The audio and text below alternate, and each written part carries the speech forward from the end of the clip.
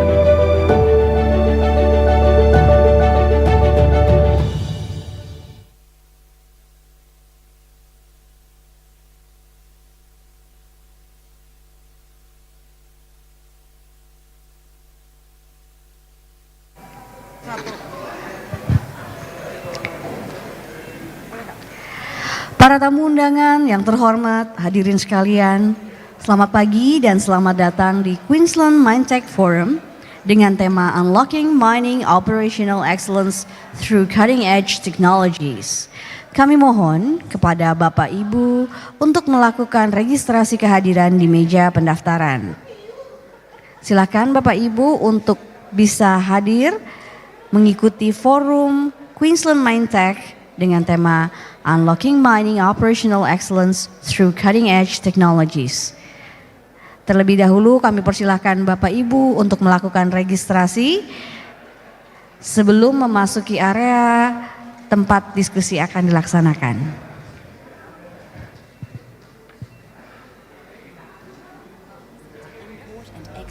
Everything from engineering components to fresh produce. We're an ideal destination for biofutures, biomedical and biotech, and we've got a wish list full of legendary tourist attractions. Queensland is also your closest and best gateway to the fast-growing markets of the Asia-Pacific region, and will be the star of the show when it hosts the Olympic and Paralympic Games in 2032. There's never been a better time to do business here. So welcome to your Queensland of opportunity.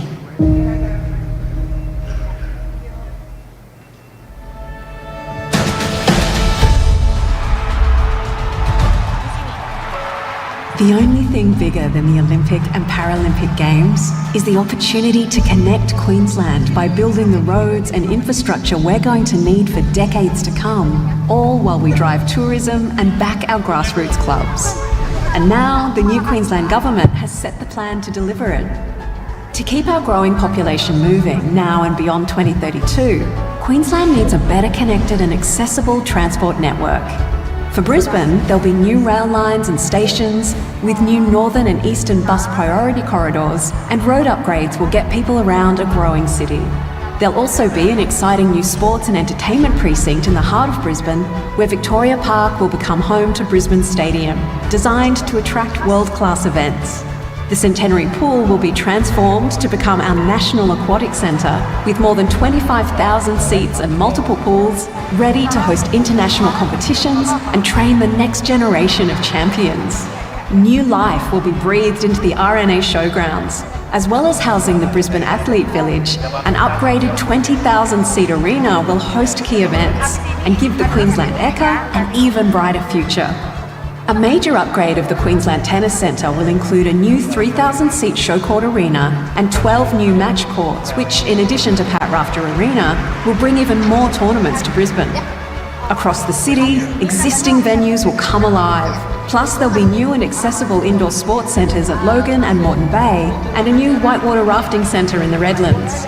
From Brisbane to the Gold Coast, faster rail with new stations will reduce commute times, while future upgrades to the Coomera Connector and M1 will connect growing cities. The Gold Coast will be home to an athlete village and host events at a new arena, an upgraded hockey centre and convention centre. while hosting the triathlon will showcase our golden beaches. In Toowoomba, the famous showgrounds will be transformed into an equestrian centre of excellence. To the Sunshine Coast, Queenslanders will ride the wave, a new direct rail line linking with a state-of-the-art metro hub that will connect to the Sunshine Coast Airport through Maroochydore. The CBD will be transformed with a new integrated athlete village, arena and cultural precinct. These Queensland Games will reach beyond Brisbane, delivering generational infrastructure for the whole state, including a better Bruce Highway connecting the regions and the rest of Queensland. Cairns will be better connected with upgrades to the Western Arterial Road, while welcoming events at the Convention Centre and an upgraded Barlow Park Stadium. Townsville will see sailing come to its beautiful waterfront and football to its world-class stadium, as well as key upgrades north and south on the Bruce Highway. In Mackay Whitsundays, extensive upgrades to the Bruce Highway at Guganga Plains will help a growing region stay connected and host cricket at an upgraded Harrop Park. The beautiful Whitsundays will also co-host sailing. Rockhampton will host rowing on the mighty Fitzroy River, with a new athlete village being built at a revitalised rail yards precinct. Maryborough will host archery, and the Wide Bay will see major improvements including the Bruce Highway with the new Tyro bypass and upgrades at Walker Street. A key part of the plan leading into 2032 is a major investment in grassroots clubs. Hundreds of projects to upgrade clubhouses and improve facilities, strengthening the backbone of local communities. Queensland tourism will be supercharged with a 20-year plan that takes advantage of more visitors coming to our state. New tourism attractions will welcome the world and Queenslanders alike, with ecotourism experiences and accommodation. This plan delivers legacy beyond the Games with the largest investment in infrastructure in Queensland history. Athlete villages will become homes for thousands of Queenslanders. The private sector will be engaged to turn the Gabba into an entertainment precinct with new housing, giving Queenslanders even more ways to enjoy Brisbane and providing access to bigger and better sports and entertainment. A Games we can all be proud of, and a legacy that will live on for generations of Queenslanders for decades to come.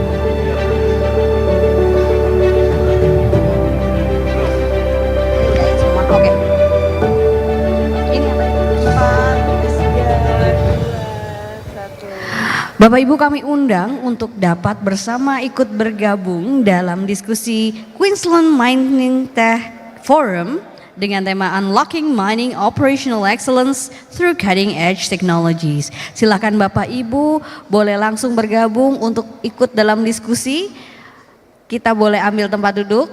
Lalu sebelumnya Bapak Ibu bisa melakukan registrasi hanya dengan meninggalkan kartu nama. Silakan Bapak Ibu.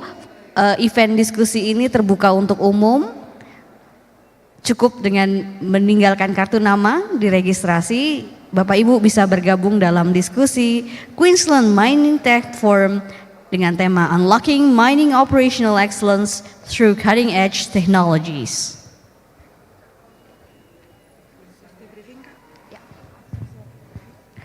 Kami persilahkan Bapak Ibu para tamu undangan yang terhormat untuk menuju ke ruangan acara karena kegiatan akan segera dimulai.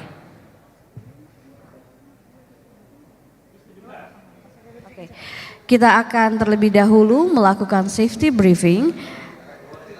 Bapak Ibu, kita akan mendengarkan safety briefing dari pihak penyelenggara dan Jakarta International Expo. Silahkan. Hadirin sekalian, selamat datang di Jakarta International Expo. Terima kasih telah memilih kami sebagai venue event Anda. Sebelum Anda menikmati acara, mohon perhatiannya terhadap pengumuman keselamatan ini. Keselamatan Anda adalah prioritas utama kami. Adalah kewajiban kami untuk menyampaikan petunjuk-petunjuk keselamatan, terutama jika terjadi keadaan darurat, seperti kebakaran, gempa bumi, terjebak di lift, dan listrik padam. Bangunan ini dilengkapi dengan alat pemadam kebakaran, alat pendeteksi kebakaran, sistem alarm kebakaran, pengeras suara untuk pengumuman, dan pintu keluar darurat untuk evakuasi. Silakan luangkan waktu untuk menemukan pintu keluar darurat dan jalur evakuasi terdekat Anda. Terdapat 3 titik kumpul, 1 berada di area depan bangunan ini, dan 2 lainnya berada di area parkir timur dan barat. Jika Anda mendengar alarm kebakaran terus-menerus, harap tetap tenang dan jangan panik. Dengarkan pengumuman dari pengeras suara atau ikuti instruksi petugas penanganan keadaan darurat di gedung Anda. Selama evakuasi, selalu ikuti petunjuk petugas yang memandu Anda dan perhatikan beberapa hal berikut ini. Segeralah menuju pintu keluar terdekat dan jangan berlari. Silakan menuju titik kumpul dengan tertib. Jika Anda berada di lantai 2, segera turun ke lantai dasar melalui tangga. Bantu penyandang disabilitas dan ibu hamil. Jangan membawa beban berat. Lepas sepatu berhak tinggi. Tetap tenang selama berada di titik kumpul. Dan jangan kembali masuk ke dalam gedung kecuali petugas kami menyatakan aman untuk melakukannya. Jika terjadi gempa, lakukan hal berikut ini. Jangan panik dan lindungi kepala Anda dengan tangan atau benda. Cari tempat berlindung yang kokoh berdasarkan prinsip segitiga kehidupan. Setelah gempa reda, segera keluar dari gedung dengan dipandu oleh petugas penanganan keadaan darurat. Jika Anda mengalami terjebak di lift, lakukan hal berikut ini. Jangan panik. Jangan membuka paksa pintu lift. Tekan tombol darurat. Bicara dengan operator lift atau security. Tetaplah tenang sampai bantuan datang. Jika listrik tiba-tiba padam, tetap tenang dan jangan panik. Listrik akan menyala beberapa saat kemudian dengan bantuan generator. Beberapa hal yang dilarang selama beraktivitas di gedung ini. Dilarang merokok, kecuali di tempat yang disediakan di luar gedung. Dilarang memindahkan peralatan penanggulangan keadaan darurat tanpa berkoordinasi dengan petugas safety and security. Dilarang membuang sampah di sembarang tempat. Demikian petunjuk keselamatan ini. Demi keselamatan kunjungan Anda, patuhilah peraturan tersebut dan nikmatilah kunjungan Anda di Jakarta International Expo.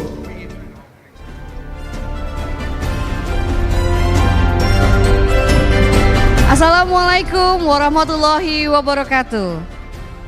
Salam sejahtera, Om Swastiastu, Namo Buddhaya, Salam Kebajikan. Distinguished guests, ladies and gentlemen, good morning. Welcome to Queensland MineTech Forum, highlighting the theme of unlocking mining operational excellence through cutting-edge technologies. This event is brought to you by Trade and Investment Queensland and Pamerindo Indonesia as part of the Indonesia Energy and Engineering 2025. I am Esti. It's a both great honor and pleasure to be here with all of you to host this exciting event. First of all, please welcome Mr. Didit Rahardian, Business Development Manager of Trade and Investment Queensland, and Mr. Sujatmiko, Advisor for PT Pilar Mas Solusi Gemilang, Mr. Heri Setiawan, Superintendent Tire Support Maintenance PT Kaltim Prima Coal, Mr. Wahyu Asmoro Nursandi, Lead Specialist for Continuous Improvement Mining Operation Division PT Kaltim Prima Coal, and also Mr. Daryl Crowder, Chief Operating Officer of Global Air Cylinder Wheels, Mr. Brett McGuire from Business Asia, Mr. Rahmat Hamid Musa, Head of Geotechnical Ground Probe, Mr. Shainal Abidin, Mine Geotechnical Engineer of PT Pama Persada Nusantara, our esteemed speakers, moderators, and all distinguished guests. Ladies and gentlemen, please join me in giving a warm welcome with a round of applause.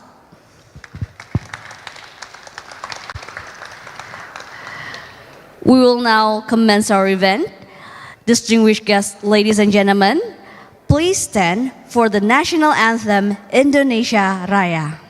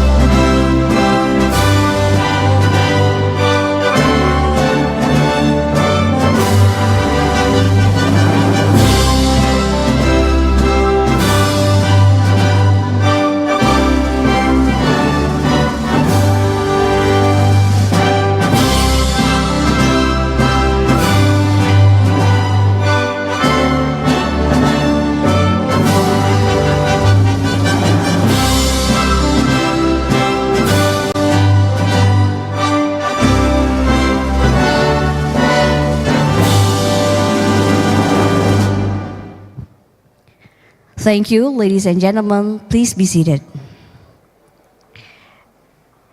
Distinguished guests, ladies and gentlemen, to commence with our event today, I would like to highlight the event that Indonesia's mining industry stands at a critical juncture with global commodity markets shifting rapidly and operational costs continuing to rise. Mining companies are under immense pressure to enhance efficiency, strengthen safety standards, and meet increasingly stringent ESG requirements. This transformation is not optional. It's vital to ensure competitiveness in a resource-driven economy while staying aligned with global sustainability goals. Queensland, Australia has been recognized as pioneer in mining technology, automation, and operational excellence. Its mining ecosystem, spanning advanced equipment manufacturing, leading research institution, and innovative technology providers, offers valuable expertise to address Indonesia's operational challenges. By fostering collaboration between Indonesia and Queensland, this forum opens opportunities for mutual growth and innovation, unlocking a future safer, smarter, and more sustainable mining. So, ladies and gentlemen, to kick off today's event, we will hear the welcoming remarks from Mr. Didit Rahardian, Business Development Manager of Trade and Investment Queensland. We welcome you to the stage. Please, Pak Didit.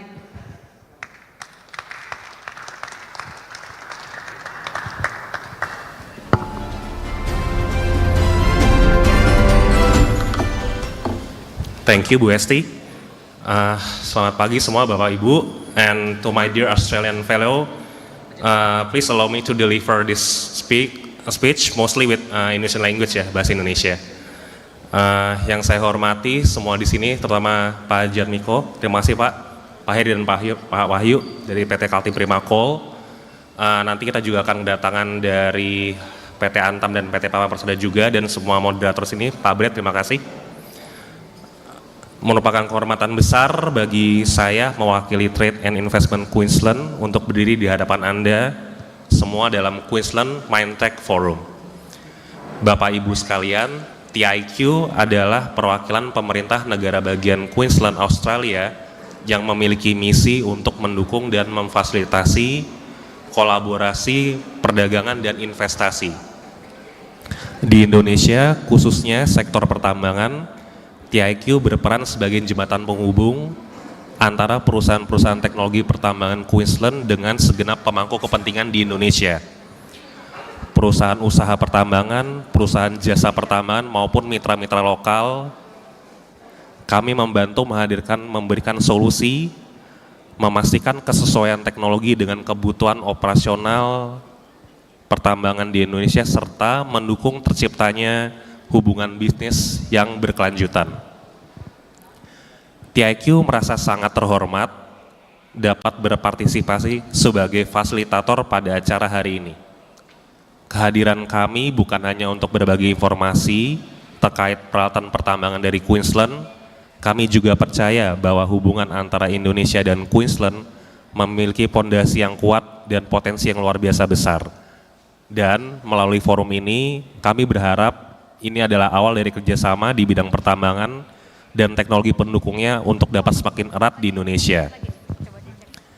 And today we are proudly presenting several MATS, Mining Equipment Technology and Services company that can bring world-class solution to Indonesia. In my right side, there's Mr. Derek Crowder from JCW. We will also expect Ground Probe, the leader in global geotechnic monitoring to secure safety in mining operation, and we also expect UFR, Universal Field Robots, service solution in field robotics, also PX4 software, National Plastics, and RC Solutions. Perusahaan yang telah saya sebutkan ini merepresentasikan kapabilitas terbaik Queensland di teknologi monitoring, otomasi, logistik, material berkelanjutan, hingga digitalisasi proyek pertambangan. Dan sebagai penutup, teknologi pertambangan dari Queensland memiliki peran untuk mendukung pertumbuhan pertambangan khususnya dalam 3 area utama: critical mineral, keselamatan dan solusi lingkungan, serta efisiensi operasional dan energi. Namun kami juga menyadari bahwa keberhasilan kolaborasi ini tidak bergantung saja pada teknologi. Kehadiran Bapak dan Ibu sekalian sebagai pemangku kepentingan yang patuh terhadap standar ESG serta komitmen untuk jangka panjang akan menjadi kunci supaya hubungan ini menjadi lebih baik. Dan sebagai bagian dari peran TIQ secara global, izinkan saya untuk menyampaikan bahwa TIQ juga mendukung acara Mining Indonesia saat ini, dan juga di bulan depan kami akan mendukung acara bernama International Mining and Resources Conference, yaitu IMARC di Sydney pada 21 Oktober 2025 mendatang. Ada beberapa klien TIQ juga yang akan hadir, dan apabila Bapak Ibu berkenan untuk ke Sydney, silakan hubungi kami untuk lebih lanjut. Atas nama Trade and Investment Queensland, saya ucapkan terima kasih sebanyaknya atas kesempatan yang diberikan, dan selamat mengikuti rangkaian acara dari Queensland MineTech Forum. Terima kasih. Thank you very much, Mr. Didit Raharian, Business Development Manager of TIQ, Trade and Investment Queensland. Okay, so I would like to invite Bapak, Ibu, you can please join our discussion. It's a free discussion. You can register at the table in front. Just leave your name card, your business card, and please join the discussion, because we're going to begin our first session of the day, where we will focus on tire management technology.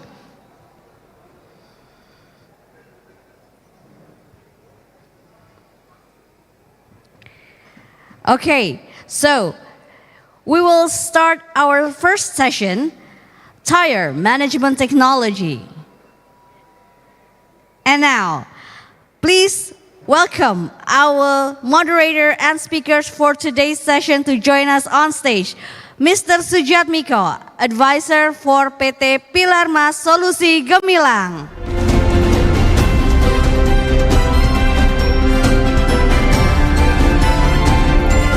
Welcome Pak Sujatmiko. And Mr. Hari Setiawan, Superintendent of Tire Support Maintenance PT Kaltim Prima Coal. Welcome Pak Heri. Mr. Wahyu Asmoro Nursandi, Lead Specialist for Continuous Improvement Mining Operation Division PT Kaltim Prima Coal. Selamat datang Pak Wahyu. And Mr. Daryl Crowder, Chief Operating Officer of Global Air Cylinder Wheels. We welcome you to the stage, Mr. Daryl. So to lead our discussion, please be seated, Bapak, sir. Yeah, so to lead this discussion, we have an esteemed moderator with us today. Bapak Sujatmiko, Mr. Sujatmiko is an advisor for PT Pilar Mas Solusi Gemilang. And now allow me to introduce Pak Sujatmiko. He is an expert in mining governance and a retired senior official from the Ministry of Energy and Mineral Resources.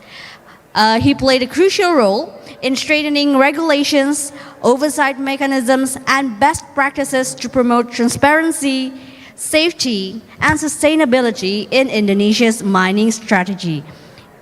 He also served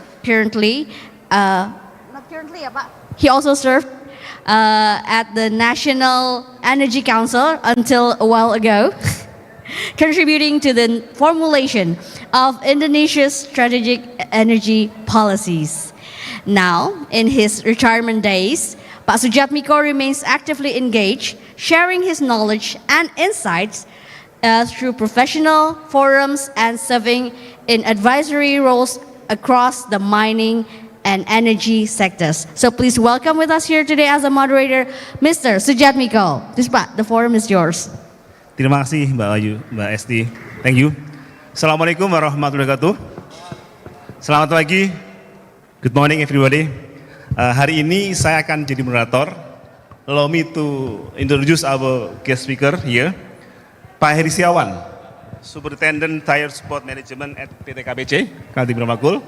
And then Pak Wahyu Asmoro Nursadi, Lead Specialist Continuous Improvement Mining Operation di PT KBC. Dan dari Australia Pak Daryl Crowder, Chief Operating Officer Global Air Cylinder Wheels. Bapak Ibu sekalian, saya beri sini ya. Kalau bicara ban, walaupun kecil atau part yang mungkin orang tidak sering aware, sesungguhnya tire is the most critical part in truck and loader. Saya ingat 2008 KPC suffer because of shortage of tire. Nanti Pak Heri dan Pak Wahyu akan memberikan detailnya. Kurang lebih menambah 40 up to 50% of operating cost because of so-called mismanagement of tire supply chains. Nah nanti Pak Wahyu akan nyampaikan. Nah di sini ada Pak Daryl Crowder, which will introduce to us innovation and breakthrough in the term of wheel technology. He will introduce to us regarding his innovation to use pneumatic tire construction. Without further ado, saya izinkan Pak Heri dan Pak Wahyu menyampaikan presentasi, nanti dilanjutkan dengan Pak Daryl. Pak Heri dan Pak Wahyu, please, time is yours. Sebelumnya tepuk tangan dulu untuk speaker kita, mohon maaf. Silakan Pak.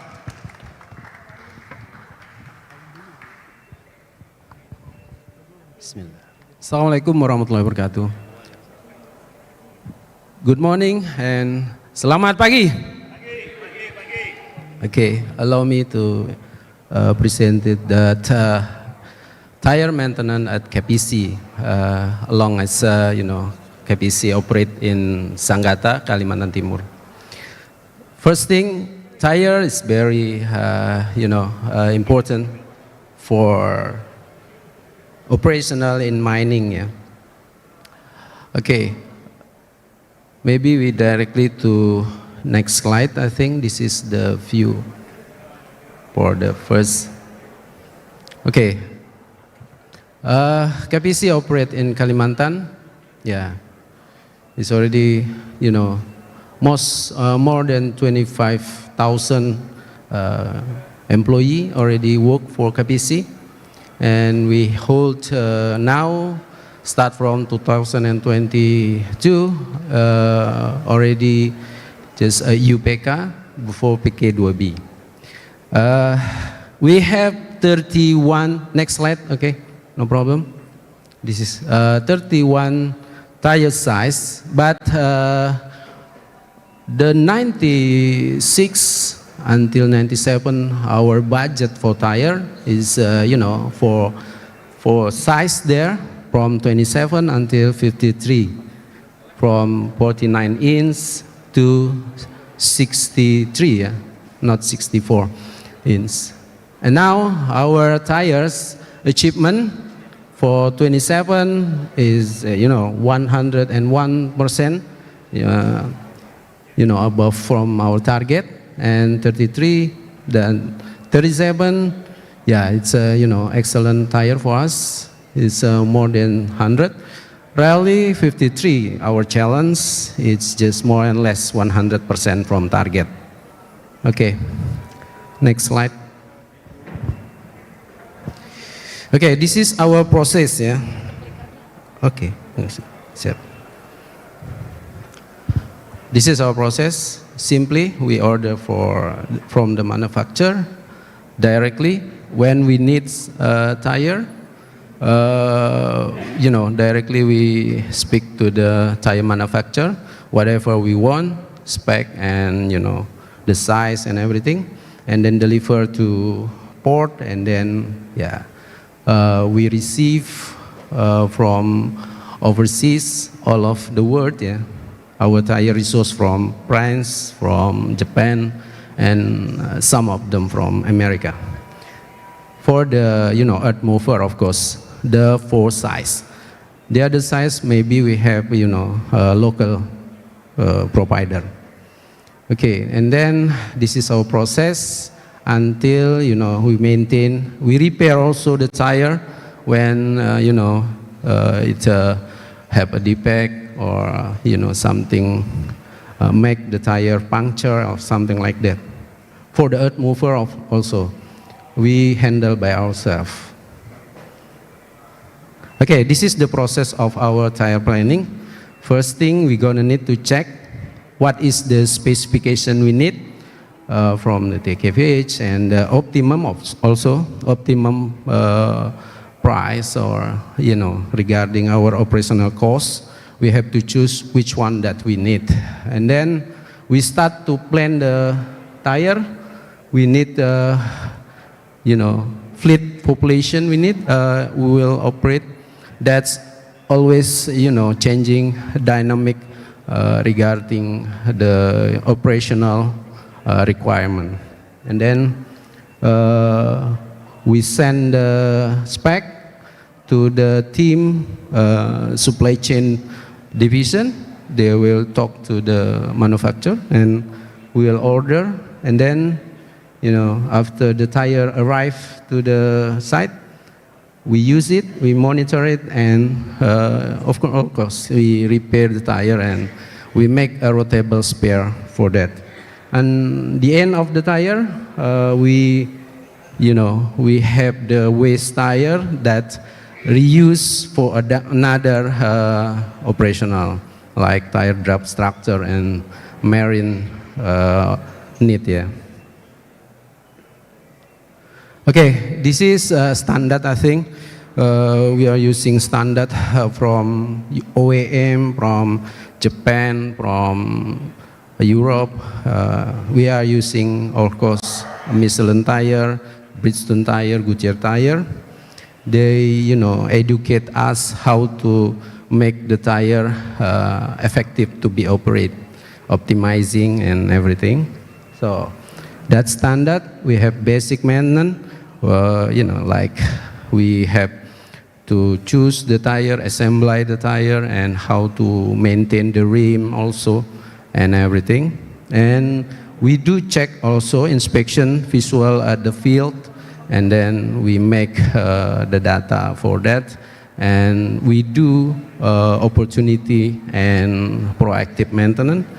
Also, we are, make a strategy to change the tire, the compound and everything to make the tire optimum for our operational contact.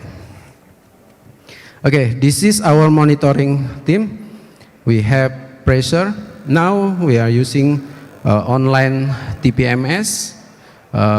We are using 2 brands, of course, to compare, to improve, and make new monitoring pattern. Yeah. And then TKPH still our concern. TKPH regarding our optimum operational. Yeah. So it's still our concern to monitor. And then we have repair and scrap inspection also to make sure that the tire already optimized. So tire accessories also like rim, the accessories and everything. We have the team that inspect that. Before that we have the recommendation to replace. Tire lab update dan tire improvement update, that's working together to make the tire better. Pressure monitoring, part of inspection. Okay, for latest technology, we are using TPMS, but not all of the tire have the TPMS. So the manual inspection for the tire, still we do that at the fuel station, at the field, at the workshop. We do visual manual inspection. And the operational, we are, environmental audit. We are doing that, working together with operational team. Yeah, we call that STAR report. Yeah, STAR rating report. And yeah, like the other, we do on-spot monitoring for the operational. Okay, this is example that one of the TPMS we are using, and we have team outside of the tire support maintenance. We call that condition monitoring. They do the job to monitor all of the equipment healthy. So one of the equipment healthy indicator is tire. They monitor with the TPMS 24/7 right now, but it's not all of the fleet. We operate about 320 truck, but for the TPMS, we just put on the critical truck equipment, it's about 85. So 85 truck is monitored by online. Yeah. For the small tire, the other from the 4, we just simply monitor with basic maintenance. We just check how the tire being optimized for operational. We are changing many brand to make the efficient operational for this, like light truck, supporting equipment, wheel dozer, grader, and everything. We just analyze and check how it's being effective and efficient. Okay. And maybe my friend will continue with the tire operational care, Pak Wahyu.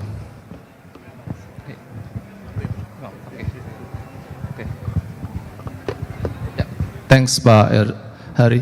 Ya, Assalamualaikum warahmatullahi wabarakatuh. Next slide is tire operational care. 3 activity for supporting the tire operation care. The first is tire awareness, the second tire abuse operation simulation, and the last the road heat map application. The first, the tire awareness, is collaborative program from the continuous improvement operation and the tire sections. The target of the program is all operators, and implementation at the end of operation ship roster. And the material presentations talk about the first statistic of defect report and tire damage, and the second impact abuse operator for the tire life and tire damage, and the second tire value. Talk about the tire cost, update the price, update operational efficiency. And next, collaboration from the operation and tire support is the on-spot monitoring. If the abuse operation found, the operation team will be coaching with from ADDS, amati, dengar, dampak, dan saran. Amati identify the discuss abuse operation, and the next listen, dengar, listen the point of view from the operator, and dampak, the supervisor operation, explain the impact the abuse operation for the tire life, and the last is saran, is advice from the supervisor to operation. And next, collaborative from the preventive tire damage is from the operator training center. Randomly, OTC, operator training center, will be inspection in pit, same with the on-spot monitoring. After the operator found the abuse operation, will be nominated to tire abuse operation simulation. In the simulation, is 3 scenario, combining the embankment, running over rock, and tire fire accident. And the next is road heat map application. Okay.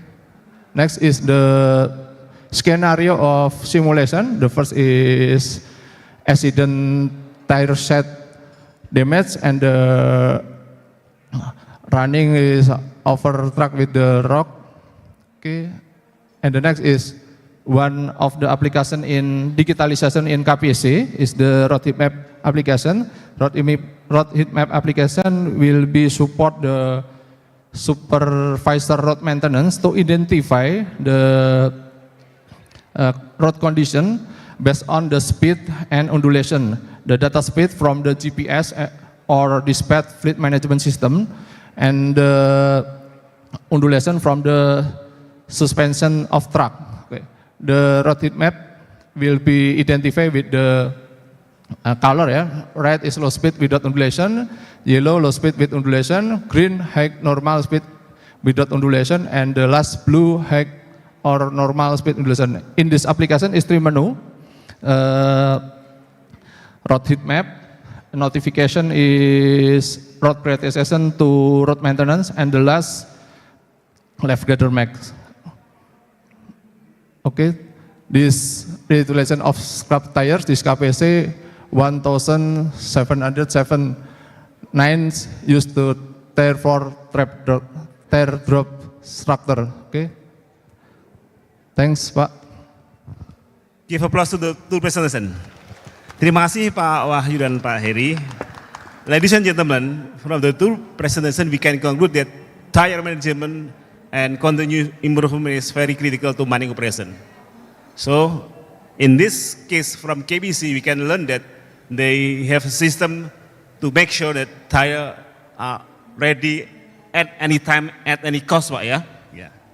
Now we come to the next presenter, Mr. Daryl Crowder, Chief Operating Officer Global Air Cylinder Wheels. Mr. Daryl has over 25 years of senior management expertise in heavy engineering, mining services, manufacturing, with strong expertise in project management, operation support, international business, and advancing innovative technology. Please, Mr. Daryl, time is yours. Thank you and good morning, everyone. Give applause to him. Sorry. Could you start the video, please? Global Air cylinder wheels has reinvented the wheel by introducing an eco-friendly and cost-efficient alternative to the extremely pollutive rubber tire. Once a rubber tire has outlived its usefulness, old tires are often left in landfills, buried or burned, releasing harmful chemicals and heavy metals into water and air. According to National Geographic, tires account for up to 10% of microplastics in the world's oceans. We are changing that. Our air suspension wheels reduce the need for dirty rubber by providing a scalable, cost-effective solution designed to last the full lifetime of the vehicle. The air suspension wheel is an airless mechanical wheel constructed primarily of steel with in-wheel suspension. An industry that uses and disposes of rubber tires at an alarming rate is the mining industry. Off-the-road rubber mining tires only last 6 to 9 months due to their intensive use. On the other hand, air suspension wheels last as long as the vehicle itself and therefore save up to 60% in costs. They're also safer, stronger, and are 100% recyclable. The air suspension wheel underwent extensive field testing and is near commercialization into the projected $30 billion off-the-road tire market. There is great potential in the construction, agriculture, automotive, trucking, bicycle, and even armored vehicle industries. Currently, the air suspension wheel has no direct competitors and has a well-protected patent portfolio. Tire use and its negative environmental impact must change. Help us change the tire industry.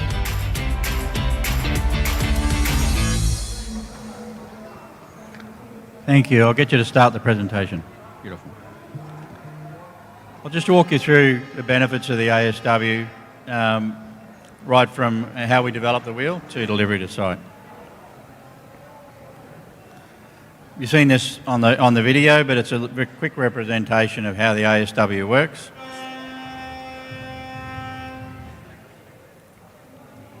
So the air suspension wheel, it's a steel wheel structure designed to last the life of the vehicle. It has between 8 and 12 nitrogen-filled suspension cylinders, and the treads, or what we call our shoes, are interchangeable polyurethane or steel treads, so we don't use rubber at this stage. And depending on the application, we can use steel treads for hot work, or in applications where you're looking for increased traction. A little bit on safety. Being a tyre fitter on a mine site, as I'm sure the fellows here will attest to, is one of the most dangerous jobs on any mining operation around the world. In fact, you're 11 times more likely to die in the tyre industry in mining applications than all the other applications combined. The key advantages of the ASW is there is no tyre changes in dangerous situations. There is no risk of fire explosion. They don't get hot in operation. It's very high lateral stability, so they're much more stable than a tyre. In fact, they're about 10 times more stable than a tyre. And you've got improved traction. And I'll talk about that in a little bit more detail. So back to the structure of the wheel. It's engineered to last the life of the vehicle. So you put a wheel, as you can see that one of the wheels on the left there, in POS 1 on a haul truck, it stays there for the life of the wheel, up to 100,000 hours. It's made from ductile steel. The cylinders are charged with nitrogen, so they're very similar to suspension cylinders in your vehicle. They're inflated to about 1,000 psi. They operate at about 3,000, but they're rated to 10,000 psi. One of the key advantages in that is there's a huge amount of redundancy. So if you lose a cylinder out of the group for some reason, the operator will certainly never notice it. It'll only get picked up in maintenance at a later stage. The wheels are sealed against mud, dust, rocks and water. And all the fasteners you can see around the wheels, they're just stock standard bolts that you'd have on any mine site and any operation. So if you lose a bolt for any reason, it's very quick and interchangeable from your store. The treads, which is always the talking point for everybody. Our treads, or our shoes we call them, will last 3 to 5 times longer than the current scrap life average on site, and we guarantee that. And that's due to a whole bunch of things, but mostly around that they don't overheat. So there's no structure of a tyre to get damaged, because we don't have a structure of a tyre, we've got a steel wall.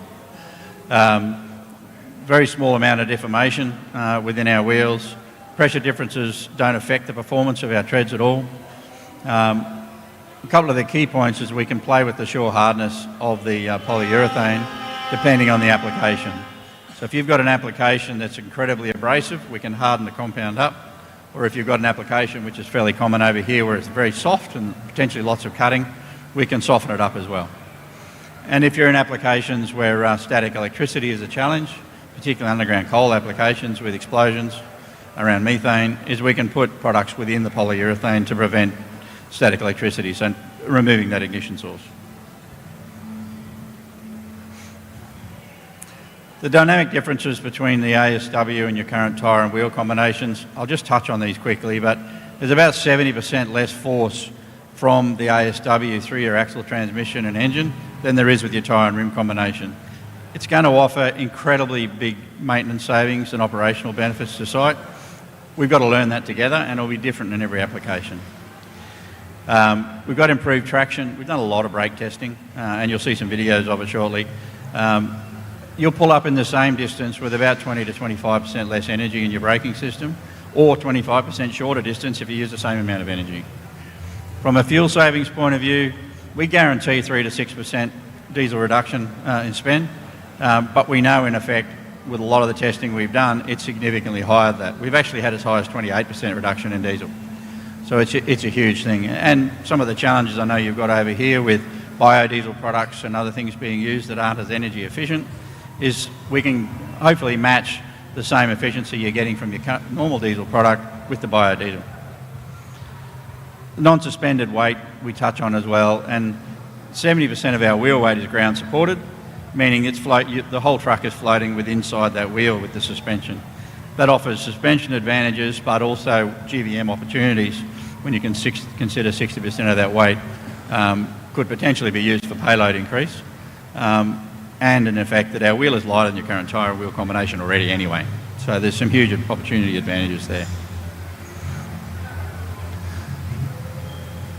I'll touch on the physics really quickly, but it's really around the physics of the wheel with regard to how the cylinders work and how they're offset.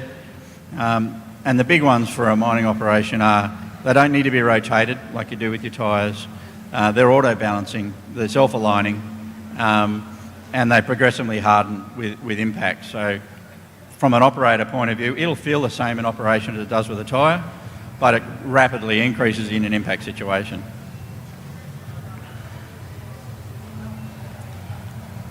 From a testing phase, we're an overnight success that started in 2011. We've spent about $50 million on product development. We've built over 80 different wheels across 30 different mining operations and 13 different wheel configurations. You'll see there it's very CAT-centric, but actually the CAT 777 wheels are actually designed for a Komatsu 785. We just happened to fit them on a 777 because that's what suited the operation at the time. And we're doing wheels from 29-inch up to 63-inch currently. Some of the key benefits or the test results that we've been proving is that there is no need for wheel rotation. They're heat and cut resistant. They're self-aligning and auto-balancing. There's no need for protective chains on wheel loaders. Shorter braking distances, which I've already talked about. 20 to 36% reduction in rolling resistance. So if you've got electric vehicles, that means extended battery life, or less diesel, obviously, with diesel engines. They're heat and cut resistant. You've got a much shorter turning radius. In fact, it's about 50%. It's an enormous difference. The steering's much more direct. There's less lateral sway. And the operator feedback we've had is I feel less vibration and I feel like I've got more control. A little bit on our FEA modelling, and I won't go into detail except to say that we have a huge factor of safety on our engineering design. Our wheel can withstand up to 10 times the lateral force that a tyre can before failure. So you can go and operate the vehicle as fast as it's safe to operate that asset without any fear of damaging our wheel.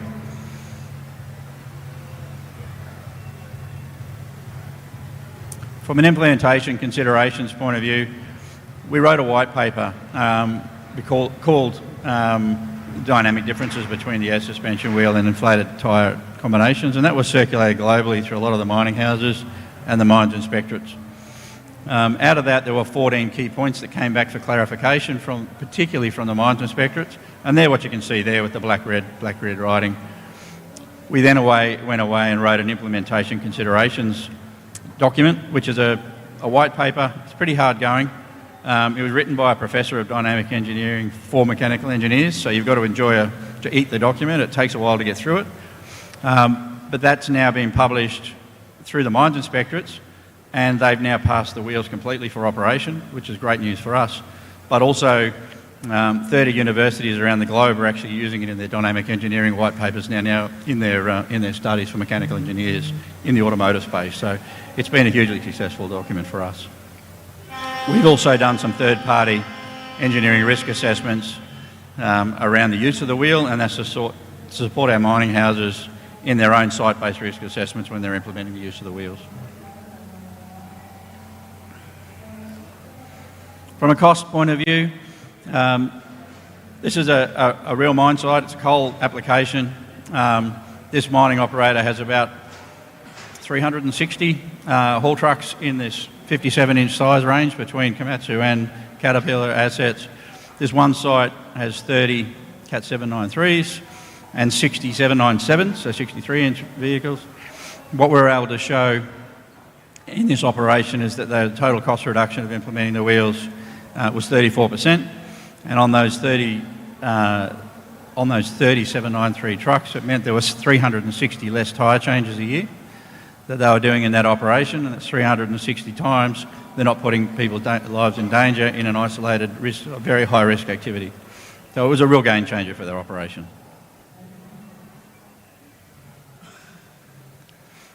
And the key points and benefits, and you would have seen in the last presentation, the amount of infrastructure and time and effort that the mining operations go to manage their tyres safely in their asset.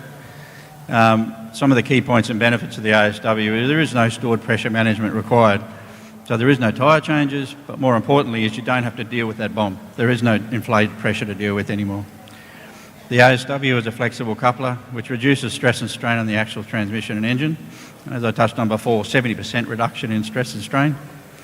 The non-suspended weight, and then the big ones for the tyre management space is there is no tyre management, there is no compressed air or gases to deal with, there is no heat or risk associated with lightning strikes or hot tyre events, there is no chemicals, there is no tyre pressure monitoring system, there is no tyre storage, there is no tyre scrapping, there's no tyre rotation, there's no off-site tyre repairs. You're guaranteed to get improved circuit times and increased truck availability and fuel savings and increased battery life. So there's a huge scope of benefits, and that 34% reduction I talked about before doesn't include any of that. That's all plus.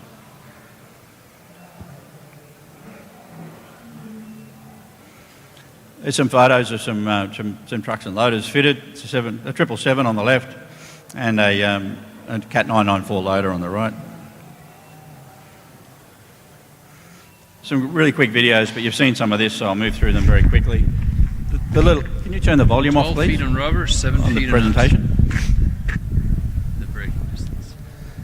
The little catch cry that's on all of the videos we do is just because you can doesn't mean you should, and that's really been asked to us by all the mines inspectorates. You can go around a corner as fast as you like, as fast as the loader or the truck will take you, and you won't hurt our wheel, but you will break the truck. So it needs to be operated to whatever the controls are that it was dictated to it because of the tyres. In that example, we're showing brake testing. We tested it in wet, dry, mud, ice, inclines, declines, loaded, unloaded with tyres, and then we did it with the ASW, and we're able to show about a 20 to 25% reduction in braking distance with exactly the same amount of energy. From a corner testing with load, this little example is pretty boring. It just shows a truck going around in circles. But what it showed was we were able to do those circles in half the radius that we were able to do with tyres. And we kept going around in circles faster and faster until we were trying to cause a failure mode within the wheels to see to prove our engineering. What was really cool was we did break the wheel. We shattered one of the clevis bolts inside the wheel. The cool part was it was at 14 times higher than when a rubber tyre would have failed. So we had 14 times the force that a tyre needed. We then drove it back to the workshop, we replaced the bolt and continued all of our testing. So it took about half an hour to fix the issue. 1 minute more, Pak Daryl. 1 minute more. That's all I've got. This is a really quick video of a loader in operation. It's pretty cool because it shows you the wheel in work. That's a 60-tonne payload on a Cat 994, loading a 793F, sorry.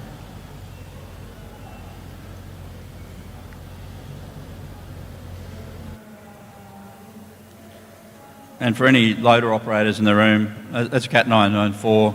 It's a 210-tonne loader with a 60-tonne payload bucket.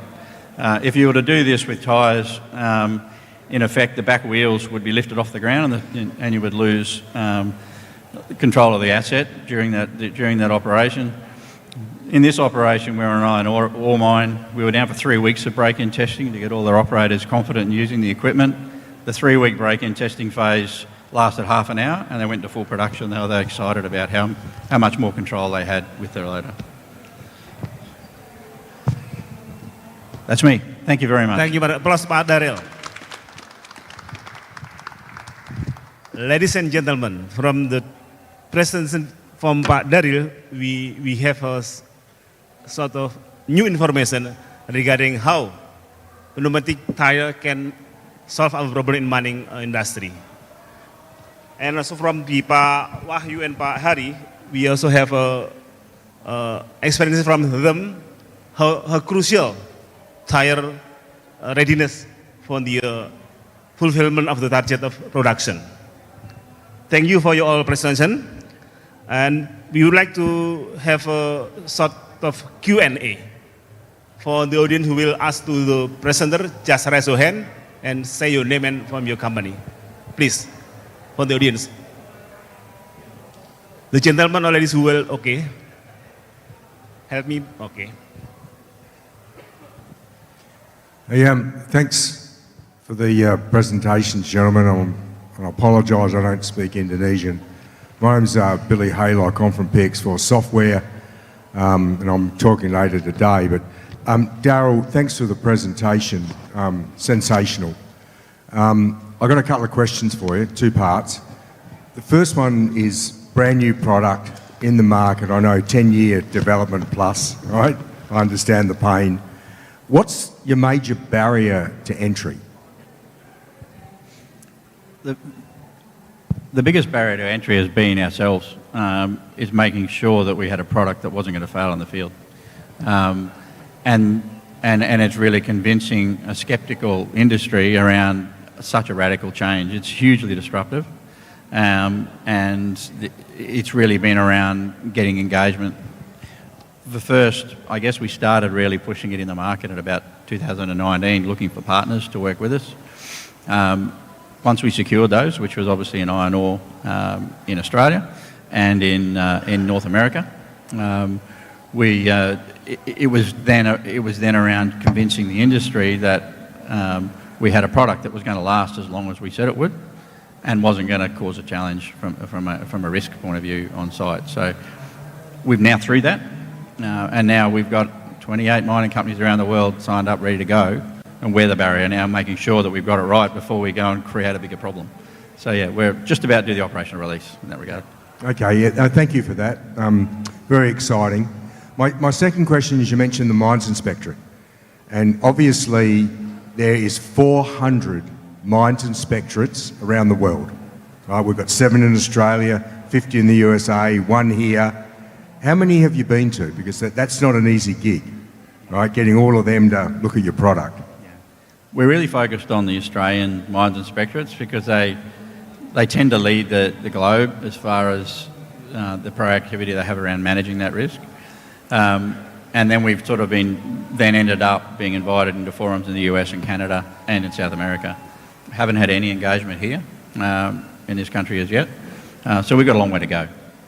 But we have a lot of documented history now with the Mines Inspectorate that we have been working with the 4, and they've had people on every one of the third-party risk reviews as part of that process, and that's now fully documented. So that's given the others we have spoken to a lot of confidence. Yeah. Enough? For the next audience, please, if you have any question to our distinguished presenters. While waiting for the new question, I as a moderator, I would ask to Pak Heri and Mak Wahyu from KBC. Could you elaborate on how the innovations you mentioned earlier have contributed to the reducing cost while still maintaining safety and productivity? Please from Pak. Okay, thank you, Pak Jatmiko, for the question. So, how we can, optimizing the cost, of course, for operational tire. First thing, we improve the tire life. That's the main course. How we do it? First thing, we make, some treatment with the tire when the first operational, like storage and to install the truck properly. That's the maintenance, job. And then when we operate with the new pit, we're gonna need to, inspect all of the operational contact. We have many different, operational area. We have pit that with the hard rock, and then the other, we have the north side, we have soft ground. So we're gonna need to check what is the tire spec that suit to the operational. That's impact to our life, of course. And then we, not like the other mines, we are using 27, that's a large truck for the coal hauling. That's very different with the, target with the other mine for the 2700 and R49.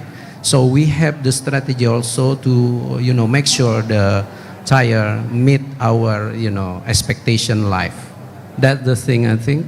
And then we put the monitoring, of course, with the online monitoring, so we can react as soon as possible if we have any defect on the truck. You want to add some what the operation? In the support the program is Pak Ari, operation will collaborate Pak with their sections, is the several inspection, OSM, and from the operator training center is randomly checked Pak from the abuse operation. The operator will be nominated to simulation. After the simulation, operation will be continue monitoring, Pak. So it's preventive tire damage, and for the reduce the tire cost, Pak.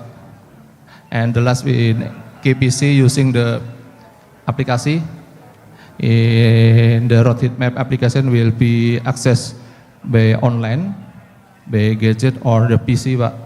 Road condition with critical factor for the tire, so the impact monitoring is very, very good for the tire life, Pak.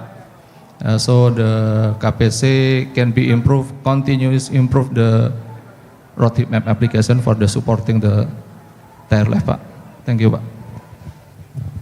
Thank you, Pak Heri and Pak Wahyu. Using conventional tire, you have already implemented cutting edge monitoring system. But I guess with Pak Daryl innovation, we have more efficient operation in mining. So Pak Daryl, what are the main challenges and opportunities you see in adopting your solution more widely across the mining sectors? And how do you see its potential, especially in Indonesia, Pak? Please elaborate. I mean, what are the main challenges and opportunities you see in adopting your solutions widely across the mining sectors? And how do you see the potential operation in Indonesia using your innovations? The big opportunity in the early stage is to really look at what are the challenges with tyres and not try and make it a fit-all, but look at a challenge like when we talked about heat maps before, about the limitations about why you've got to slow trucks down and move assets around, is that, is focused on those opportunities where we're not going to get heat maps. We don't need TKPH. It's not an effect on our wheels. So that's the opportunities for us, to solve those real challenges that are just inherent with dealing with pneumatic tyres, rather than trying to come up with a fix all across the whole operation, particularly in these areas, because your operating conditions here are very different to the Pilbara in Australia, or the East Coast, or what it looks like in the US, or in Inner Mongolia.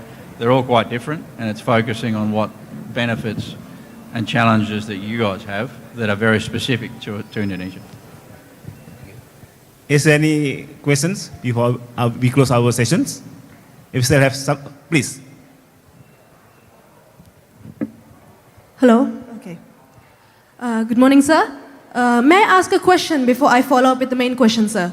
Excuse me, please Okay. say your name and company. Okay. My name is Priyanka, and I'm from Triguna Prakarsa, an emulsifier company. Okay. So, sir, may I ask a question before I follow up with the main question? So, the ASW tire is meant to last the lifetime of the machine, I assume, sir? Yes, sir, right? Okay. Since the rubber tires are recycled, but if the waste management is not done properly, many bioplastics are left in the water bodies.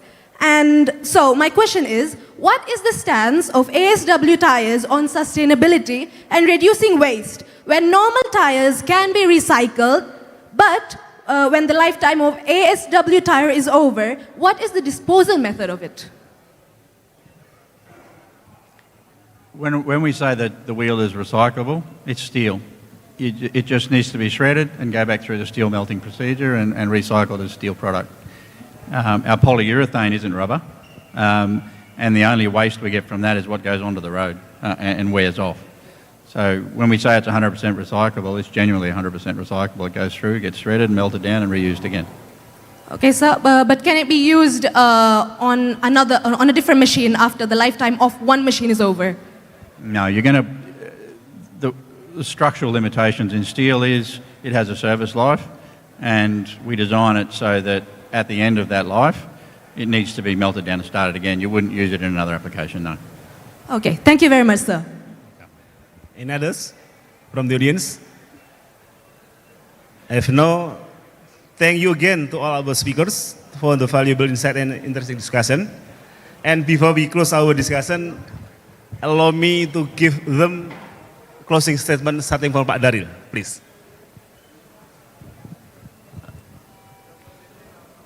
For us here in Indonesia, it's really around us learning about how we need to do business and finding some partners that we can stick our toe in the water and start doing some business going forward. So I highly value the opportunity to be here, and thank you to Trade Queensland for the invitation. Then Pak Wahyu, please. Good collaboration from the tire section and the operation, continuous improvement, and will continue the technology for tire, supporting for environment and coal industry. And finally, Pak Heri, please. Okay. For me, whatever we done, we have to make tire costs, efficient to operational on our mining side. That's Thank all. you. So, from today's discussion, may I conclude my conclusion by saying that please be aware with your tire available and durability. So, give applause to our speakers. And I will give the forum back to the MC. Thank you. Thank you very much, Pak Jatmiko. To all speakers, we would like you to stay on stage for a while to receive our token of appreciation. We would also like to invite Mr. Didit Rahadian, Business Development Manager of Trade and Investment Queensland, TIQ. Please, Pak Didit, come on stage and give the token of appreciation. So there will be 2 tokens of appreciation presented. One here is from the TIQ, Trade and Investment Queensland.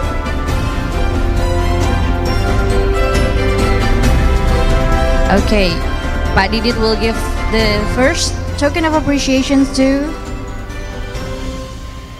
Okay, to Mr. Dallard Crowder, CEO of Global Air Cylinder Wheels. And the second one is for Kaltim Primakol. So both speakers are for Kaltim Primakol. Here's the token of appreciation from TIQ.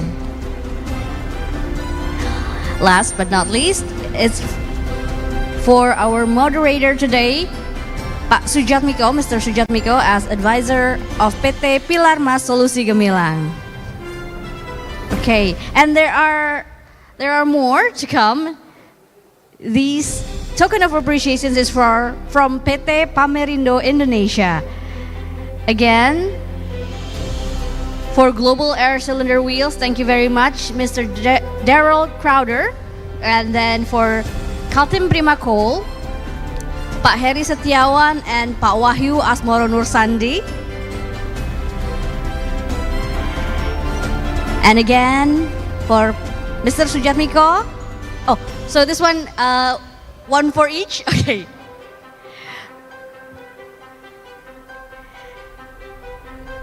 And again, this one is for our moderator, Pak Sujatmiko from PT Pilar Mas Solusi Gemilang. Okay, so please give a big round of applause for our panelists. The first panelist, Pak, please stay on stage. We will have the second photo session, please. You can have your plaques, your token of appreciation, one on the left hand and one on the right hand. And yeah. Okay, first pose. It is a formal pose. 1, 2, 3. Okay, now the second pose. Not yet?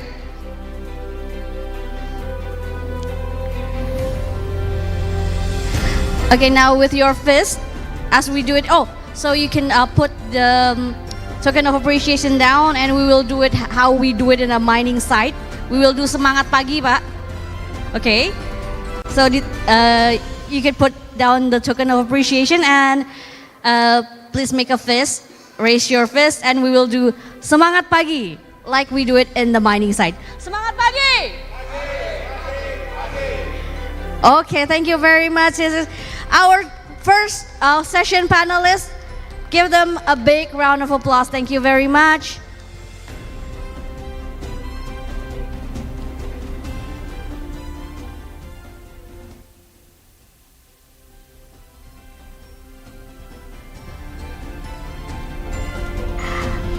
Okay, thank you very much.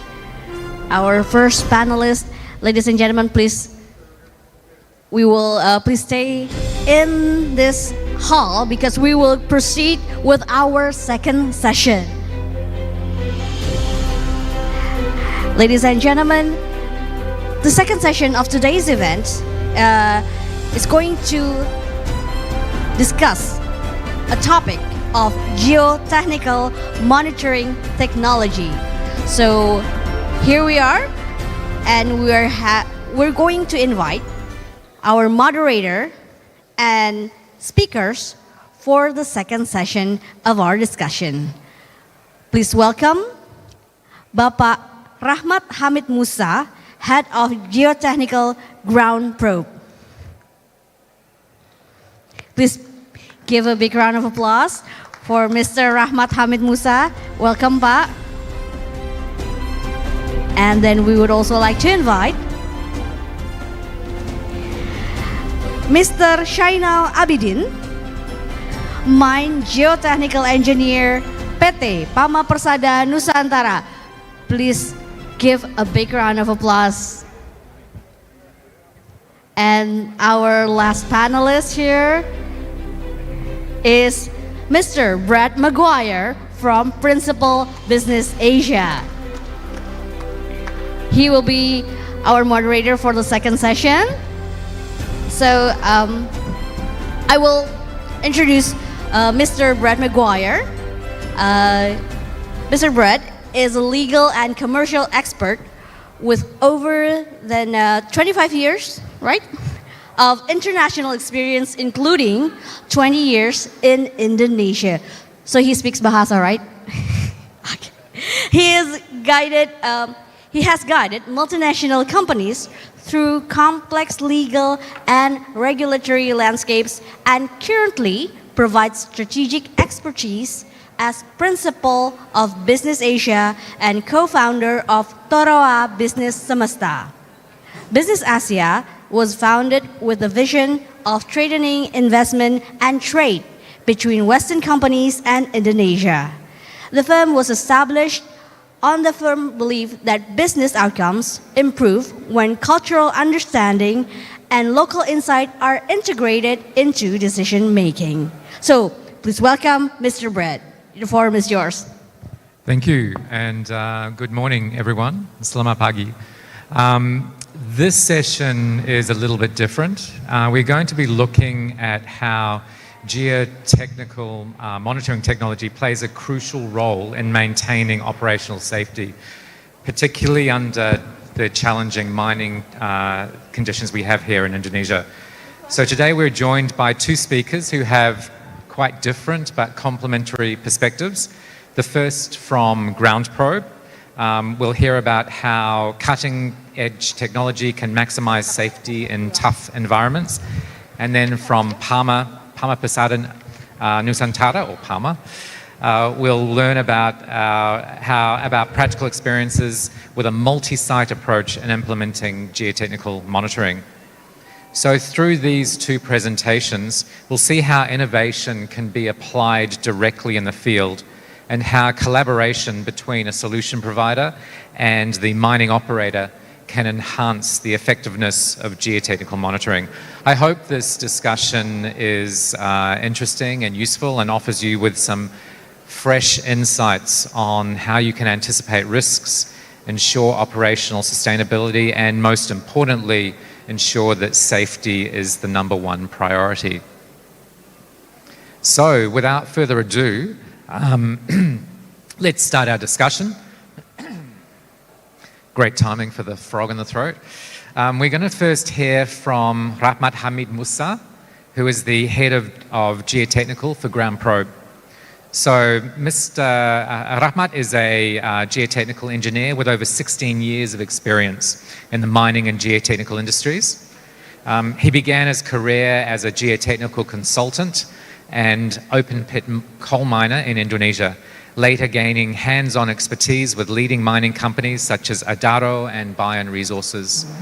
His early responsibilities included slope inspections, geotechnical mapping, slope design assessments, and hazard monitoring, laying the foundation for his specialization in slope stability and mine safety. Rahmat has built an international career with Ground Probe, where he currently serves as the head of geotechnical. In this role, he leads Ground Probe's global geotechnical services and manages remote monitoring centers across Asia, Latin America, and Brazil. He oversees a global team of more than 170 rock mechanic engineers and radar operators, supporting customers worldwide with slope stability radar monitoring and risk management. Pak Rahmat, we are ready for you. Thank you.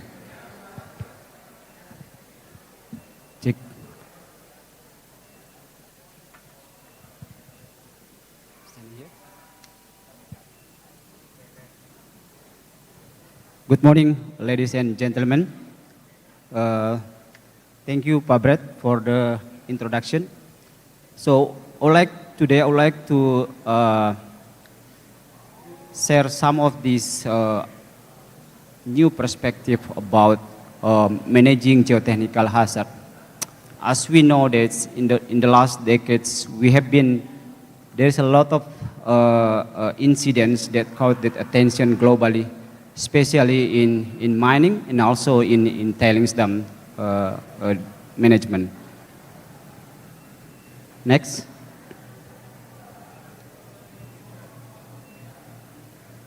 So when we talk about the slope failure, I took this example of a catastrophic tailings dam back to 2019 in one of the tailings dam in Brazil, in Brumadinho, Brazil, owned by Vale. If you look at these incidents, like the victim around 275 people, and this occurred around lunchtime. So in front of this tiling dam, there is a canteen where the employee come for lunch, and this occurred during this lunchtime. That's why affected not only to the villagers or the community around, but also some of the victims is employee of this Vale company. And this is called this attention, why there is no early notification, both to the company and also the affected community surrounding by this area. And then the next example we can see, this another case we have in China in 2022. Next.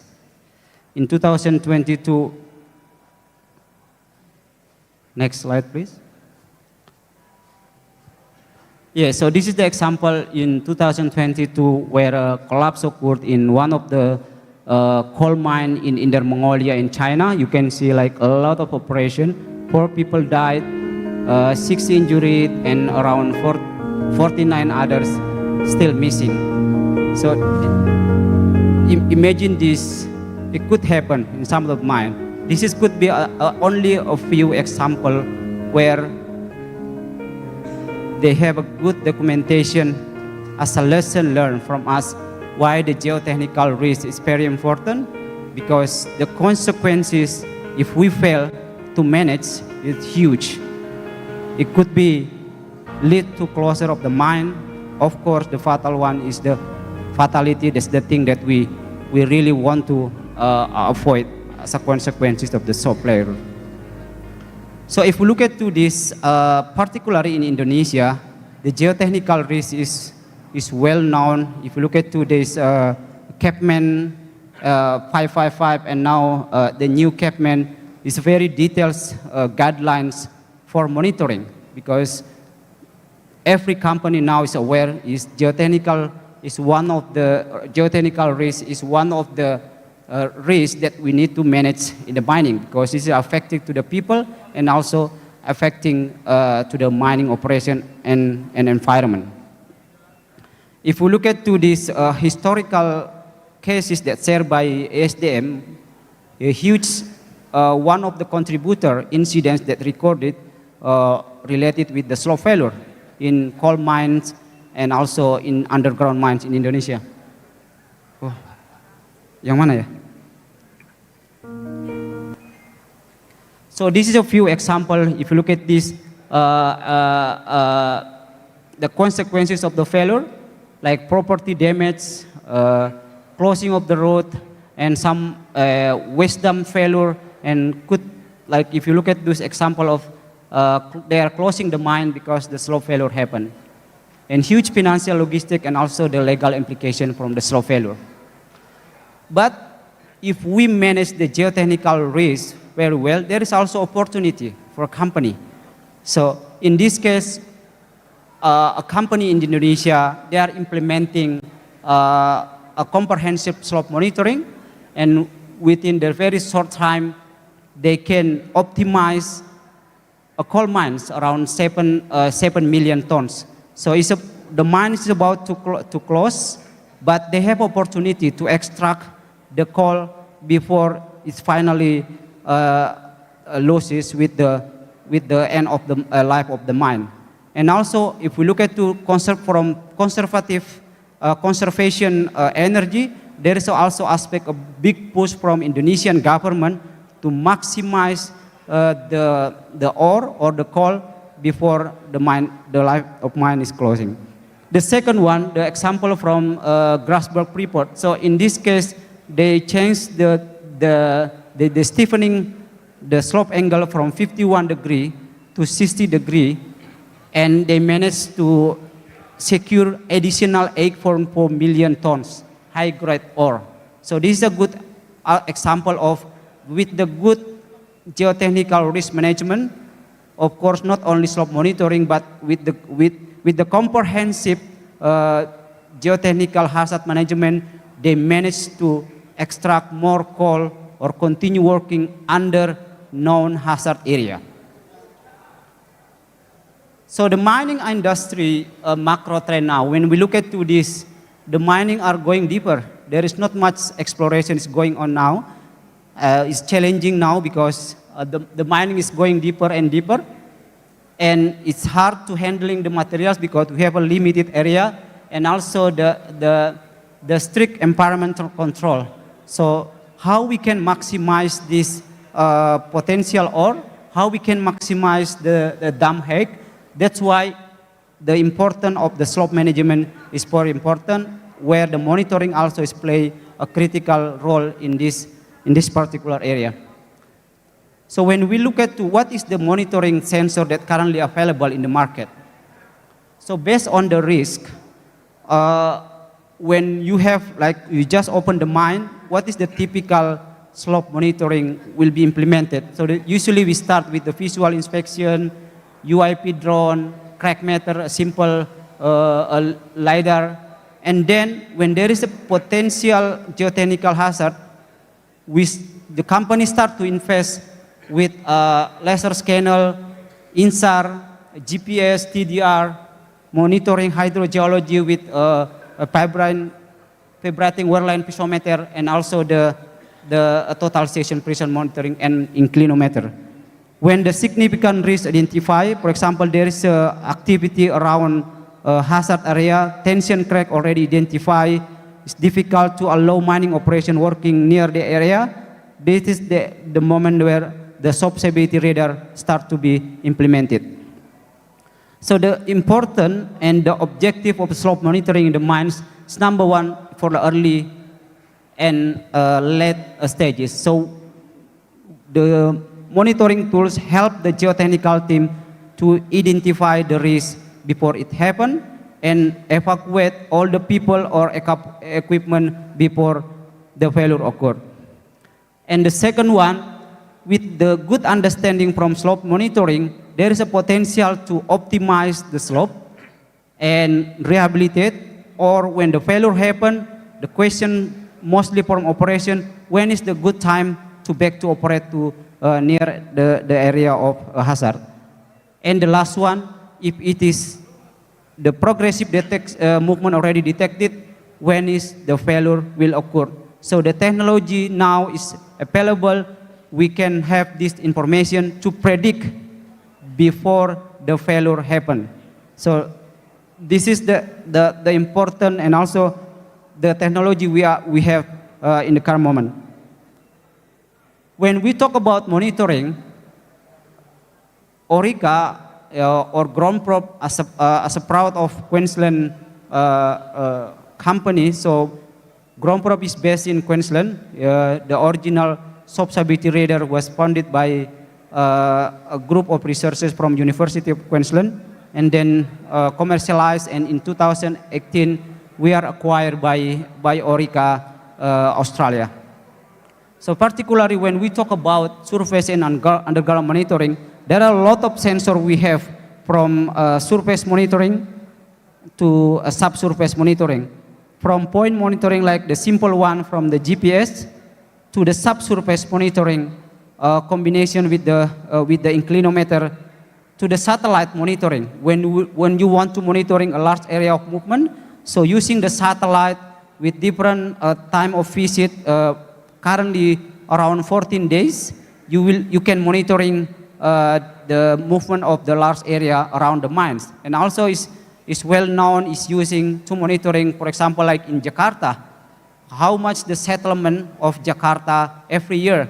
So usually satellite is the tools that we are using. And also the substability radar is commonly used for in open pit and underground monitoring. And also in the tailings dam, there is a lot of technologies available. When you look at the first video that I saw around from the case from Vale in Brumadinho, at that time there is not much monitoring available and only few point monitoring. So since the event, there is a big push from every company and government to make sure all the tailings dam around the world have this real-time monitoring and ensure the stability of the wall around the tailings dam. And also the civil infrastructure. There is also a lot of monitoring available during the construction of the civil, especially during the blasting to check the stability of the building around, and also when there is a tunnel below the civil, below the housing or a building. So they would like to ensure that there is no impact to the building around this tunneling development. So the ground probe as a part of Orica is now become a sixth brand who lead in this particular area of monitoring. So from 3PG satellite monitoring with Cisco vibration monitoring, and now we have also Napstar for aggregation monitoring. And ground probe is leading in substability radar, and RST for point monitoring, for process monitoring, and also displacement monitoring. And we have also measurement for inclinometer monitoring.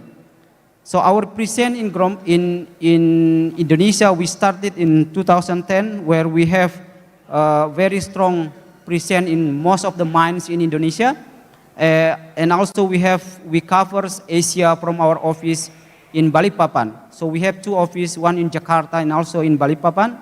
And we also have a very comprehensive monitoring center in Balikpapan, where we are monitoring around 20 countries from our station in Balikpapan. So currently we are monitoring around 150 sensors, mostly speak English and also in Bahasa. So where we provide this service to customer around from India, in Australia, Indonesia, USA, Canada, and also the South Africa. So now I would like to hand over this to my colleagues from PAMA, where we have this. PAMA we have a very unique collaboration. So we start this implementation in 2016, where there is a potential hazard around their mine, where Pak Sainal will share his experience about how PAMA managed the slope concern and be able to extract coal in the end of a mine. And so now we have 14 sensors across PAMA site in Indonesia, and I will give this floor to Pak Sainal to continue. Thanks, Pak Rahmat. So as Pak Rahmat has indicated, we're going to hear from our next speaker, Pak Sainal Abidin. He's the mine geotechnical engineer at PAMA Persada Nusantara, or PAMA. Pak Sainal is an experienced mining professional with over 15 years in the industry, specializing in geotechnical engineering and mine surveying. He's developed strong expertise in AutoCAD, Map, Info, Professional, Trimble, and other surface mining applications. He's played a key role across multiple mining sites, including at Kidiko, Rootman, and Kapeche. PAMA is the largest mining, I'm sure everybody knows who PAMA is, but they're the largest mining contractor in Indonesia. They're part of the Astra group through United Tractors, and they provide integrated mining services ranging from exploration, mine planning, land clearing, and hauling to the management of supporting infrastructure. Thank you very much. We're very interested to hear about the application at PAMA's projects. Okay, thank you, Pak Brett and Pak Musa. Okay, good morning, ladies and gentlemen. Semangat pagi. Okay, it's the greeting for usually we use in mining contractor. Okay.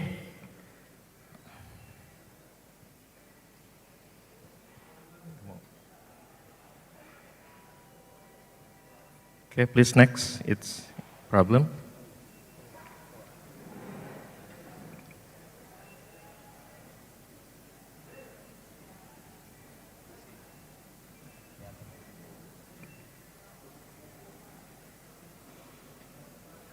Okay.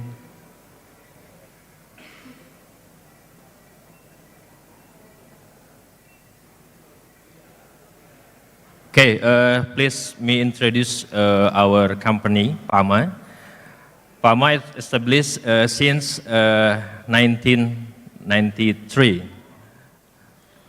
We are one of the most largest coal mining industry in Indonesia. PAMA is subsidiary of United Tractor. We have 6 subsidiary. The first is Integrated Mining Service. We have KPP, Kaltim Prima Persada. And the second, we have the company non-metallic mineral mining. We have PIM, PAMA Indo Mining.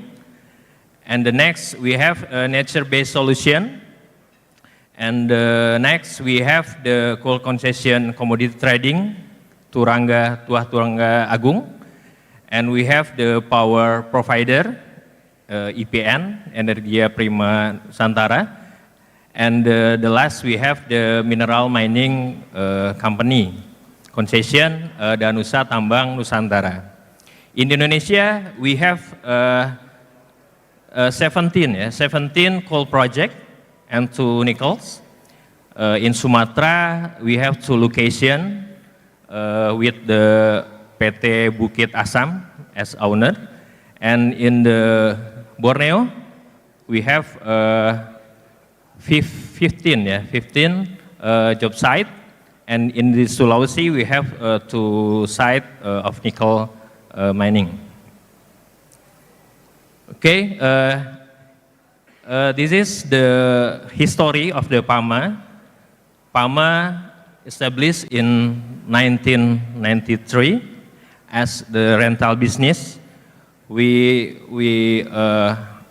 joined in the Freeport project as pit service department. We make the road and road maintenance there. And after that, we continue being the mining contractor in coal mining. And last, we also have the nickel project, gold mining project in Martabe, nickel project. And we have to develop in the copper and bauxite and iron ore.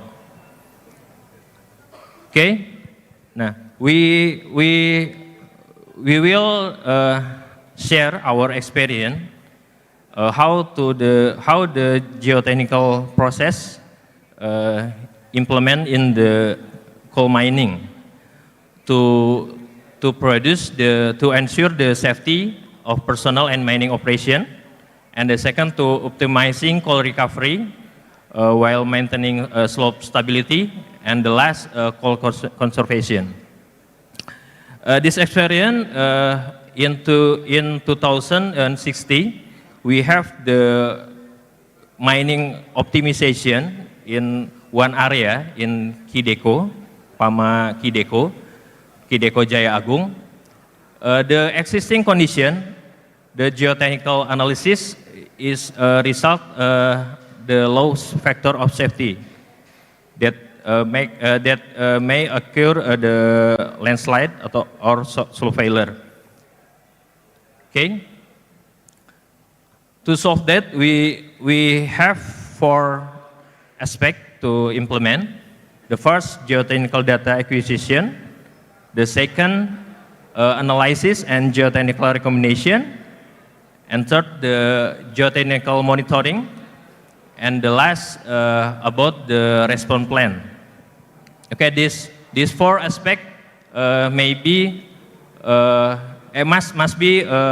must be implemented in our project mining optimization.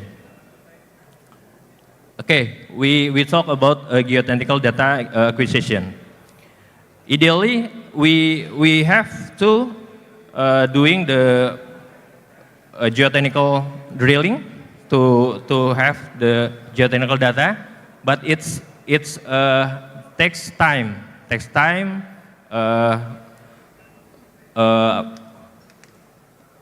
and must cost there. So we have the other alternative to make the geotechnical data. We use the geotechnical surface mapping. Okay. Here the plan of geotechnical data acquisition. We use the line section of the mine area, and we have to describe our geotechnical condition in our area. We use the rock mass rating parameter from Binoski 1989.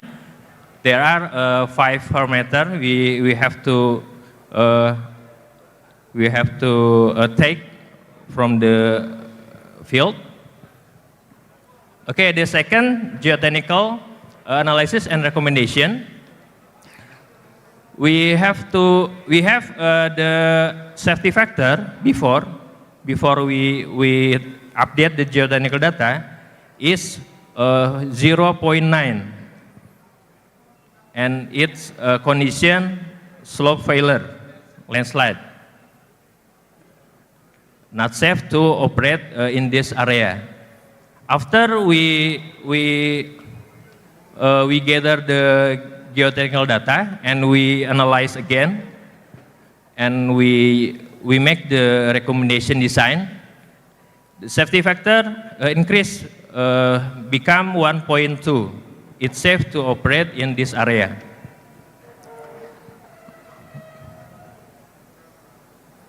Okay, next.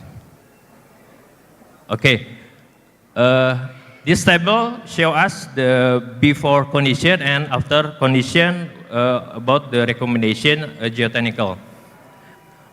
We look at the factor of safety before or design before is close to failure and close to failure. Now, after we give the recommendation with the additional data, the slope become safe. Okay, this is area we have to mining optimization. Okay, in 2060, we buy 2 radar from the ground probe to ensure the monitoring there. Okay, this is the illustration of the position radar. We put 2 radar in west wall and east wall to monitor the mining area in the bottom. Okay. Okay, this is the graphic show us how to deformation occur in our mining area. With radar, we can detect the deformation, and we also can evacuate before that occur of slope failure. Okay, this is a sample of graphic. Okay, beside the geotechnical data acquisition, geotechnical data monitoring, we do the geotechnical inspection to ensure the condition of the field, the mining optimization. Okay, we can look the picture of the middle picture. There are several cracks occur in our mining area that indicate west wall is moving because the excavation in the bottom area. Okay. Okay. The last about the response, we use the 24-hour real time, use the ground probe slope stability radar, and we have we make the emergency exit plan, and we have the alert system. So if the radar show the progressive deformation, we can give alert to mining operation. So they can evacuate to the safe area. Okay, this is an example of the radar data that show us the data of progressive trend. Okay, from this data we have to evacuate the mining operation. Okay, we evacuate the excavator, and after that, after the trend of data become regressive or linear, we may to return to the area. Okay, for the step of geotechnical process, we can extracting about 100,000 ton of coal before the end of the time. Okay, so here the benefits of the SSR system in coal mining. The first, real-time data on slope movement. We can have the real-time data. And the next, accepted by management. So the data can be accepted by management. And operation and contractor believe the SSR data. So that can be give clear instruction to contractor in unstable area. And to geotechnical engineer is also become the tools to predict the failure, and the mining optimization can be achieved. Okay, but the important thing, the monitoring tools that not increase the factor of safety. Okay, so geotechnical data, geotechnical analysis, geotechnical monitoring, and the response must be imply together. Okay, thank you, Pak Brett. Thank you. Thank you very much. It's great to see the way this technology is being applied in practice, and to also see this is, I suppose, an observation from the previous presentation about the multitude of benefits you can have by using technology. We're not just looking at safety or disruption, but also the ability to maximize coal reserves, particularly when we have a lot of mines coming to the end of their economic reserves. So thank you very much. Thank you to both of you. We've had some very valuable perspectives on geotechnical monitoring technology. Please join me in giving a warm thank you with a round of applause. So similar to the first session, we're going to have we've got some time for some questions. So if you have a question, if I could ask you to give us your name and the company that you're from.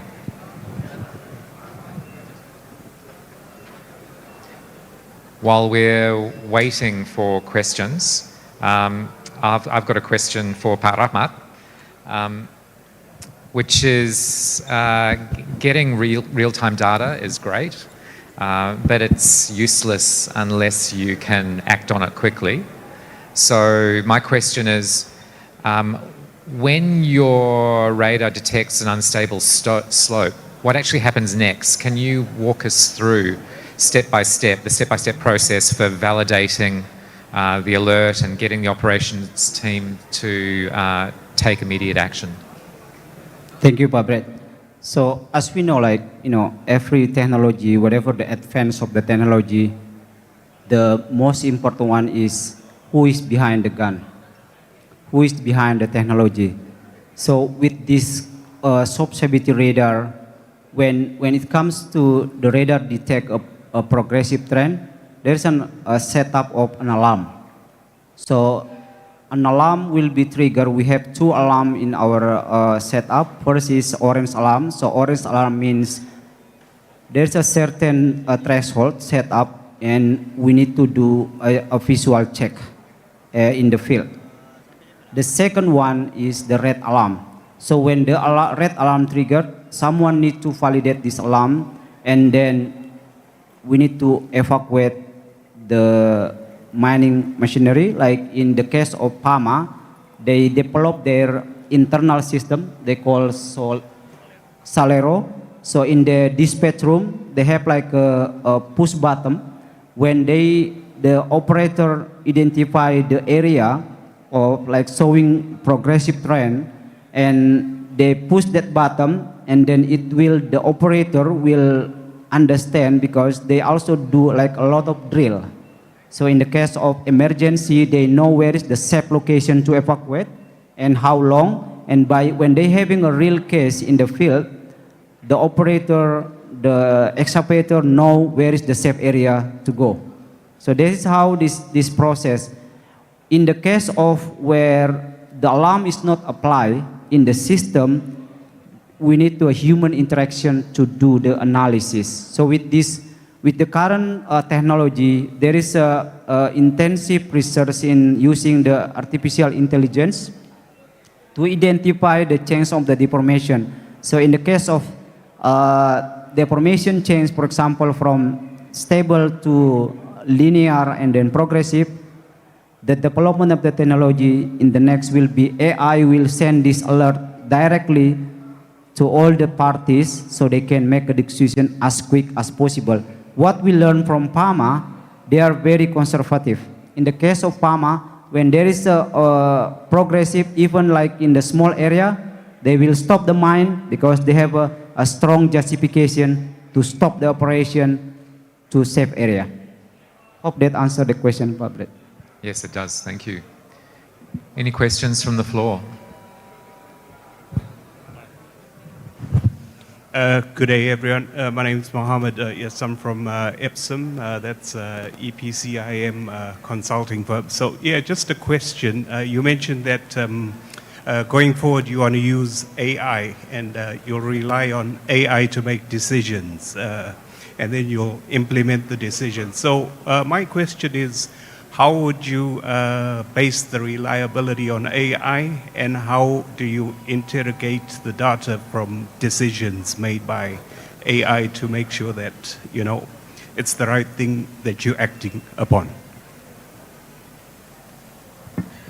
Yeah, I guess the question to me. Yes. Yeah, thank you for the question, Pak. So with the current development AI, we have a lot of case study. So with the case study we have, with the largest database software we train the model to identify what is the trend of the movement. For example, like what is the typical movement when the staging of a linear deformation? What is the staging of this progressive trend? But when it comes to this instruction or decision, human interaction is still needed. So in the end, when we talk about the geotechnical risk, human experience is one of the key things that we cannot replace, even with the advanced technology we have with the AI. So with the robust model we have, people usually, the one who usually, okay, there's information from AI, sent to me, and the person who is in charge, like a geotechnical on duty, will do like a final check before they make a decision, evacuate, or continue mining. Because when they make a decision, there are two implications. Of course, safety and also the productivity. So they need to find the balance between these two aspects, safety and productivity. Yes, of course, we can always stop the mining, but the operation will complain. Is it are the failure is really will come? Do technology help me to say, okay, we have an example of where the geotechnical engineer tell the operation, the slope failure is about to collapse in 6 hours. So they have this updated information to mine operation, so the mine operation can prepare, I have 6 hours, if I stop now, probably there's a conservative approach, but if I still continue mining in some certain time, like say 1 or 2 hours, I still have this critical point where the productivity is still going. But coming into this practice, you need to have this a robust hazard management plan, because in the end, monitoring is a part of this hazard management. So the key answer is human interaction also is playing important role to make a decision based on AI information. Okay, thank you.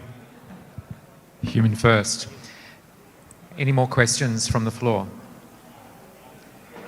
Again, while we wait, I have a question for Shainal. You're using ground probe across multiple projects? Is that right? Yes. My question is based on, I suppose, would be what would a lot of mine owners and mining contractors would have. What key lessons can you give other mining companies in Indonesia when deciding to implement a solution like ground probe? Okay, thank you, Pak Brett. First, we must know our mining condition. The first, we have to do the geotechnical analysis. We do the mapping the area of the concern area the first. Okay, and the second, we must choose the suitable geotechnical monitoring tools from the historical data and the risk assessment. Okay, the second. And the third, we have to educate the mining operational to know how the geotechnical issue in the mining operation. Okay, and the last about the safety procedure, we have to imply the emergency escape plan in our mining operation. Okay, Pak Brett. Thank you. Any more questions? Hi, good day. This is Omar Rahmani from Dubai. We are from Al-Bahri Mining. I have a question that might not be related to the subject, but we are looking for mining investment opportunities. We're looking to know what kind of minerals are available. We're looking to know what kind of investment opportunities are available here in Indonesia. And thank you. So that's not a question for our speakers. Perhaps if I could direct you to Pak Didit after the session. He's sitting up here in front. Sure. Thank you very much. So before we close out, I'd like to give both Pak Rahmat and Pak Shainal an opportunity to make a closing remark. Maybe Pak Rahmat first. Yeah, so my closing remarks is about the geotechnical concern is really happening around the world. We don't want to be end with the two videos. So the technology monitoring is advanced at the moment. You have all the option in the market.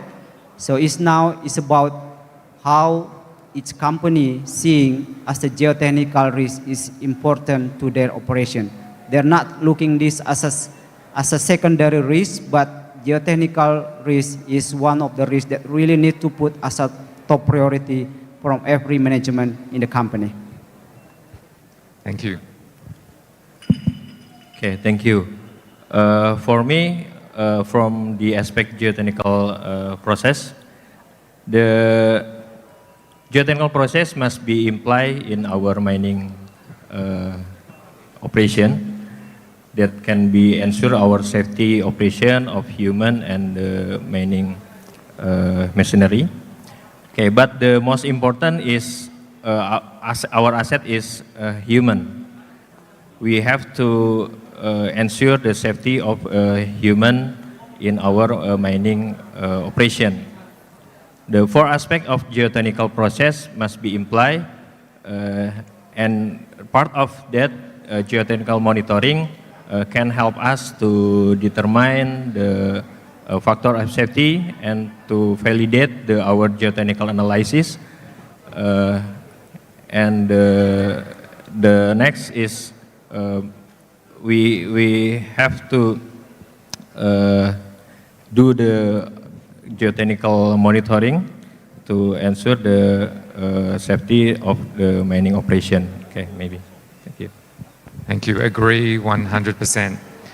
So thank you to both of our speakers for your valuable insights. That's us for now, and I will hand the forum back to our MC.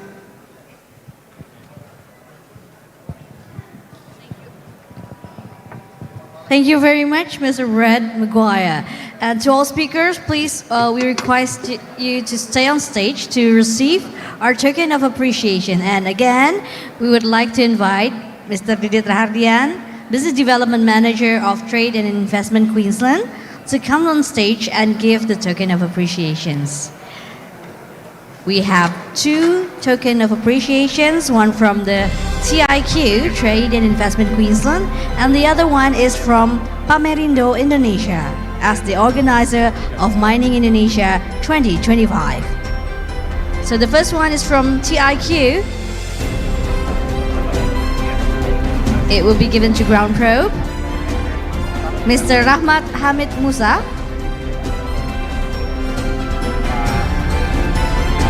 Thank you very much, Pak Rahmat. And the second one will be for, Mr. Shainal Abidin, Mine Geotechnical Engineer at Pama Persada, Nusantara.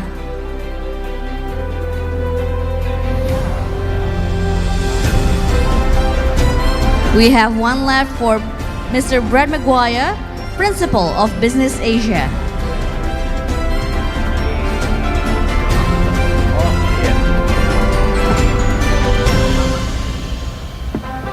Okay. So Ground Probe will also present a token of appreciation for Pama Persada Nusantara.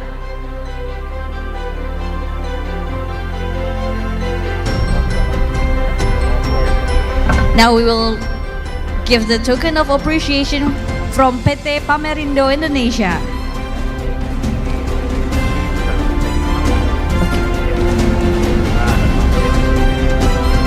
Thank you very much again, Pak Shainal Abidin. And for Bapak Rahmat Hamid Musa, thank you very much. Last but not least, for Mr. Brad Maguire, our moderator for the second session. Okay, we will have a photo session. All three speakers, Pak, would you please take your token of appreciation, Pak? Okay, with the right hand and the left hand. Both hands are full. Okay. Are you ready for the formal pose?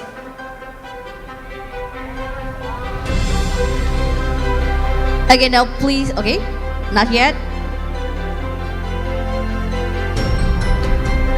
Please put your token of appreciation on the table and we will have the second pose. Please raise your fist and we will do it as we do in the mining site. Semangat pagi. Boleh ditaruh dulu Pak, sehingga tangannya bisa dikepalkan, semangat pagi. We will do it like in the mining site, how we do it. Semangat pagi! Pagi, luar biasa. Okay, thank you very much. For our panelists in the second session, Bapak Rahmat Hamid Musa, Head of Geotechnical Ground Probe, Bapak Syainal Abidin, Mine Geotechnical Engineer Pama Persada Nusantara, and Brad Maguire from Business Asia. Please give a big round of applause. Now, thank you very much for our speakers and moderator. Ladies and gentlemen, we will end our morning session here, but please do come back after the lunch that is provided by our kind host TIQ, Trade and Investment Queensland. Please take this opportunity not only to enjoy your meal, but also to expand your network through casual conversations with fellow participants. We will resume our discussions. The next session will be promptly started at 12:45, 12:45, quarter to 1, jam 1 kurang 15 menit. So please enjoy your break, and we will come back with the third session, 12:45. We will have the discussion with the topic of innovative technologies shaping the future of mining and land management. Dalam sesi ini kita akan menghadirkan pembicara yang luar biasa. We will present to you outstanding speakers. Mr. Taruna Fadila, Mine Production Work Unit Head of Pongkor Gold Mine Business Unit PT Antam Tbk. Mr. Dash Wimmel, Director of Universal Field Robots. Mr. Bill Haylock, Managing Director of PX4 Software, and Paul Eagleson, Operation Manager of PX4 Software. Moderated by Mr. Josh Dickinson, Country Manager of Victolic. So please again, ladies and gentlemen, enjoy your lunch and see you here at 12:45. Thank you very much. Terima kasih banyak, Pak.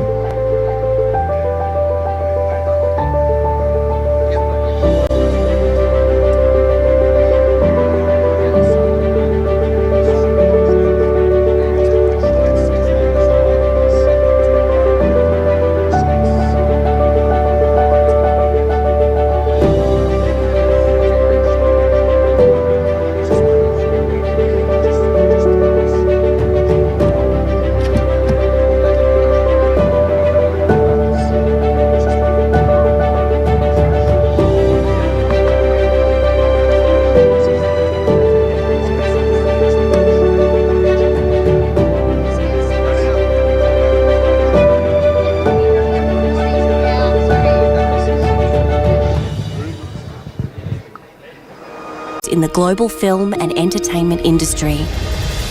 From ocean to outback and country town to city centre, construction is booming. Our logistics and infrastructure make it easy to import and export everything from engineering components to fresh produce.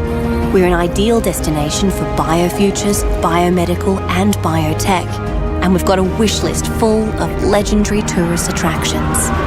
Queensland is also your closest and best gateway to the fast-growing markets of the Asia-Pacific region, and will be the star of the show when it hosts the Olympic and Paralympic Games in 2032. There's never been a better time to do business here. So welcome to your Queensland of opportunity.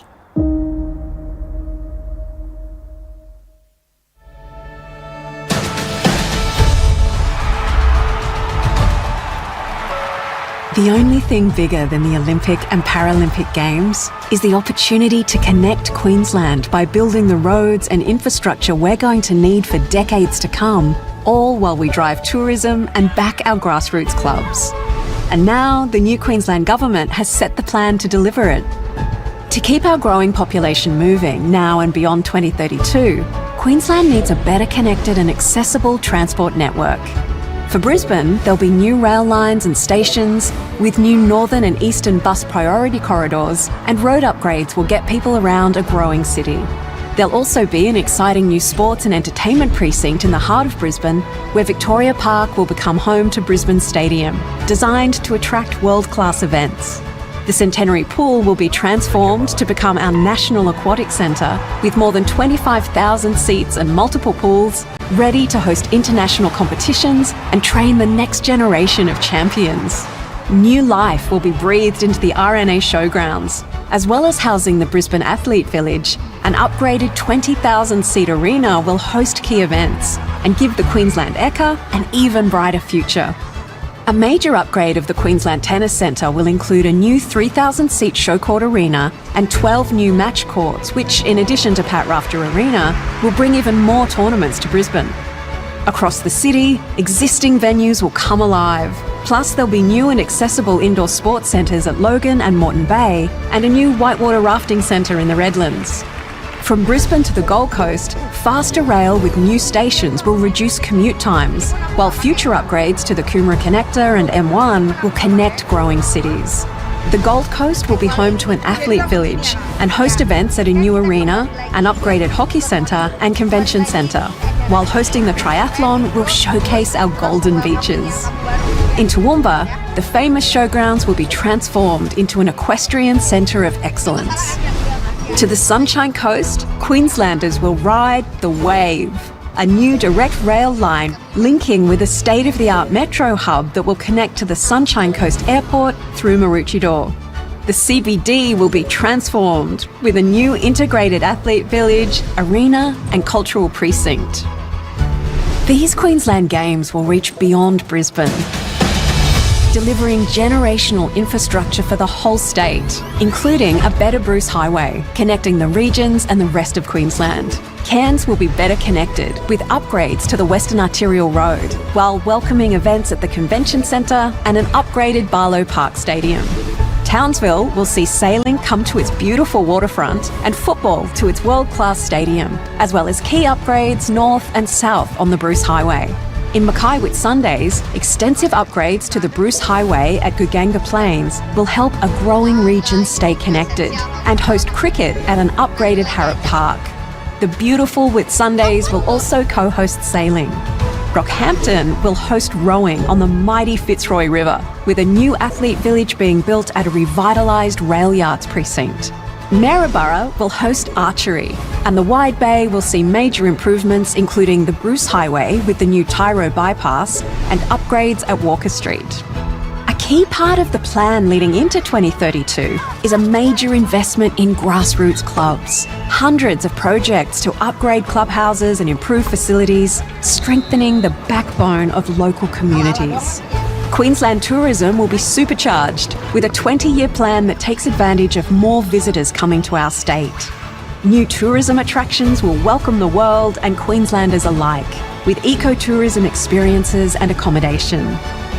This plan delivers legacy beyond the Games with the largest investment in infrastructure in Queensland history. Athlete villages will become homes for thousands of Queenslanders. The private sector will be engaged to turn the Gabba into an entertainment precinct with new housing, giving Queenslanders even more ways to enjoy Brisbane and providing access to bigger and better sports and entertainment. A Games we can all be proud of, and a legacy that will live on for generations of Queenslanders for decades to come.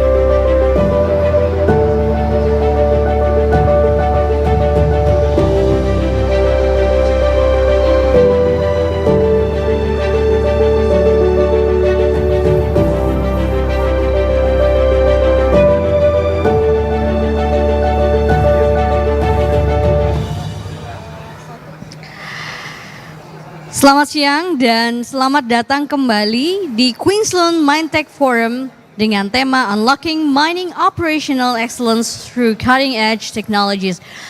Good afternoon and welcome back to our event, Queensland MineTech Forum, taking the theme of Unlocking Mining Operational Excellence Through Cutting Edge Technologies. This event is brought to you by the Trade and Investment Queensland, TIQ, and Pamerindo Indonesia as part of the Indonesia Energy and Engineering 2025. Ladies and gentlemen, I'm Esti. It's nice to have you back here, and we will welcome our distinguished panels for this afternoon session. Welcome Pak Taruna Fadila, Mine Production Work Unit Head of UBPE Pongkor PT Antam Tbk. And then Mr. Dush Wimmel, Director of Universal Field Robots, UFR. Good afternoon. And then Mr. Bill Haylock, from Managing Director of PX4 Software. Good afternoon. And Mr. Paul Eagleson, Operation Manager of PX4 Software. Good afternoon. Mr. Josh Dickinson, Country Manager of Pictolic. Good afternoon, sir. Mr. Malcolm Davies, International Sales and Export Manager, National Plastics. Okay, not here yet. And Mr. Brett Handel, Technical Director of RST Solutions. Not yet here, okay. And thank you again for, ladies and gentlemen, distinguished guests. We're going to be discussing the third session of our event today. I will highlight a little bit about this event. So, Indonesia mining industry stands at a critical juncture. With global commodity markets shifting rapidly and operational costs continuing to rise, mining companies are undergoing pressure to enhance efficiency, strengthen safety standards, and meet increasingly stringent ESG requirements. This transformation is not only optional, it is vital to ensure competitiveness in a resource-driven economy while staying aligned with global sustainability goals. Queensland, Australia has long been recognized as pioneer in mining technology, automation, and operational excellence. Its mining ecosystem, spanning advanced equipment manufacturing, leading research institution, and innovative technology providers, offers valuable expertise to address Indonesia's operational challenges. By fostering collaboration between Indonesia and Queensland, this forum opens opportunities for mutual growth and innovation, unlocking future of safer, smarter, and more sustainable mining. So, ladies and gentlemen, welcome to the third session of today's event, and we are excited to explore the topic of innovative technologies shaping the future of mining and land management. Now, let us invite to the stage our speakers and moderator. First, we have Mr. Taruna Fadila, Mine Production Work Unit Head of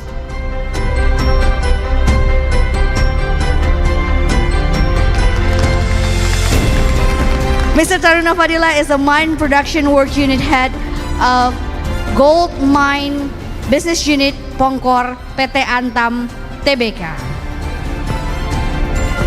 And please welcome to the stage our second speaker, Mr. Dush Wimmel, Director of Universal Field Robots, or UFR.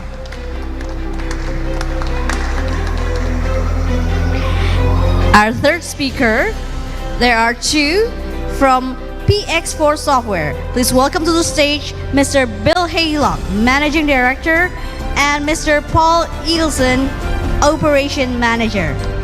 Oh, only one will be appearing on stage. He will be assisting here.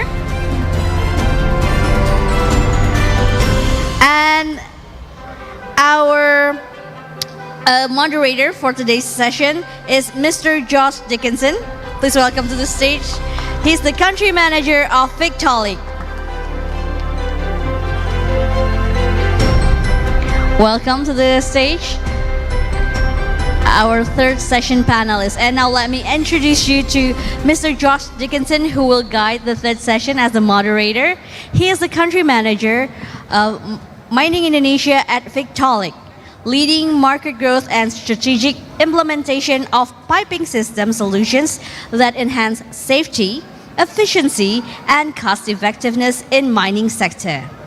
With over 15 years of experience across Australia and Indonesia, he has held roles in site management, technical sales, and resources support, including diversified mining services, Hilti, and Orica. Josh also served as vice chairman of Ausmincam Indonesia, fostering collaboration between Australian and Indonesian in mining industries. So please welcome our moderator to guide us through the third session, Mr. Josh Dickinson. Thank you, Boo. Distinguished guests, ladies and gentlemen, Selamat Siang. So my name is Josh Dickinson, and I'll be moderating our discussion this session. So here with us we have Pak Taruna Fadila, thank you, Mr. Dush Wamal, and Mr. Bill Haylock. So today, the session will explore how cutting-edge technology and solutions are effectively influencing safety and sustainability in the mining industry. From robotics to advanced software, the discussion will showcase how this technology is redefining standards and addressing long-standing challenges in the industry, from resource extraction and land management. Bringing together experts from PT Antam, Universal Field Robotics, PX4 software, with Antam focusing on innovations in underground mining, and other speakers showcasing breakthroughs in robotics, digital solutions. The audience will gain insights into practical innovations already shaping operations today, while also looking ahead to the opportunities and disruptive technologies that will guide the mining sector into a more productive, responsible, and future-ready era. So without further ado, let's start our discussion. So first we'll hear from Pak Taruna Fadila, the Mine Production Work Unit Head from UBPE Pongkor, PT Antam. Allow me to introduce Mr. Taruna Fadila. Mr. Taruna holds a strategic role in overseeing the entire gold mining operations at Pongkor, one of PT Antam's key assets.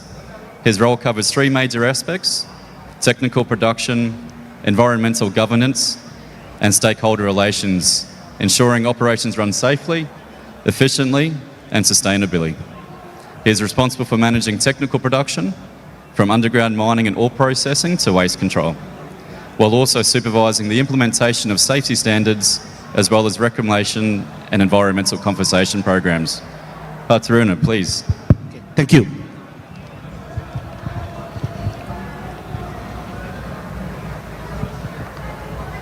All right. Okay. Before.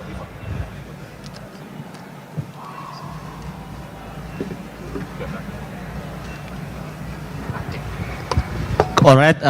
Good afternoon, everybody. I'm here. Firstly, I will try to apologize because my general manager, Mr. Nilus Rahmat, can come to this presentation because he has a lot of schedule that important meeting that he cannot attend this meeting or presentation. And here I will present about Antam Pongkor advancing sustainable underground gold mining in Indonesia. And here is my curriculum vitae. My name is Taruna Fadila. At Antam Pongkor, I'm a mine production B assistant manager, UBP Antam Pongkor underground gold mine. And I graduate from Bandung Institute of Technology as mining engineer. And then I continue my master degree at University of Queensland, taking Master of Mineral Resources. You can contact me at Taruna Fadila at Antam or at my Instagram, Taruna Fadila. And this is the overview of Antam. Antam is member of MineID, Mining Industry Indonesia, a vertically integrated, export-oriented, diversified mining and metals company from upstream until downstream. And with operations spread throughout mineral-rich Indonesia archipelago. We have a nickel ore, ferronickel, gold and silver bauxite mine in Indonesia. So Antam continuously optimize nickel, gold and bauxite operation through the implementation of good mining practice and operation excellence. And Antam can provide broad benefit and additional value to the community. And this is the overview of Antam. We have several locations that we mine. The gold mining business, we have at Cibaliung Sumberdaya and Antam Pongkor itself. They are underground gold mine. And then we have the gold refinery at Pulau Gadung or Jakarta. And then we have the exploration unit. We call it Antam Geomin. And then we have bauxite mine at West Borneo. We at Sanggau and Tayan. And we have nickel mine at Konawe Utara, Kolaka, North Maluku, and the Gag Island. And also we have bauxite refinery at Indonesia Chemical Alumina. This is the Antam Pongkor overview. They located at Pongkor Mountain, Bantar Karet Village at Nanggung District, 24 hours operation. And last year we produced about 303,000 ore and 900 or up to 1,000 kilo of gold. Our mining permit is 6,000 and we use cut and fill method. Last year we have a gold proper, that's prestigious appreciation from the government for the environment. And then we got Subroto Award too. Next, this is the Antam Pongkor gold vein. We have like 5 vein, major vein, start from Ciuruk, Kubang Kicau, Ciguha, CGT1 vein, and Pasir Jawa. That the big vein, we have 5 separated mine, start from the Gudang Handak, Ciguha, Kubang Kicau, and Ciuruk 500 and Ciuruk 600. And this is the cut and fill method that we use. We use the jumbo drill. We use LSD or booger. We use great man truck. We use Granby and electric locomotive. We use wheel loader, and there are 5 area. Start from the Kicau, Ciguha, Gudang Handak, Ciuruk 500, and Ciuruk 600. And this our mining modeling and scheduling. This until 2031, basically. We are going down and going deeper. And our challenge in this condition is the ventilation and hydrogeology and geotechnical also. So this is the 5 location that I mentioned before. This is Gudang Handak mine, Stok Ciguha mine, Kubang Kicau mine, and Ciuruk mine, start from Ciuruk 500 and Ciuruk 600.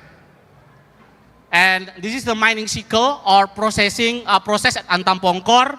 We start from the drilling, and then we do marking, we do supporting, manual and using shotcrete, and then we do marking, and then we bring the ore to the stockpile and crush it until we make door bullion, and then we send it to the Pulau Gadung to get the refinery process. And then because our cut-off grade is about 3.5, so we use the waste rock, they said it, and then we pump it to go back to the mine by backfilling activity.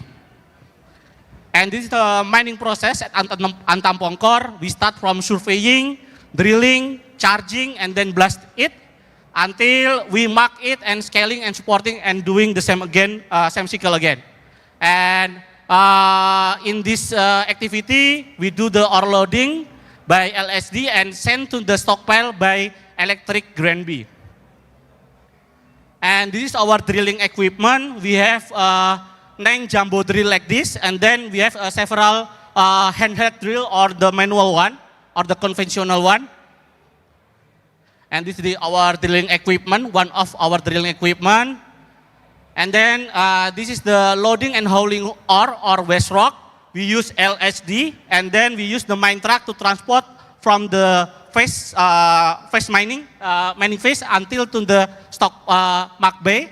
And then we load it by LSD or we loader to the grain B like that, and then transport it to the stockpile. This is our LSD in Pongkor, and this is our mine truck in Pongkor. And we are still doing the exploration drilling because, yeah, we do the parallel, we do the exploration and production so we can extend our life of mine. This is the exploration activity, start from the planning and drilling, collar acquisition, downhole survey, core preparation, core logging, until database and geology modeling and resource estimation. We do the resource estimation or reconciliation every semester or every 6 months. And this is our geotechnic. We use software to model it and then to count it or estimate it. And this is the software that we use. And the geotechnic will have a geotechnical recommendation to support or to reinforce the phase of mining so the worker or the vehicle can safely operate it in the underground mine. So this is the geotechnic that we use. We use mesh and rock bolt, and we use mesh and H-beam. Sometimes we use H-beam, sometimes we use shotcrete, sometimes we use shotcrete and H-beam, depend on the geotechnical recommendation or rock mesh class, something like that. So because we do the underground, so our big challenge, one of big challenge is ventilation.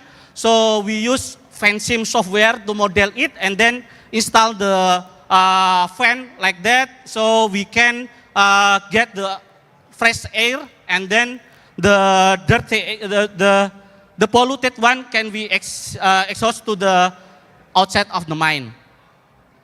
And this the dewatering and hydrogeology. We use mud flow and then model the pump, and then we install the pump from 37 kilowatt until 135 kilowatts to pump the water outside to the mine, because one of the big challenge in the underground is water or hydrogeology. And this is the mine survey that we use. We use a total station.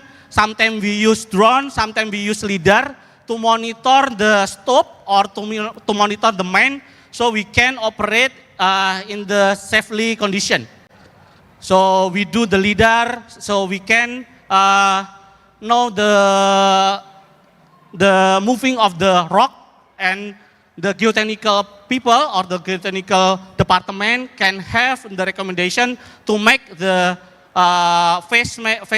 mining phase or something like that, the access can be supported or reinforced.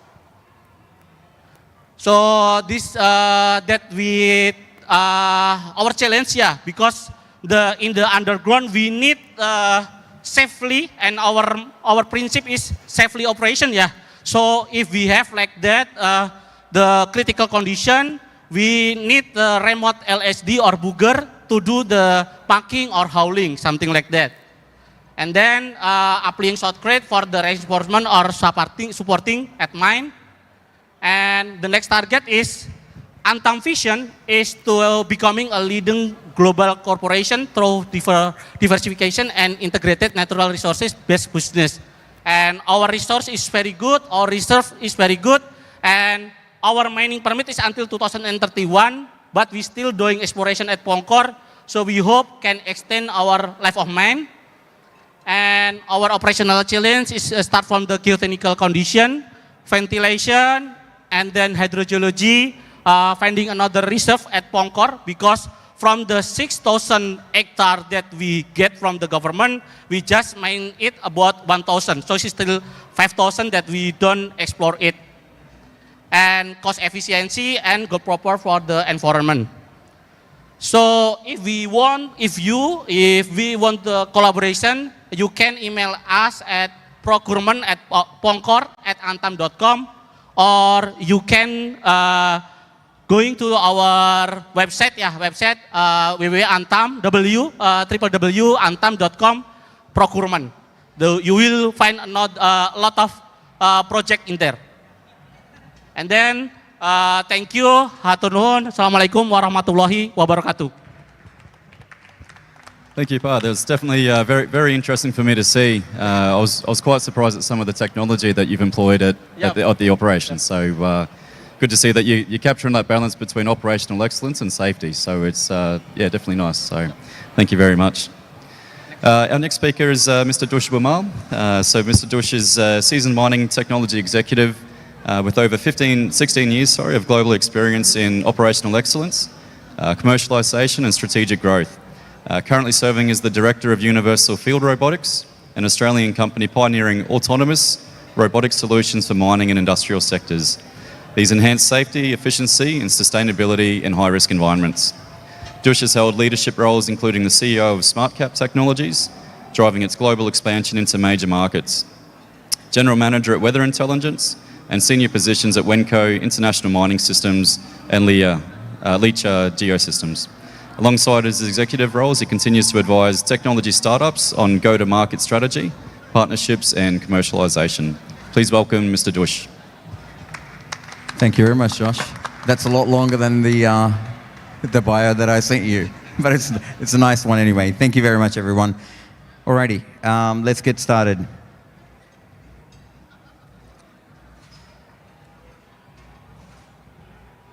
Can we get the slide back in here? Can we get the slides in here, please? I can't see the slides. Fantastic, thank you so much. All right, it's working now. Good afternoon, everyone. Good afternoon, ladies and gentlemen, and distinguished guests. And thank you, TIQ, for this opportunity to come and represent a Queensland company, a technology company, and talk about what we do. And more importantly, I want to talk about what the concept of no entry into the Indonesian mining market, what that looks like, why it's important. My topic will be centered around safety, and we heard from Pak Taruna just before around the geotechnical issues, challenges they have in their mine underground, and before we heard from Orica slash ground probe about the geotechnical challenges in Indonesia in the surface mining area as well. So this goes into the heart of the safety. So my presentation is about how we move the Indonesian surface mining workforce out of the harm's way. So at UFR, who is a part of Sandvik, we are really big on safety. So I'm assuming that everybody is aware of where the exits are, assembly areas are, and the toilets are. I'm sure that you've been briefed. So today I'm going to give you a little bit of a background on who is UFR, what we do, where we come from, what we're passionate about, and also what a no-entry design might look like from a surface mining operation. Look at a case study here in Indonesia, what automation has led to in terms of a safety case, and just look at closing message. And if we have time, and I think we will, I'll run you through some platforms we have developed that might spark some interest from you to come and talk to me later. All right, we're an Australian company based in Brisbane. We've been operating for about 30 years as an engineering company. About 10 years ago, we spun off a company called Universal Field Robots that focused on automation and robotics. We are about 40 employees, so a very passionate young group of engineers who make amazing robots and automation solutions. Our company vision. So our vision is to be a leader in autonomous field robotics, making the impossible possible. And you'll see why a little bit later on.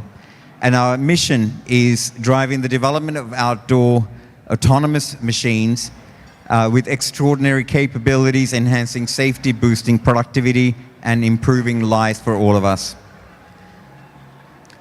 Some of our customers, I won't go through all of them. For the last 9 years, we've been accumulating some really big customers, and we are really proud to partner with some of them like Goldfields in Australia and Imdex. So what do we do in a nutshell? What we do is we solve problems for the mining industry, unique problems through automation, robotics, mechanical design and safety systems. So safety is very big on our agenda. So we are an agnostic automation play. So although we are part of Sandvik, Sandvik is committed to expanding the technology portfolio and the offering into an agnostic area. So we're an agnostic solution, so we don't really care whether the machine is orange, yellow or white. We will integrate and automate that machine. And we do rapid development and engineering to come up with a solution for the customers. And we integrate into the existing mining ecosystem, making it interoperable. And we also develop products, which you'll see a little bit later. It's very important to note that my presentation today is focused on surface mining operations because primarily Indonesia is big on surface mining. However, we do have a lot of products and solutions and capability underground as well.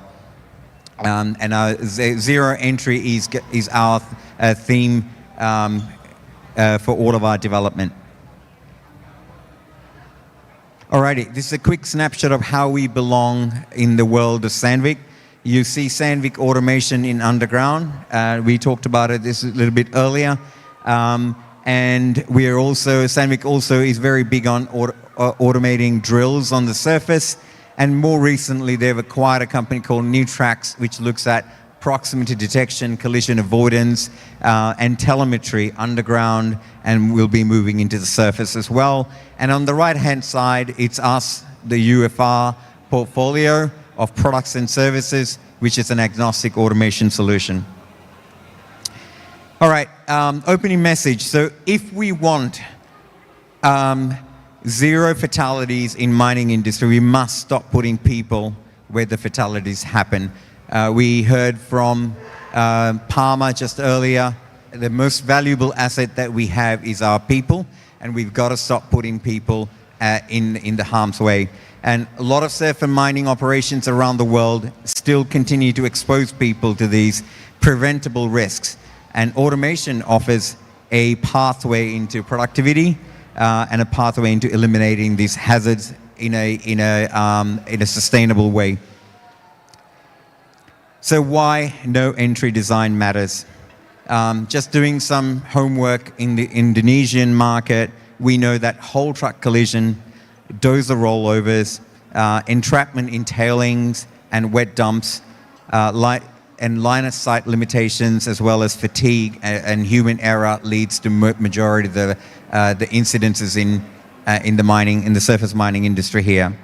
So the solution to this is designing the systems and workflows that removes people from these hazards. So today I'm not just going to sell UFR what we do. I'm going to talk about case studies and why this is really important for the industry.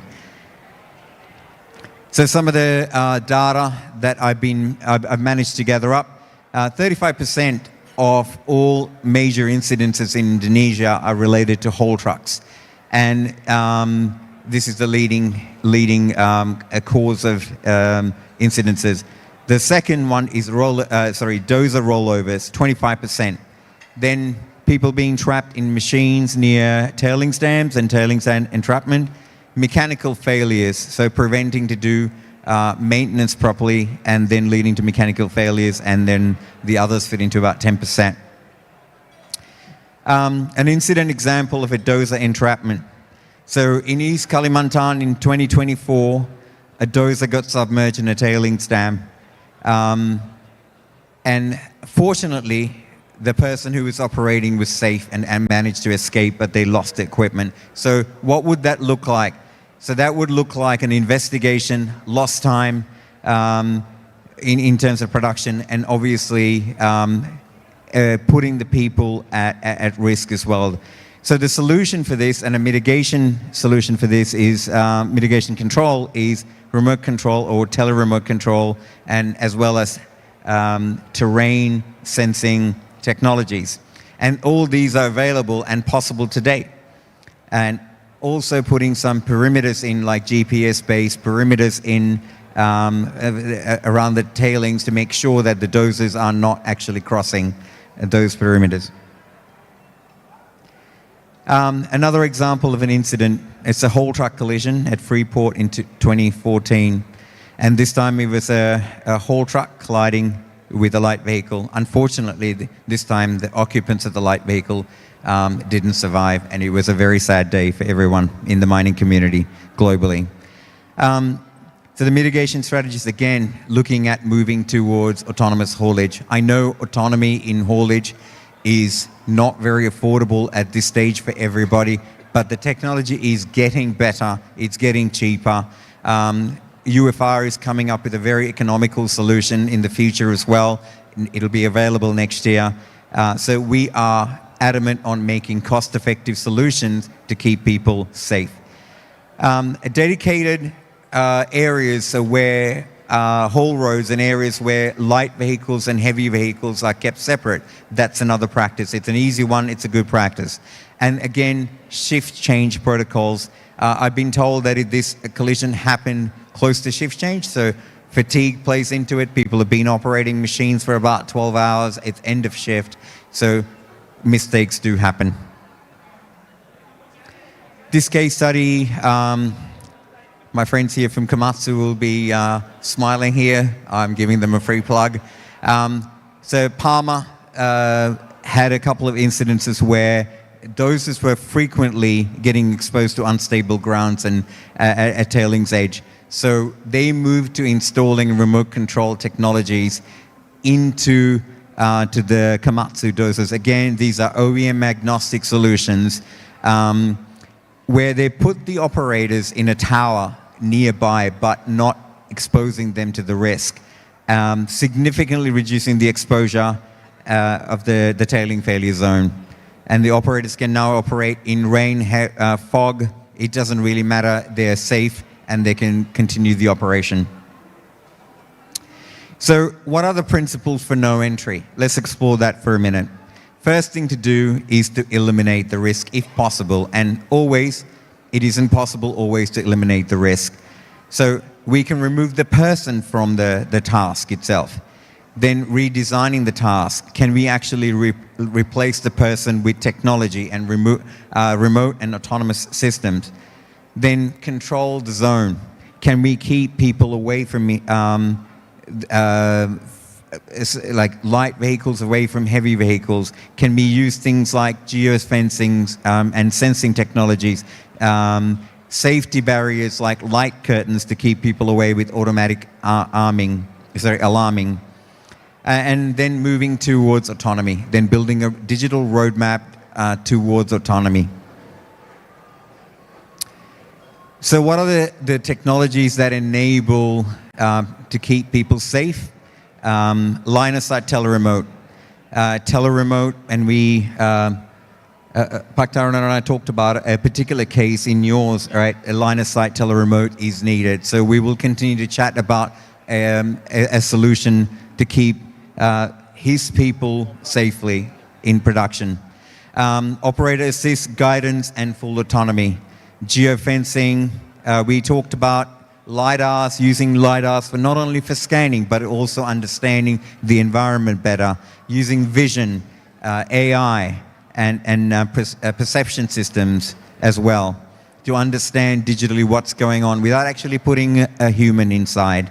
And predictive maintenance plays a big part as well. So autonomy is great, technology is great, but if you're not maintaining them, it's not going to work for you. So the implementation framework. So conduct a risk assessment, look at the tasks that are high risks, map the interaction between the equipment, and then design the site for safety. So one-way roads, no human zones. Then look into technology. Technology should be number 4 on in your task list. So what can you do? So an example is we looked at the remote dozer control. So teleremote technology is a good option, and autonomy is a good option.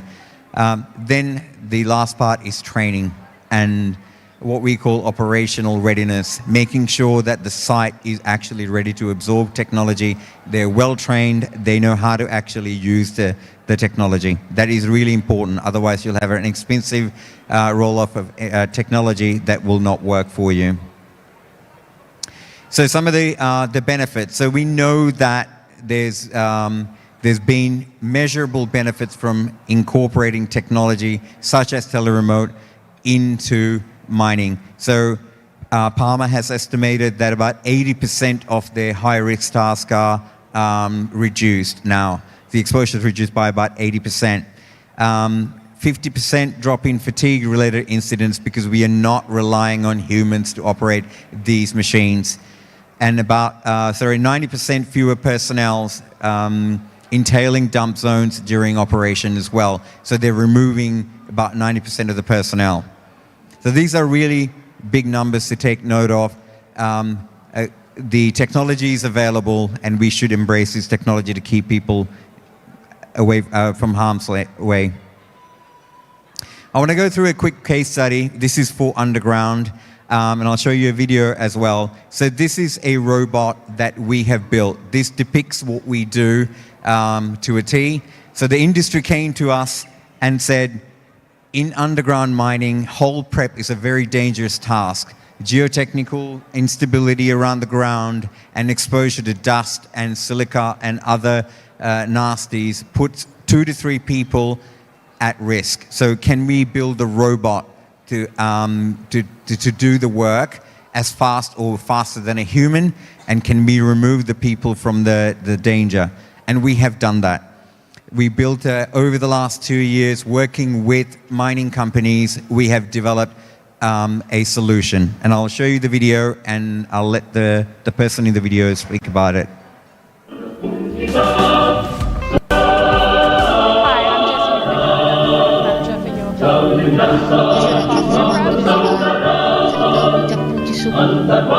Where's the audio coming from?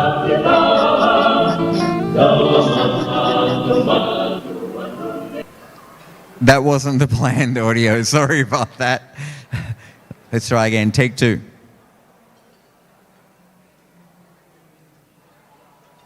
Hi, I'm Jessie McVicker.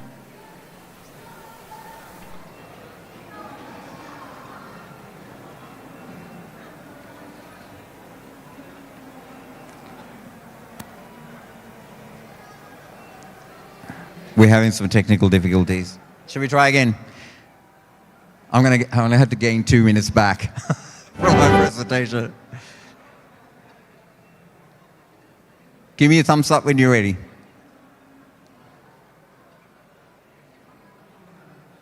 My apologies, everyone. Maybe I'll tell you a joke. Look, let me just speak to you about it, and then you can watch the video. So we partnered with Goldfields Australia, an underground gold mine, and they're a very good partner for us, and we've automated, we built this robot from scratch, and we're going into field trials right now, and it's working really well.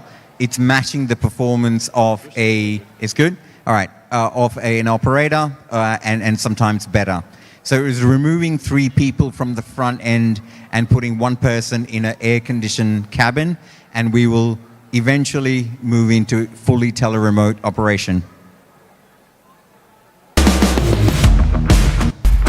Hi, I'm Jessie McVicker, and I'm the product manager for UFR Auto Prep. UFR Auto Prep is an underground robotic platform to assist in automating preparation of blast holes prior to charging.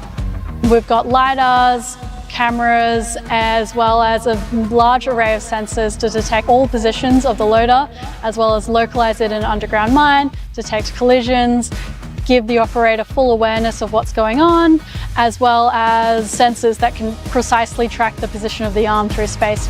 We've got some tools built in to help clear any debris and mesh that's blocking the collar of the hole, including a mesh spreader and an extender that could be able to push past any mesh that's bowed away from the collar.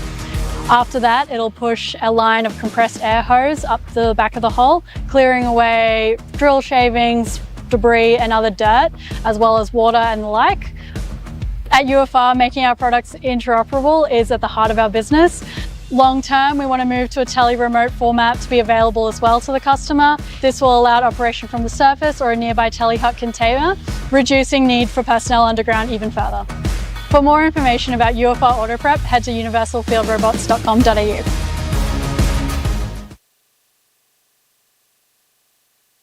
All right, so that basically tell you what we do, and we build that from scratch, but we also automate existing machinery.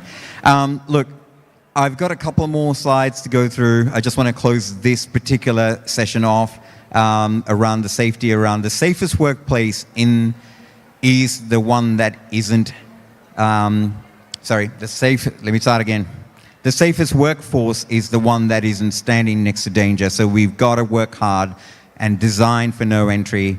And design for no entry is no longer an aspirational goal. It is happening in Indonesia right now. So let's embrace it and accelerate it. So very quickly, I just want to go through and show you a couple of other, no, this is not working. All right, platforms that we have built, and I'll fly through this. Pak Taruna actually finished earlier, so I'm going to grab a couple of minutes from his one. So yeah. So we have automated a fleet of underground MT65, so this is not working. That's okay. All right.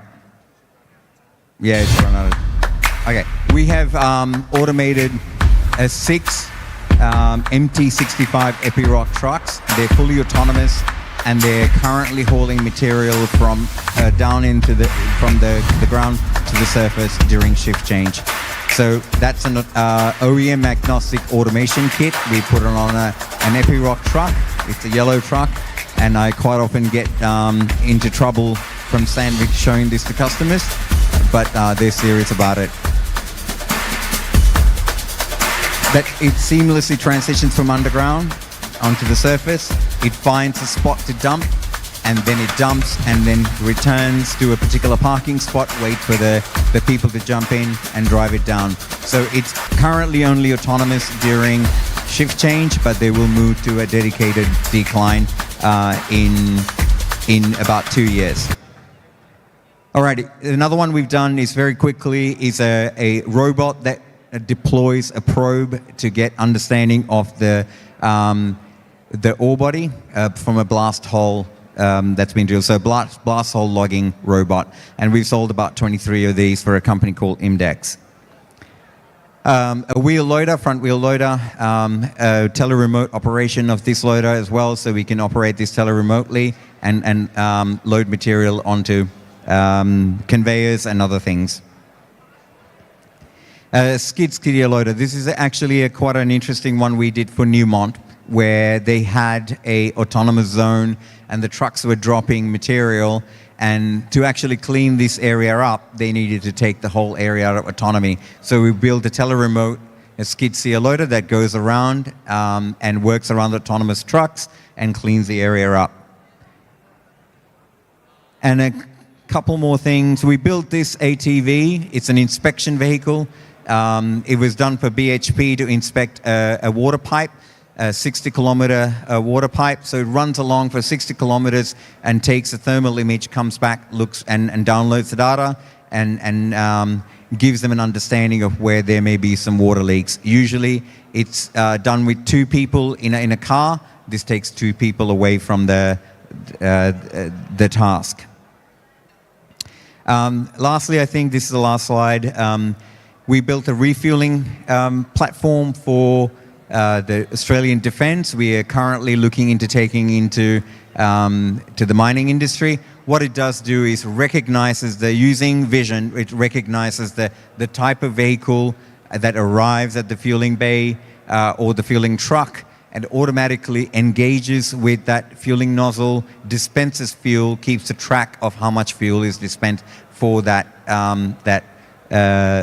particular vehicle. That arm that you see up there, we built that arm. It's a hydraulic arm as well, and it's capable of doing other things like rod handling and tire changing, and we're also looking at battery swap as well, a robotic arm for battery swaps as well. So that just gives you a quick snapshot of what we do. I think that's my that's the end of my slides. So terima kasih, thank you very much, and I hope you appreciate it. What I presented. If you've got any questions, please come and talk to me afterwards, or come and see me at the Sandvik booth tomorrow. Thank you very much, Josh. I think that the message is clear from UFR that if you remove the people, you remove the potential for fatalities. So some very somber data there, but yeah, definitely a very clear message for the future. So thank you very much.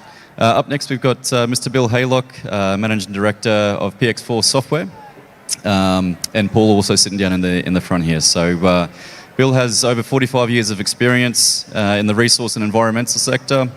He is the Chairman and Managing Director of PX4 Software, a Director of the Ardent Group, a permit claims approvals consultancy, the Director of Torch Energy, a uranium explorer. He started his career in the late 1970s at Ranger Uranium Mine, and in 1988, Bill was helping to build permit and claims management software. He is a former President of the Environment Institute of Australia and New Zealand, an Honorary Fellow of the AUSIM, and Chair of the AUSMIN Interim Tenement Claims Management Society. So Bill, please, looking forward to your presentation.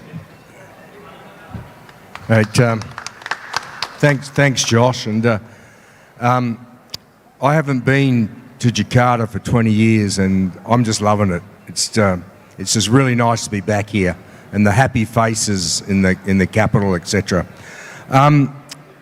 Today, I'm going to take a bit of a different track. I'm not going to talk too much about PX4.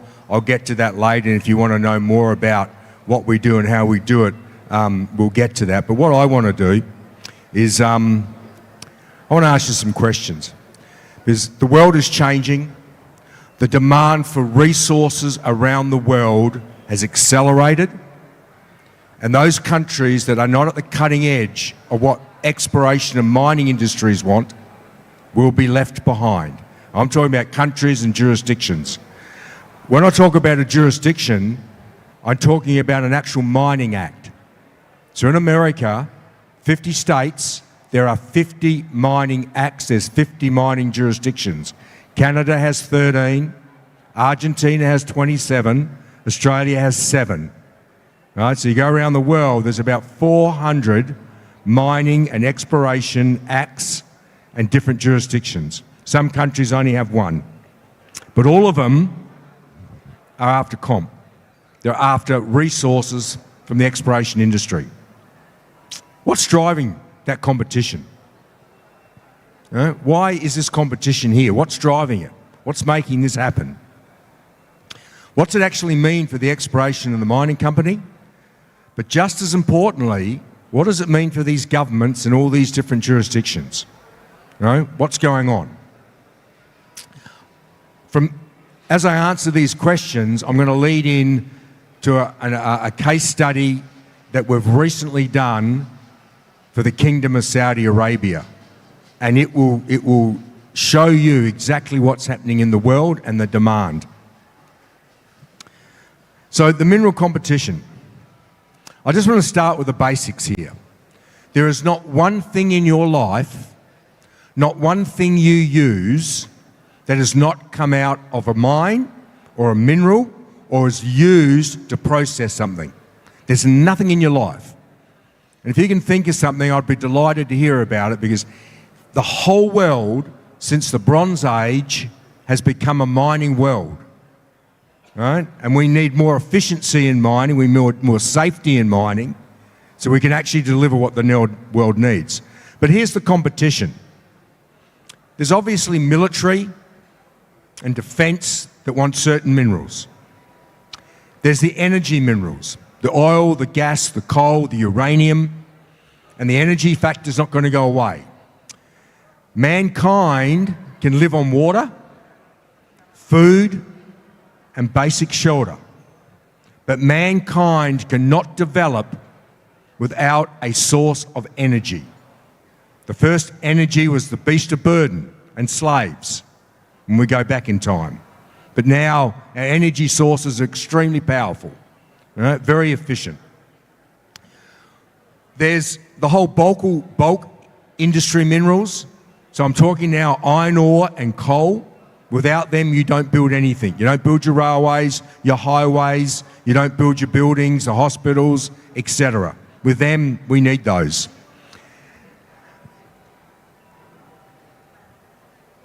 The advanced and emerging technologies, the green revolution of renewables, the AI industry and its power to generate more data, which means more energy, are all driving new minerals, critical minerals as we now call them. Right? So around the world, every nation is identifying critical minerals. Some include copper, some include a lot. Some just have specific ones. They're both military need, but they're also industrial need. So we're seeing it happen everywhere. But what happens to these various jurisdictions, 400 of them, right? 400 different mining jurisdictions. They're all competing for resources. So therefore they need to be attractive. They need to be attractive for you to want to go and spend your exploration dollar and then turn it into a mining dollar. Right? They're all coming up with different incentives. Some of them are massive. Some of them you go and explore and you'll get 25% of your budget back in your hip pocket if you go and explore. Others will do all sorts of things to get you into their country. Right? But for a company looking at this, we're looking at the incentives. Where would I go? I'm also looking at a country in terms of, can I trust the country economically? Right? Can I trust, is it corrupt? Does it have civil issues? Where am I going to go and spend my money? And most of the majors, as you know, the major companies in the world have checklists. And there are parts of the world today that are no-go for them. They will not go there, no matter what.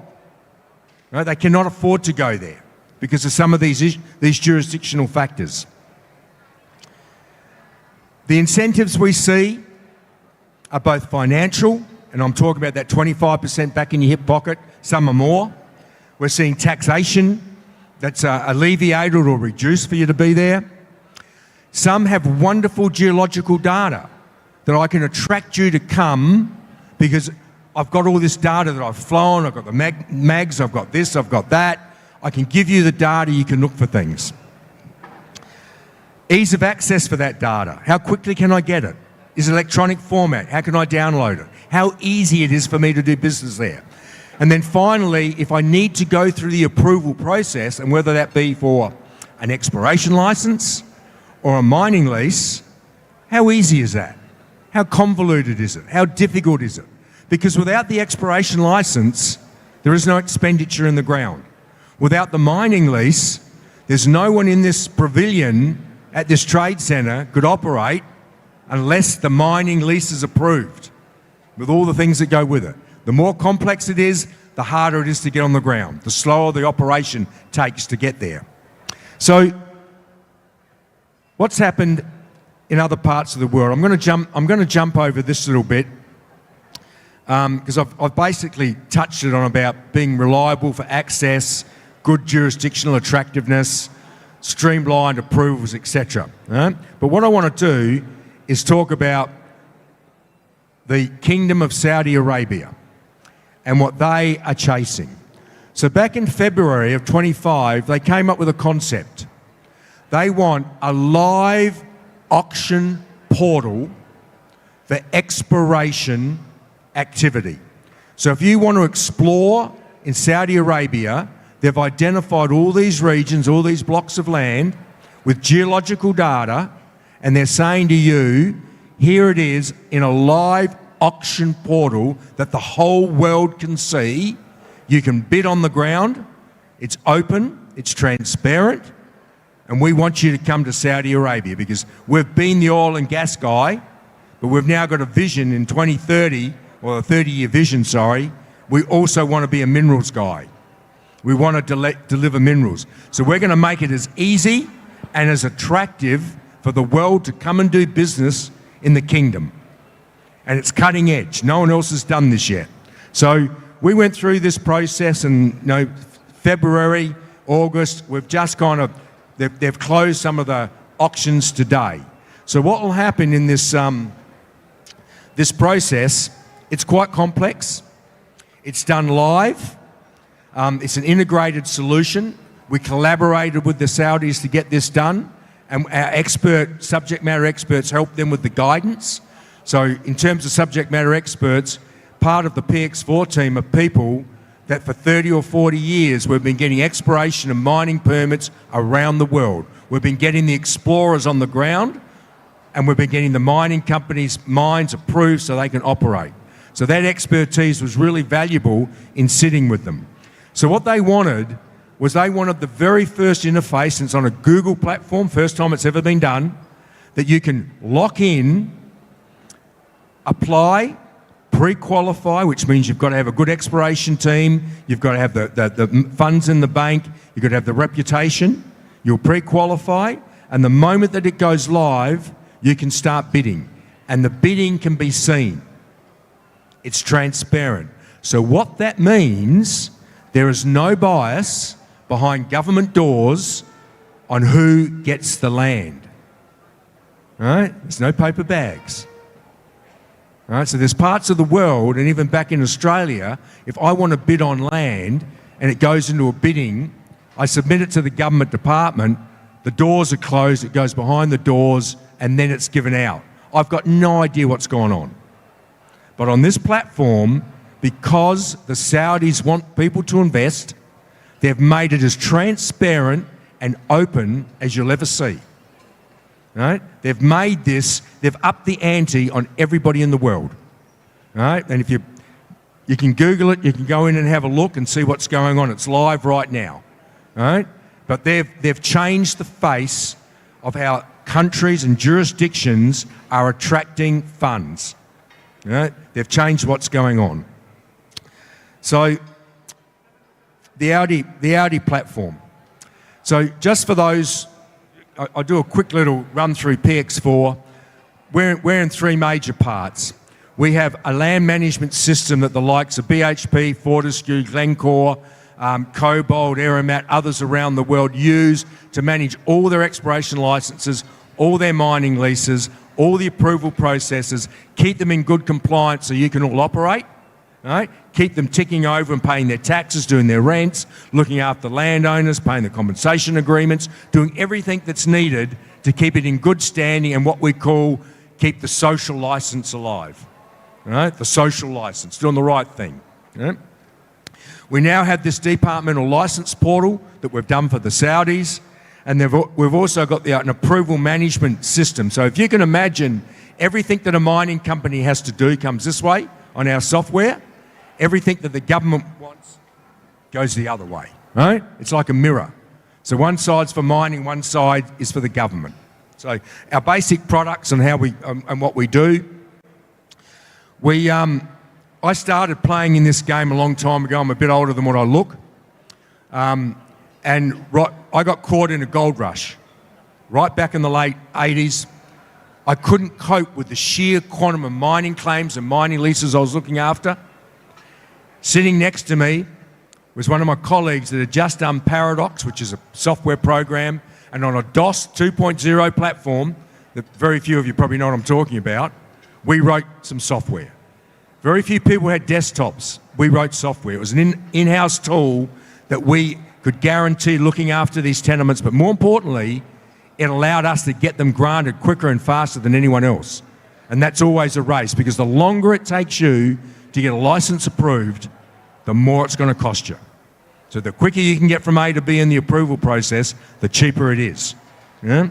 So anyway, we rewrote it in 2007 in Access because it was old. And then when we restarted again, we'd sold things, we restarted, we needed a new product. There are half a dozen in the, out there, about 4 of them in Perth, Western Australia, a couple worldwide, but nothing that had subject matter experts knowing how to get from A to B. They were made by geologists, they were made by software people, nothing that was as powerful as a subject matter expert. So we made the decision that we would build it and build it again, but this time, instead of being an in-house tool for our businesses, we took it to the world. 4-year build, quite a few dollars, and We've had a bit of a chat about how much it takes to invest in some of these things.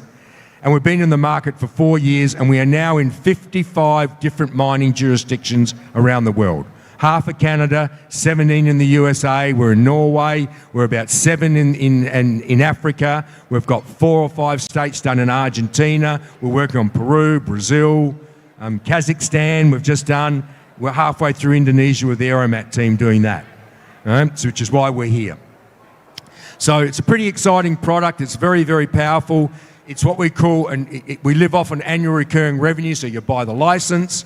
We keep everything up to date for you, all the legislation of those jurisdictions behind the scene we look after. So we basically go into a jurisdiction, we open up that Act of Parliament. So let's say it's the Finnish one.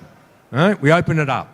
We get in a PDF, English. We run a little piece of AI script across it. Right? And then we review it. We pick out all what we call the workflows. So I'm going to apply for an exploration license or a permit. I start here, point 1, lodge this, do that, bang, bang, bang, bang. This many days, this renewal, this cost. It's called the workflow, from the beginning to the end. And we do that for all of the licenses required in that jurisdiction. That goes to our scripters, or our programmers. It goes into our workflow engine that just gets bigger and bigger. And then out of that comes the platform. So our clients buy it by what jurisdiction are you working in? How many editors? What do you need? All right, so a very, very powerful tool for compliance and helping with the approval process. So here's some of the actual aspects of it in terms of what it actually does, all the things that it does to keep it alive, all the social stuff, the environment, etc. are here. A lot of data goes in. It comes from different areas. There's regulatory data. Some parts of the world we have an audit function where I can go back to that government department with a whole list of all my exploration and mining titles.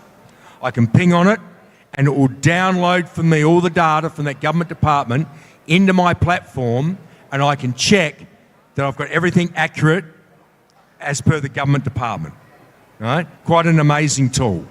Not everybody in the world has that. Right? There's different levels of tech in different parts of the world. But there's also some complexities in the rest of the world. For those of you, most parts of the world are very, very similar to Indonesia and Australia and elsewhere, where the state owns the minerals. And therefore the state gives out the license and the state gets a royalty. And it was very much a British way of doing things as well. The United States is one of the only countries that's significantly different. I'll just give a little bit of history on here. When the 13 states came together and had the War of Independence against the British, they won. The 13 states then created the United States government. The United States government and those 13 states then looked at each other and go, well, hang on a minute. The minerals belong to the Crown. Well, not anymore. We got them. But what will we do with them? We'll give them to the landowner. And that was probably the silliest thing they did. And the complexity that comes out of that is enormous. So then when they settled west of the Mississippi and they bought the French piece of land from Bonaparte, they fought the Spanish, they fought the Mexicans, they took control of all that land. They whacked it into federal states with federal edge and federal lands. Again, all of the minerals went to the landowner. So what's happened over time? The smart miner, explorers come along and I'll buy your piece of mineral rights and I'll buy yours and I'll buy yours and I'll buy yours. And so all the exploration and mining companies, the big oil companies, big mining companies own all that now. And they mine it. They don't pay royalties. So we're not seeing that hospitals and the schools built in the USA off mining royalties. It stays with the mineral rights. So in some cases, it's a different landowner, it's a different mineral rights owner. It's complex to find. It's one of the most difficult systems to find out who owns what over there. Very complex, very costly. So anyway, I won't dwell on the rest of this. There's a few bits and pieces, but what we do as an organisation, and we have a team of a little over 50. 25, 30 of those are in Hyderabad. They're our IT team that's there, a business that we've been working with for many years. We have people in the United States. We have people over in Perth, down in Melbourne, Brisbane. We're obviously looking here. We're looking elsewhere in Southeast Asia. But what we bring to the table is that we have 25% of our team have been dealing with exploration and mining licenses around the world for their whole lives. So we actually understand the pain that the company goes through in looking after its license and its titles and its permits. Right? Better than anyone. That's what the main thing we bring to the table. We're across the world. We understand that this world, this aspect of the world in accessing land, and we have a very powerful software group behind us to make it occur. So once again, I'm delighted to be back here in Jakarta. It's just lovely to see all the smiling faces, and thanks very much for your time. Bill, thank you very much for that. I think everyone in this room and this whole expo has probably had some issues with permitting being delayed and how that affects, service providers and everyone. So anything PX4 can do to accelerate that, I think would be welcomed by all. So thank you to all the speakers today. We're going to open it up to a Q&A session from the floor. So if there's anyone that's got any questions, if you want to raise your hand, please state your name, the business that you work for, and please ask away to who you'd like to direct it to.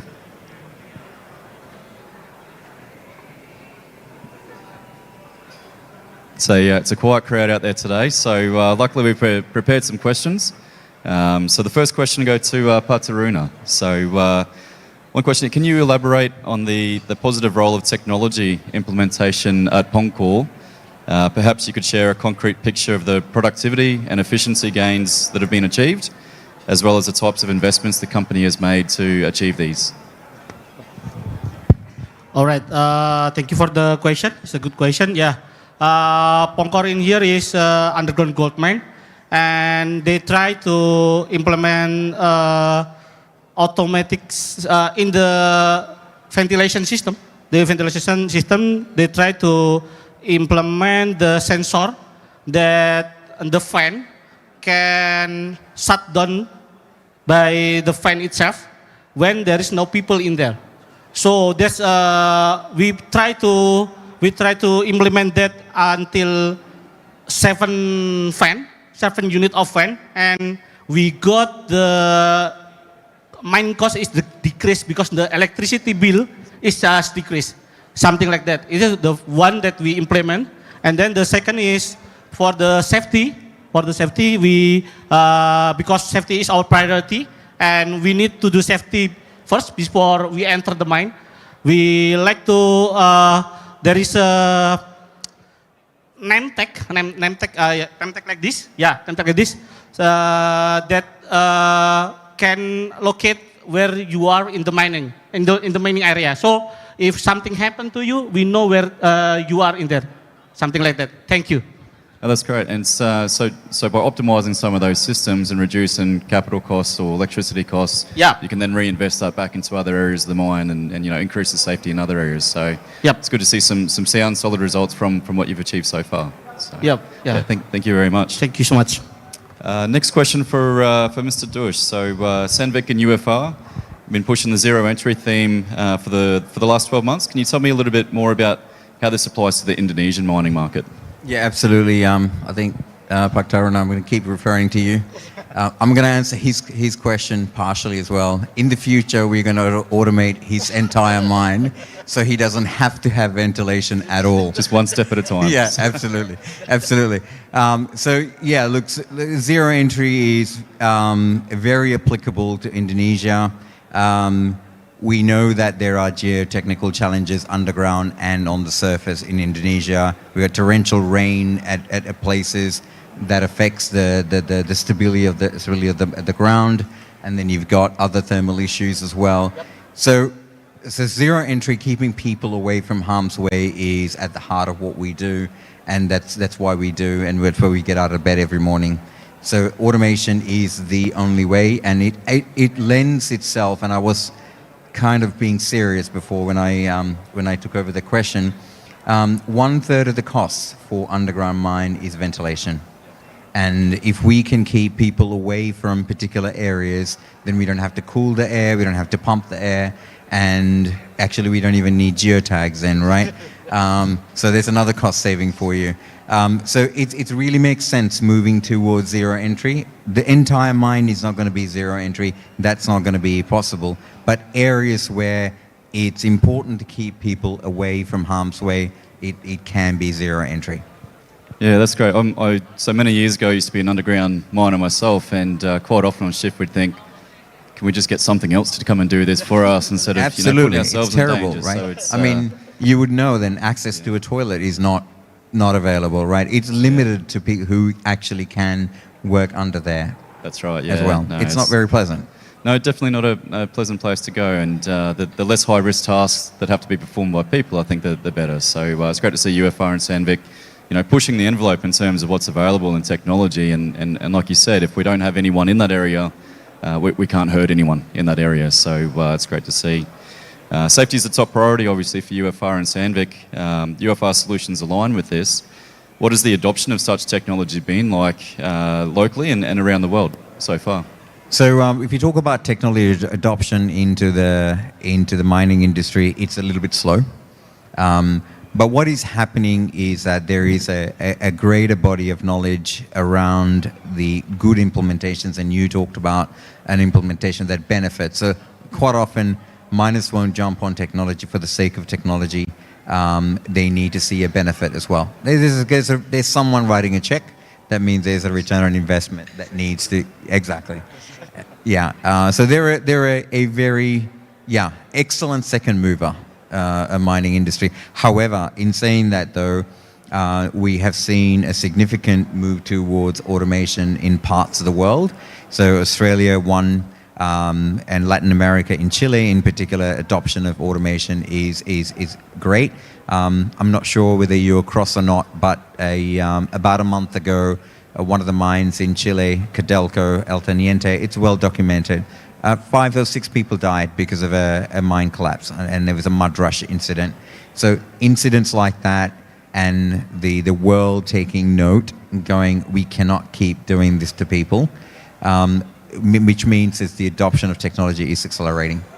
I mean, maybe just last week there was an inrush at Freeport as well, locally in Indonesia through mud. So it's a real risk, and it's a real thing in the industry. So absolutely, and I feel for the families and the people who are trapped there, and we wish them well, and hopefully we can extract them. And it's a touchy subject, so I wasn't going to bring it up, but I'm glad you brought it up. Yeah, I think it just hits home to locally. It's a real risk. Absolutely. Globally, so, absolutely. Yeah. So we've seen some of the applications UFR have.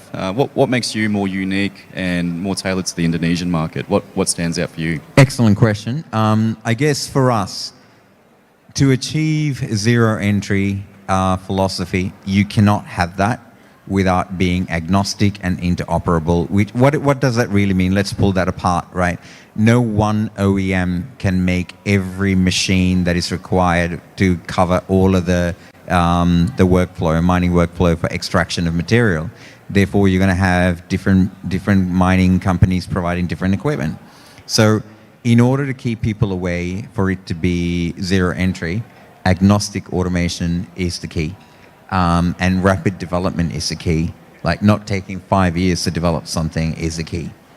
And interoperability is also really important. So, you can have all of the intelligent data gathering, you can have all of the AIs and digital twins, but if you don't have the interoperability piece worked out, you're not going to get any benefit from that. So it's really, really important for that piece as well. They're the two key pieces that differentiates us from the other OEMs, for example. Yeah, great. No, great explanation. And I guess something that hasn't come up today too much is ESG. Is there any advancements in automation that can assist in the ESG race that everyone's trying to fight? Absolutely, and I think there's a saying that I'd borrowed from someone called Paul Lucy that I work closely with from time to time in Western Australia. He says the greenest truck that you can ever have is the one that you already have. So it's about automating that. Automation leads towards a better and more efficient use of your trucks. less fuel, less maintenance, all sorts of stuff. So you don't have to get rid of your existing fleet, and then you can actually take your existing fleet and automate them to actually cover the challenges, which is something we talked over lunch as well. So the adoption of using existing fleets, you don't have to buy again. The That's capital is correct. less intensive. Yeah. And we talked about the cost of ventilation. Yeah. Like 1/3 of the cost is ventilation. Right. And you have to power those fans, and not only power them, you have to cool the air before you actually push it down, right? So that's a huge immense consumption of power that we could reduce very quickly. Yeah, and it's great to see. And I mean, reduction of power consumption obviously has an ESG effect globally, which is always a good thing to see. So thanks very much, Dush. No problem, it's my pleasure. Bill, a couple of questions for you. So in Indonesia, we know that existing software or data mining companies often use different formats. Integration might be challenging.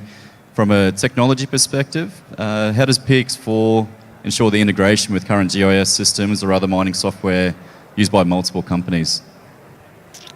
Yeah, Josh, thanks for that. I had a slide I rushed through towards the end. Can we go back? Can we pull that up and I'll just go back to that slide? Any chance of doing that? Bring up that last presentation? Can we just bring up the PX4 presentation, please? Just the PX4 presentation. So while we're talking about it, there's a variety of needs that companies have, and it might be the GIS, and they've got a variety of them, and they could be an Esri platform or a map tech or all sorts. There's also financial ones that people have and that they need. It could be SAP, could be Oracle, it could be the Pronto, some Xero, all these products around the world. I'll just rip back to here. This one, that's the one I wanted. So if you can see on the left-hand side, there's a whole raft of data that we can drag in. And we do this by setting up APIs, working through those. And it's not just that we're doing that with the companies and trying to protect the company data, but we're also doing that with government data, because we need to suck government data back to the platform. So wherever we can do that, we're doing it with those. So we have, to ensure what we do, we're ISO 27001 certified. So that's Information Security Management System. We went out of our way to do that. For example, when we were bidding on our first Glencore product, they did all the cyber attacking and ripped into us cyber security.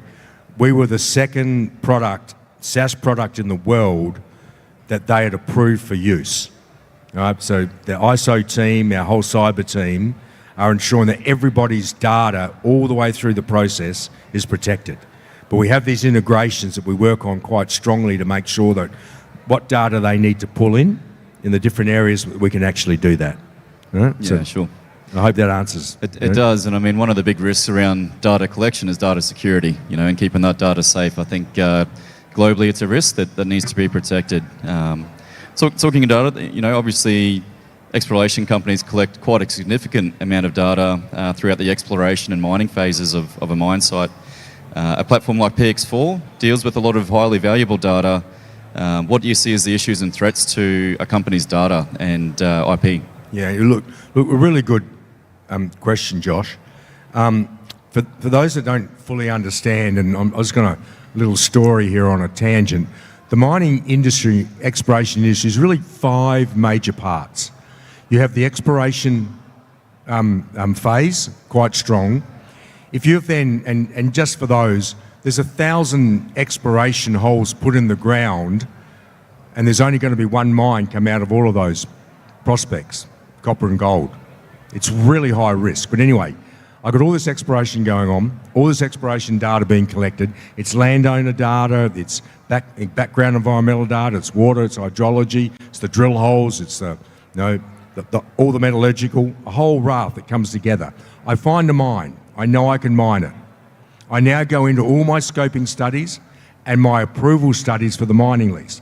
So I've got hydrology, metallurgy, I've got the mine stuff, the mine geology, the environmental, the rehab potential, I've got compensation agreements, I've got all the environmental aspects of it, the social, the indigenous, you name it. All studies all come together.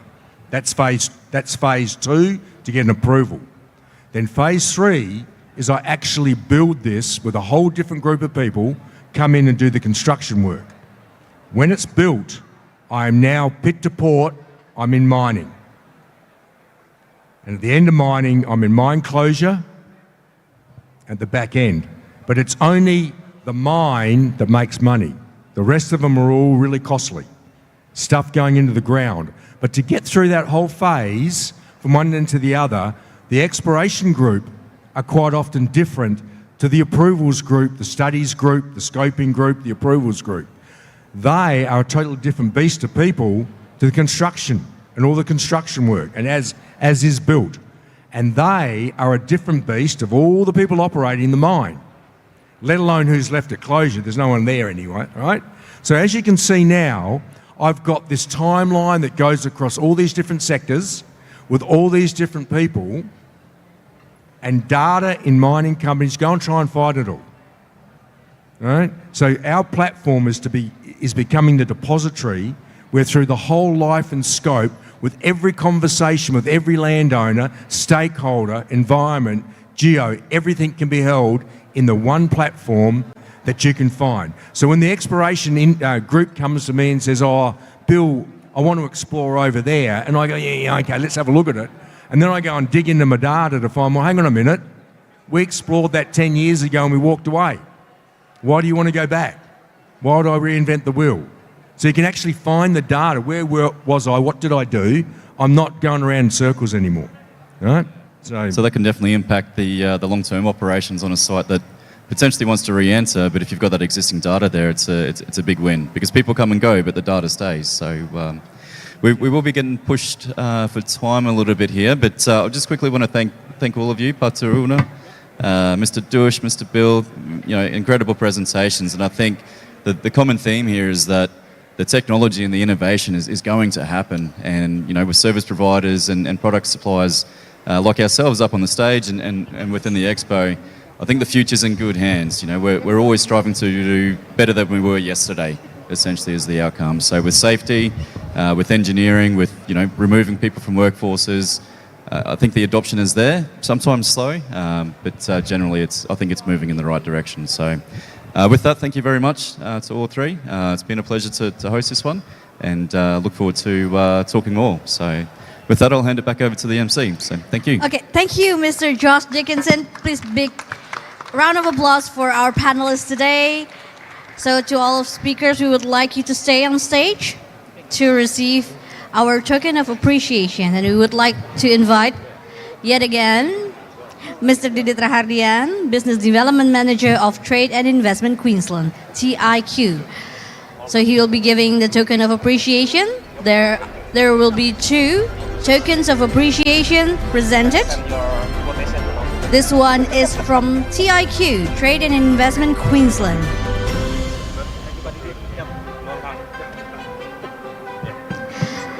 Okay, the first token of appreciation is going to be given for PX4 software. Thank you very much. Both of you, Mr. Bill Haylock and Mr. Paul Eagleson, thank you. Okay, and the second one will be given to Director of Universal Field Robots, Mr. Dush Wilmel.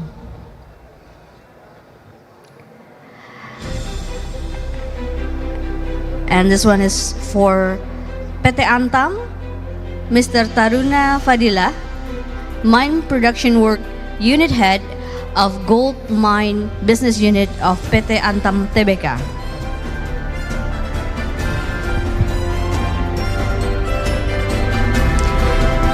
And also for our moderator, Mr. Josh Dickinson, Country Manager of Victolic. Wait, there's more. There's one more token of appreciation presented by Pamerindo Indonesia as the organizer of Mining Indonesia 2025. Again, for PX4 software, and also for Universal Field Robots, and for PT Antam Tbk. Of course, for our moderator, Mr. Josh Dickinson, Country Manager of Victolic. So please take your position to take a picture. Formal pose. Okay.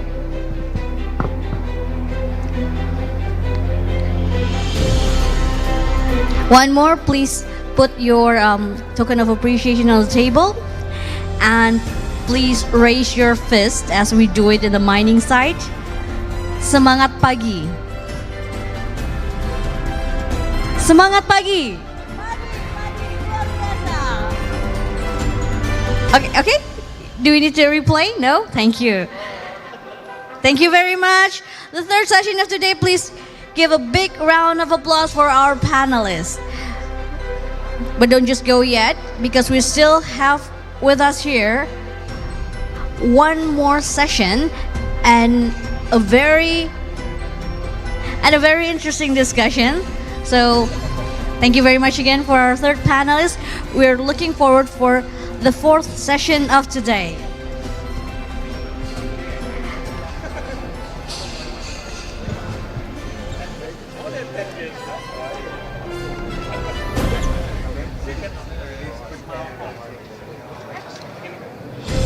Okay, so ladies and gentlemen, please welcome the fourth session of today's event, and we are excited to explore yet another topic. This time, it will be on sustainable mining technology. So this interesting topic will be presented by two speakers and one moderator, of course.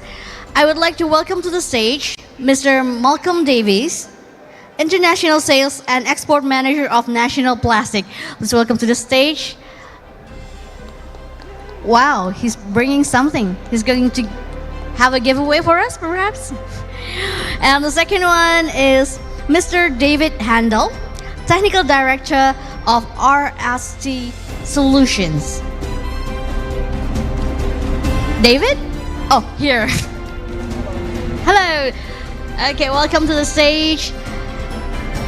And if you're not yet here this morning, I would call again to the stage Mr. Brett McGuire, Principal, Business Asia, to lead this discussion.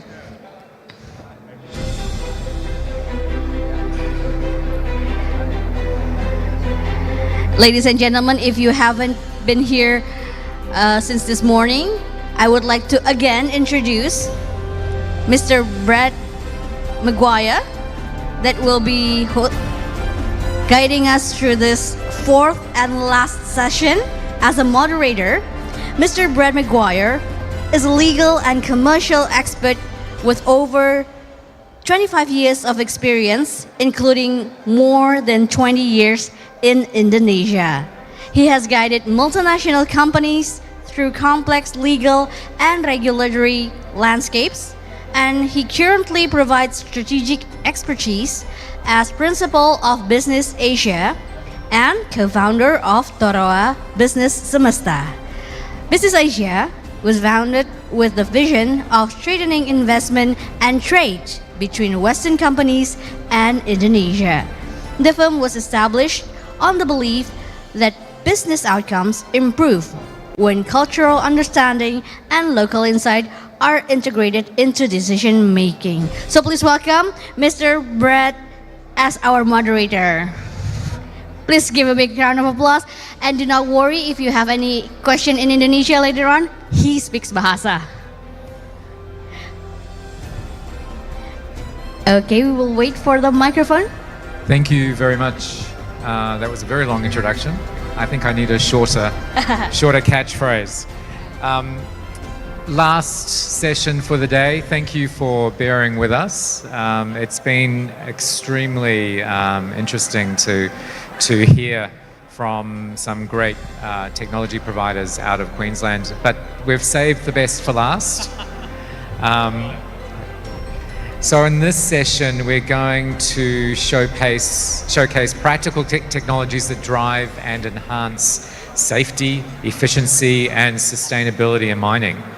Malcolm Davies, or Mal Davies of National Plastics is going to highlight how engineered plastic solutions and workplace innovations can create safer operating environments while boosting productivity through durable, high-performance materials, some of which I do believe he has in this bag with him. And after Mal, we have David Handel of RST Solutions, who's going to demonstrate how advanced fine particle management technologies contribute to sustainable mining by controlling dust, stabilizing soils, and reducing environmental impact. Together, there's very different sort of views, I suppose, but together their insights are going to emphasize that adopting innovative materials and environmental control solutions, it's essential for building mining operations that are both productive and responsible. So, without further ado, we're going to start with Mel, who is the International Sales and Export Manager for National Plastics. Now, Mal is an international sales and export leader with over 12 years of experience growing enterprise accounts across mining, industrial, and export markets in APEC, Africa, and the Americas, so basically the world outside Europe. He's currently the International Sales and Export Manager at National Plastics and Rubber, where he expands distributor networks globally and builds Tier 1 direct-to-mine relationships that improve safety, productivity, and operational performance. Recognised as an industry thought leader, Mal has represented Queensland at Mining Indonesia and spoken at the PNG Mining Expo. So we expect some of his speech to be in Indonesian as well. With a strong record of consistently exceeding targets and opening new markets, he combines operational know-how from mine sites with boardroom-level commercial strategy to deliver long-term growth. So welcome, Mal, and the floor is yours. My goodness, what a fantastic introduction. Thank you very much, Brett. That's awesome. Hey guys, how you going? I'm Malcolm Davies from National Plastics. I'll be talking to you about some of the products that we use. Yes, it is tech. You could say that we are tech, but it's practical tech that we're talking about. We're not software, we're more about hardware. We have a factory in Brisbane. We have in-house designers, we have in-house engineers. We make products in our factory and they go to most mine sites across Australia and around the world. It's all to do with workshop safety, the mine site workshop, where there is risk every day. No matter how many robots you stick in there, there is always going to be some risk inside the workshop. So we've been very lucky over the years. We started off with mine chocks. Yep, a good old mine chock underneath huge ultra-class haul trucks. These polyurethane products with a polymer skin and also some sand to give it grip were well liked, well tested, and taken in by the mining industry across Australia to be one of the leading chock suppliers. What was really good about that was that got us onto site. Getting onto site, I don't know if there's any other people out here who are contractors, suppliers, getting onto site is not easy. But if you can, and you're trusted, and you make great products, you get invited back on. So getting back on site was great. We got to talk to reliability engineers, we got to talk to maintenance managers, we got to talk to the guys who are basically in the coalface of it all. And they came to us with some problems that they had, some pain points, and we worked together with them to design and then test on site. And I'll be going through a few of those later on. First thing we should talk about is safety. Safety. Look, we want everyone to get home safe. It's very important in our industry. All our toolbox talks in the morning, it's all about safety. Safety, though, shouldn't be, for me, I don't think it's about ticking a box. I think that we can get safety and we can increase efficiencies and we can increase productivity at the same time introducing safety to the workshop. Some of the problems that you'll see in a workshop could be from wood that's cracked or untested and uncertified. You're underneath a bunch of hoses, underneath a heavy piece of equipment, trying to work through that. Or even just getting onto a D10, D9, D11 dozer, trying to get up on the tracks, and it's wet and it's slippery. Those areas, there is risk. Even the best workshops I've seen, still there is risk. So I'm going to talk about some of the products we've come up with that have increased safety, efficiencies, productivity, and the environment. This one here is called HoseMate. We developed this about 3 years ago with a Tier 1 mine site in the Pilbara. They had a 777 water cart with the hose, suction and return hose that was rubbing. It would rub through, it would rupture every 6 weeks. New hose. We installed one of these HoseMates. It took 3 minutes to install. It cost $40. That same hose hasn't been changed for 12 months. The saving, $40, saved them $42,000. So it's not just the price of the hose, it's the downtime. That truck sitting in the middle of a field doing nothing, waiting for someone to come and repair it, $42,000 saving from a small product like this. This is a soft polymer product. It's got a joiner, it rotates, it absorbs in the vibration, and also is chemical resistant. And the really good thing about it is when you change the hose, don't throw it out, you just put it back on again. You can even reuse the strapping. By the way, that product, hose companies don't like it at all. I've been to hydraulic companies, they go, their eyes light up and they say, oh, I want that. And then you just watch their face as they work out that getting that product and getting it into market is actually going to ruin their sales. This next product here, guys, what's happening in mine sites at the moment? Heavy workshops, OEMs in Australia, timber is a thing of the past in workshops, especially in coal. No more timber. What are we going to do? Why timber, by the way? It's heavy when it's wet. It's not certified. It can crack. I certainly wouldn't want to be putting up a heavy piece of equipment on wood and then climb underneath it and work on it. But I would with this. So, this is Stacko. It's like a big Lego block, if you like, with the lugs and the buttons on the top there. Weighs 8 kilograms.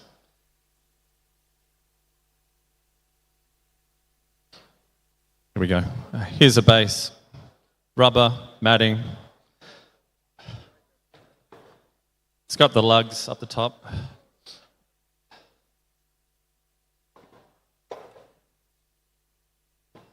Okay. This is certified AU NZ 1170 to 30 kilograms. So you probably didn't think you're going to be here for a math lesson today, but I'm going to give you a quick math lesson. 30 kilograms per centimetre squared. So 15 by 51 times 30, 23 tonnes. Just take my word for it, it's close to it. 23 tonnes, even weight distribution you can put on the top of your Stacko block. If you put 3 together, like we have up here, that's certified for 60 tonnes, tested to 180 tonnes without failure. Same with this, 3 times. We certify it for 23 tonnes, but it's certified for 69. So this product is growing. Like I said, it's in Australia. In the US, they're moving to Stacko because of insurance companies. The insurance companies are coming into workshops and saying, oh, I see a piece of wood there, your insurance premium is now doubling. It's forcing wood out of the workshop. And then there's the environment issue as well.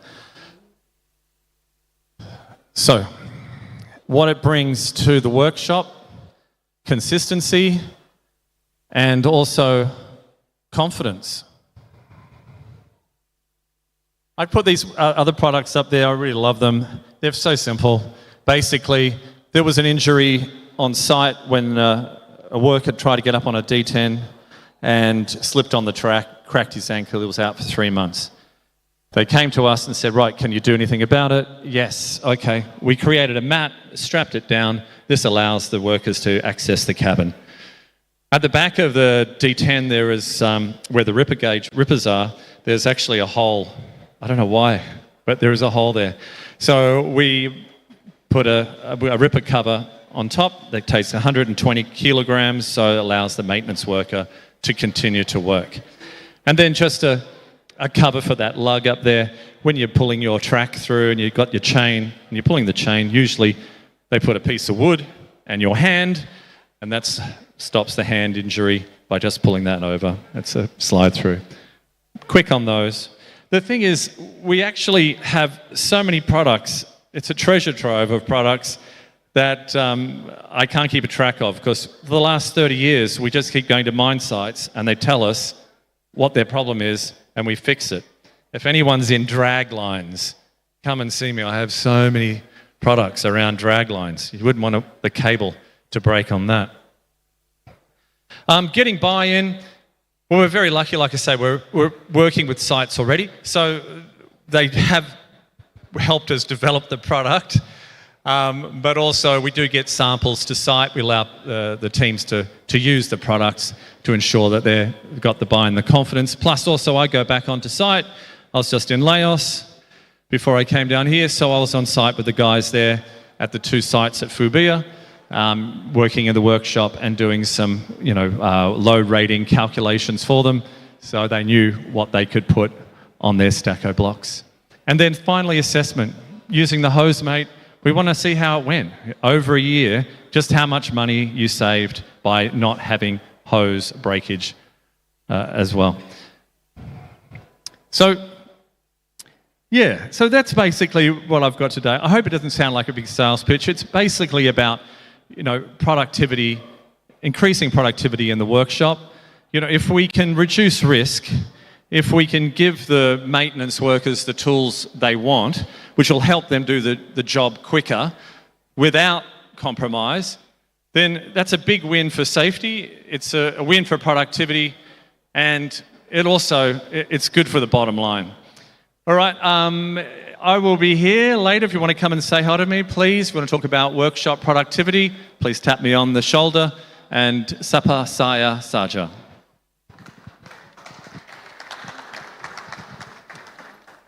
Thanks, Mel.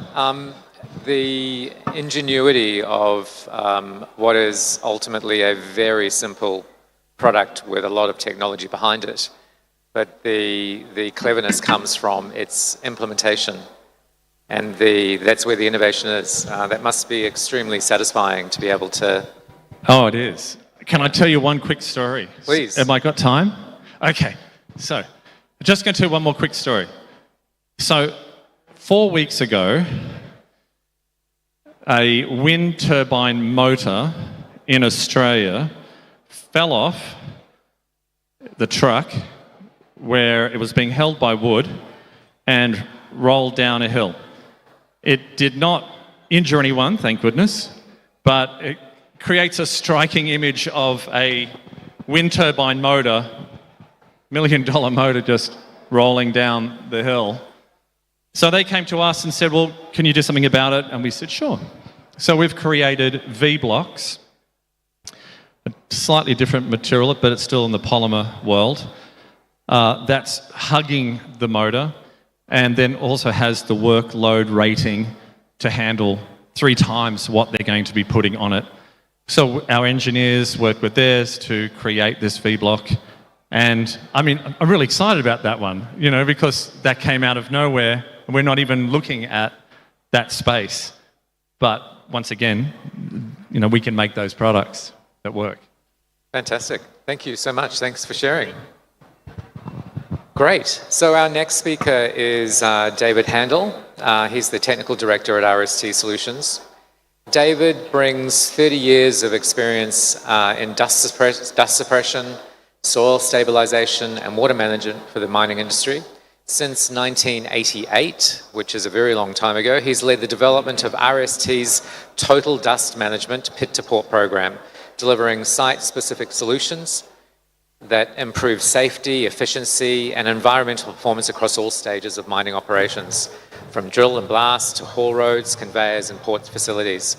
Under his leadership, RST has pioneered the haul road management system, achieving measurable results such as up to 40% dust reduction, significant water savings, improved fleet efficiency, and lower operational costs. David's career reflects a strong commitment to sustainable mining practices, operational optimization, and innovation in environmental technologies. So thank you, David. We're looking very much to hearing what you have to say. Thank you very much, Brett. And thanks, Mel. So do I do it?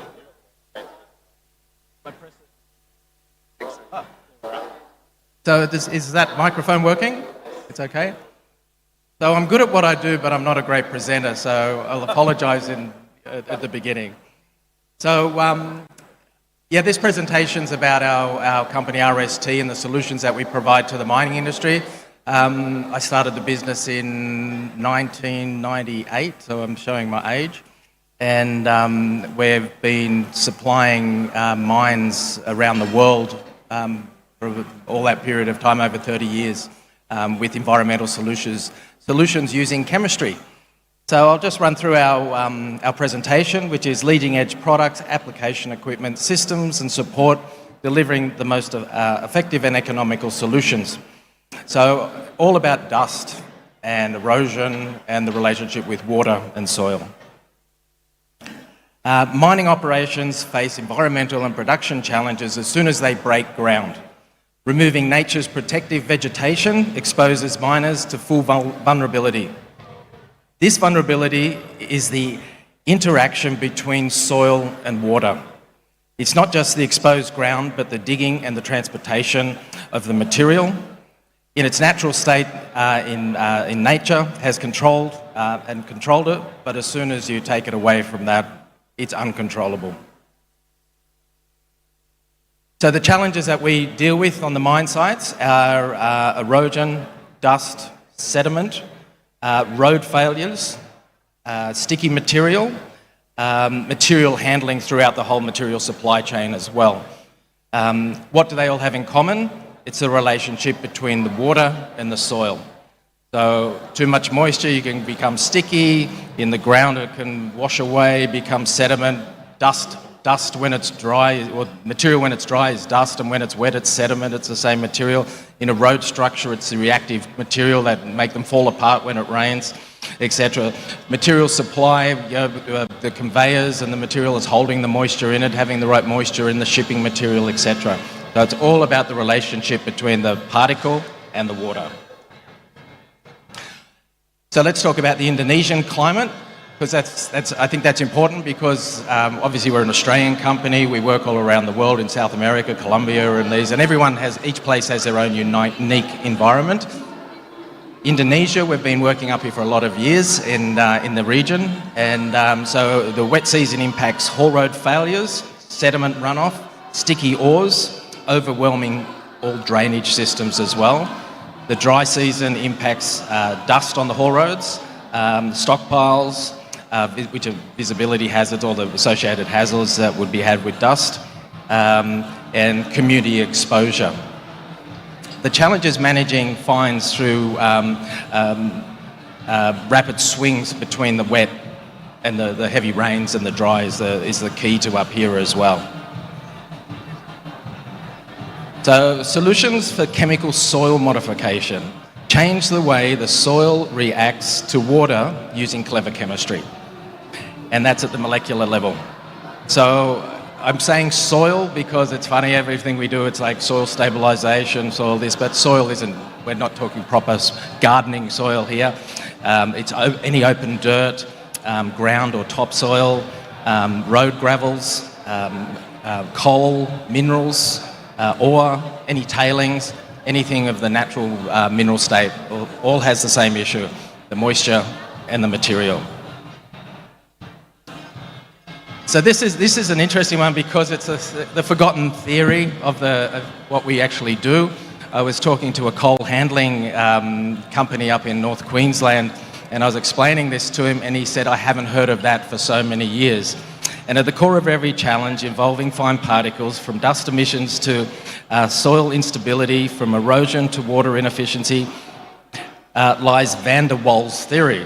Nearly forgotten in practice, this principle explains the invisible forces that bind particles together and lock the water molecules onto the particles. These microscopic interactions are the backbone of soil and material behaviour. They determine whether particles attract or repel, whether water infiltrates or is rejected, whether clays swell or shrink, and whether fines remain stable or become airborne. At Reynolds Soil Technologies, RST, we specialise in modifying these interactions at the molecular level. Our tailored chemical solutions release or rebind water, rebounce charge forces, and control dispersion and aggregation. In doing so, we transform the negative behaviours of the fine particles into more stable, predictable, and manageable outcomes. A good example of that, if you were looking at a road structure, when a road gets wet, the clays swell, the road gets weak, you get potholes, ruts, all those sorts of things, and then when it dries it gets hard again and it's all deformed. If we can change the way that the water reacts with those particles, so it doesn't swell and it doesn't shrink, you can maintain structural stability in that road during wet and dry periods. So proven chemical solutions RST delivers. So one thing with what we do is that you typically need very small dosages of these chemicals to do what we're doing. So using small dosages of targeted chemical product developed through our 35 years in continual product and development programs, we can deliver significant improvements, the benefits to the mining companies. Stabilising haul roads. We stabilised a road last week up here for a trial for a large open cut mine. And basically when they sent us the information in Australia, we looked at it and the roads were untrafficable.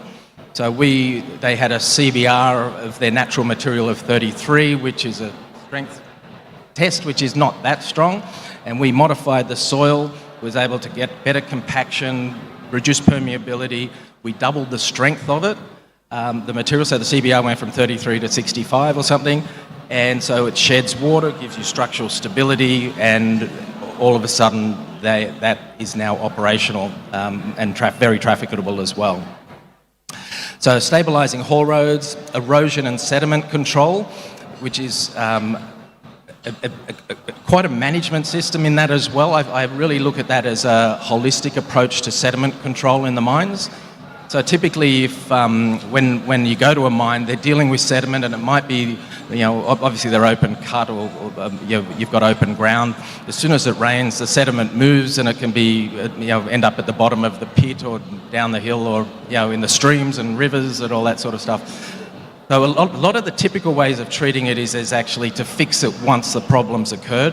We like to look at a more holistic approach of actually stopping it getting down and causing the problem in the first place. So being able to aggregate it at the source. So we might do open source emission stabilisation to stop sediment movement. With the roads, we'll use aggregating products. So roads are big drains on mine sites as well to stop all the sediment running down the roads and losing all the sediment.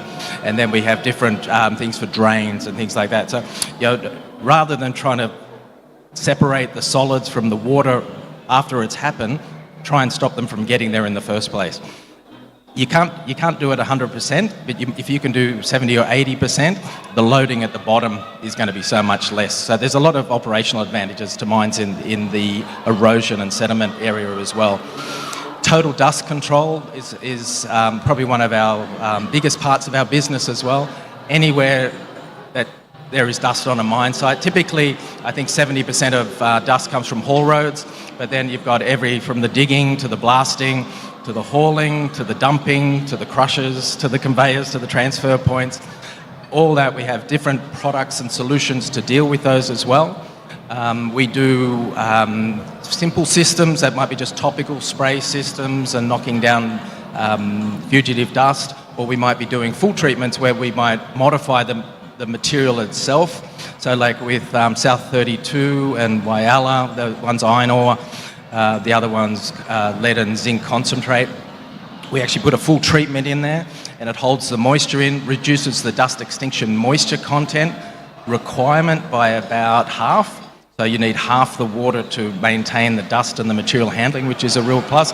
So they treat the material, and that goes all the way through their system to the ship loaders as well. So material handling is a big area that we get involved with. So, you know, typically it's going to be vehicular traffic is a big one, but then that's above ground and underground as well. But then you've got all so many sources of dust, some open source emission, tailings, you know, the roads obviously, and etc. And so we're basically controlling from pit to port for sustainable mining and improved mining production. So I think that's the important thing. I think everywhere I go, like environmental's always been a bit of a headache because it's a cost, it's not a production thing as well.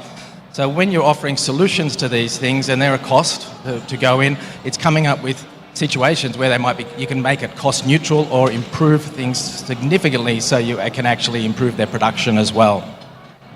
So looking at reducing costs. So, you know, looking at the win-win of the outcomes for the mines, it's reducing costs, improved production, efficiency and compliance. For the community and the government, it's cleaner air, water, health, safety, stronger social license, and shared values, sustainable mining. So one of the things also is a lot of the products we manufacture are chemicals, and we're continually reinventing ourselves and coming up with new products and systems. And it was similar to what Malcolm said.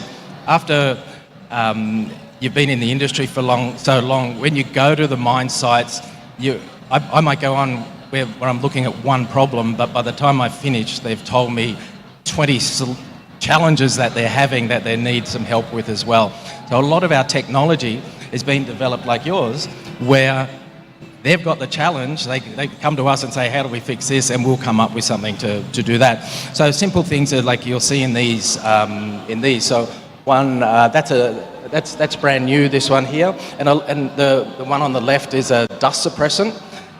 And I developed that for freezing conditions in Mongolia and the Andes in Chile because all the liquids were freezing. But then the other side of that too was with logistics costs these days as well. Shipping liquids around the world is a pain in the backside as well. You know, you are shipping water a lot of the time in those products as well. So concentrated powder, effervescence, dissolvable bag. One bag treats 10,000 litres of water, and that's giving them dust suppression on their trafficked areas. So innovation in that. The one on the right-hand side is a 5 kilo block of a flocculant.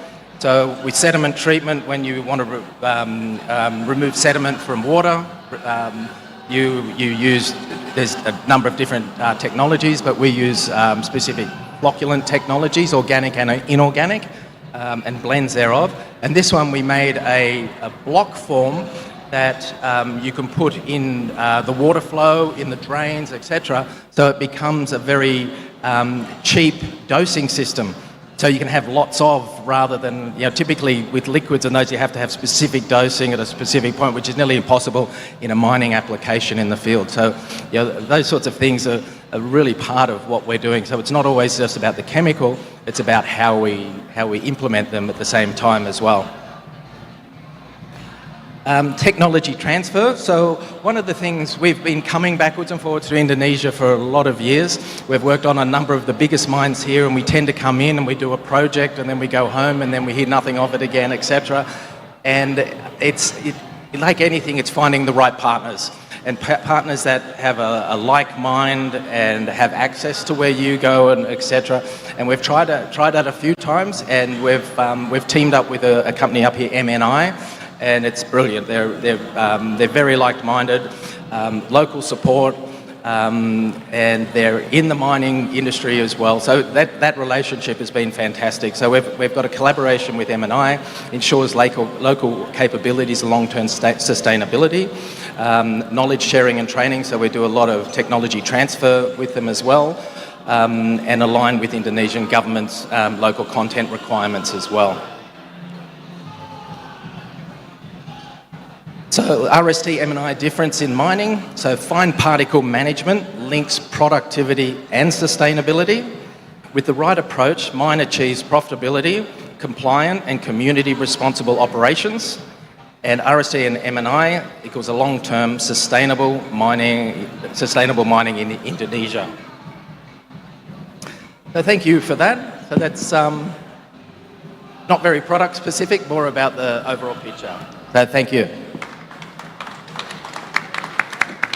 Thanks, David. That's fascinating. And I'm sure we're going to have a few questions about the actual products shortly. I'm sure everybody here would agree that just the problems with either too wet or too dry, it's safety, but it's productivity, it's a big issue. So it's great to see you taking this head on.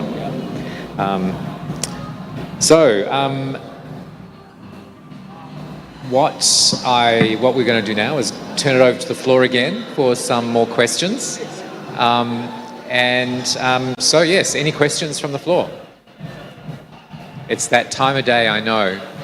Yes, we have a question at the back. Can I ask you to give me your name and which company you represent? Okay, sure. The name's Mohammed Sekum, and I represent a company called Epsom. So that's EPC Consulting and Maintenance. And so probably just a question for Malcolm. Thank you for the presentation. Really exciting products. So what I wanted to find out is you did point a lot on plastics as one of your main products. Do you also do things like carbon fiber and that sort of, do you incorporate that into your plastics, or is that something else? Yeah, great question, but unfortunately the answer is just no. We're in polymers, polyurethanes, that's our sweet spot. We used to be more in rubber. We've sort of got away from that now, as you know, polymer and polyurethanes have, it's all virgin material, it's all recyclable. We've just found that that's where we're going to stay focused. Whether it's a drag line cover to save the cables or we're talking Stacko, we've just found this polyurethane seems to work really well for us in polymers. But thank you for the question. Thank you. Sorry, yes, down the front.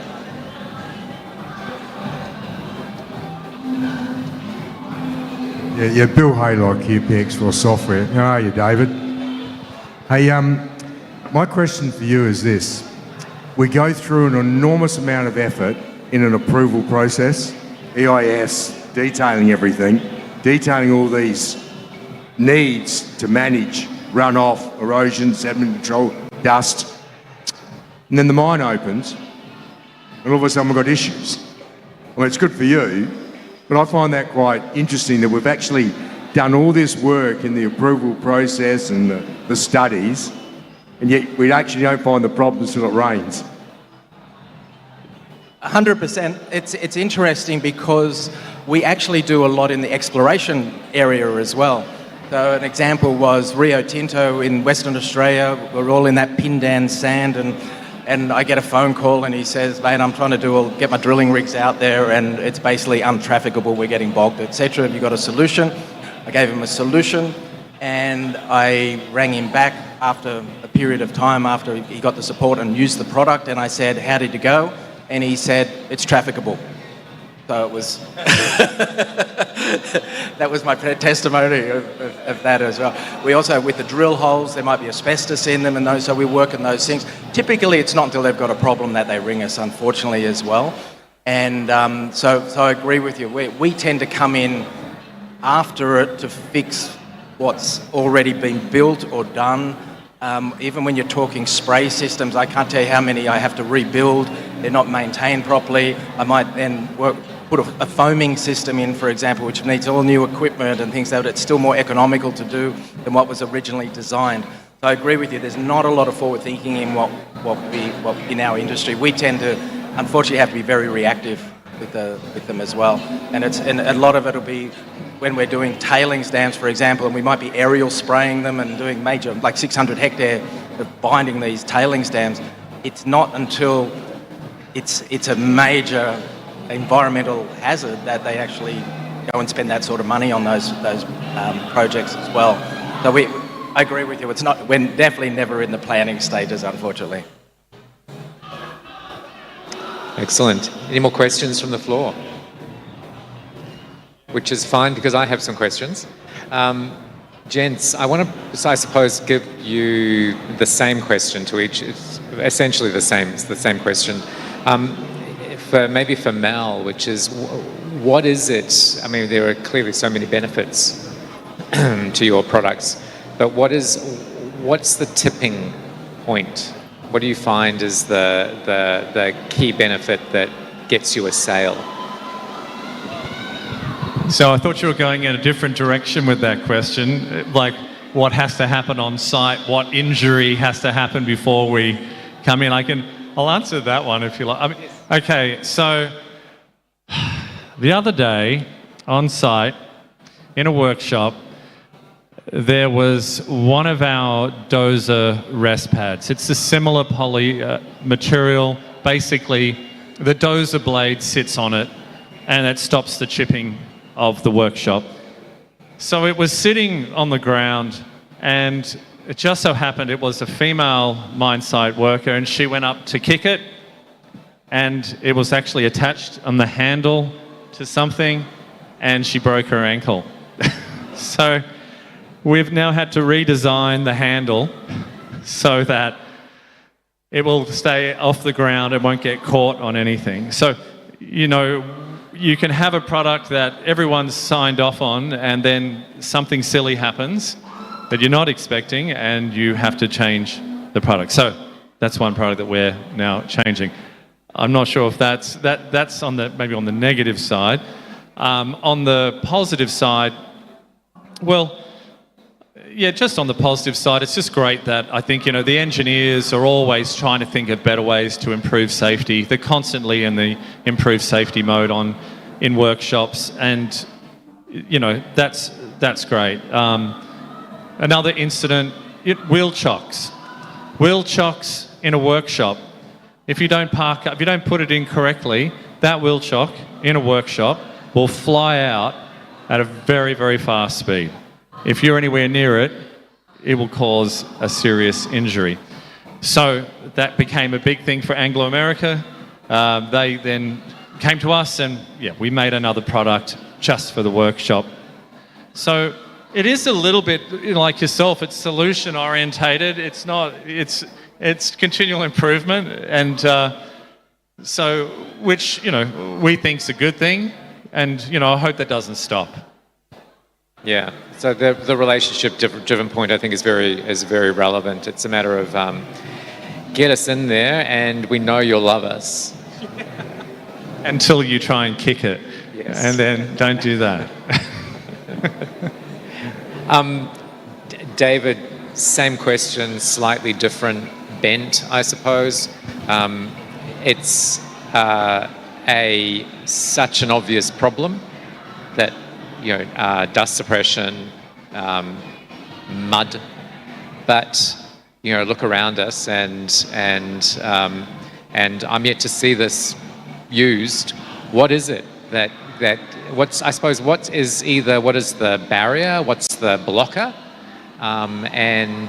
or if you want to take it on a more positive angle, what is it that gets your customer, that sells your products to your customers? And if you want to talk about a specific product or solution, that would be great too. Yeah, it's interesting because typically they don't have a problem, and that's the issue. And then when you go there, you go, well, you have a problem. So it's in that dark area that we work in as well. So in the history is that water is used, and as much as they can, and all the issues. But the water then creates other issues with material handling, stickiness, and consumption, and it costs a lot to do as well.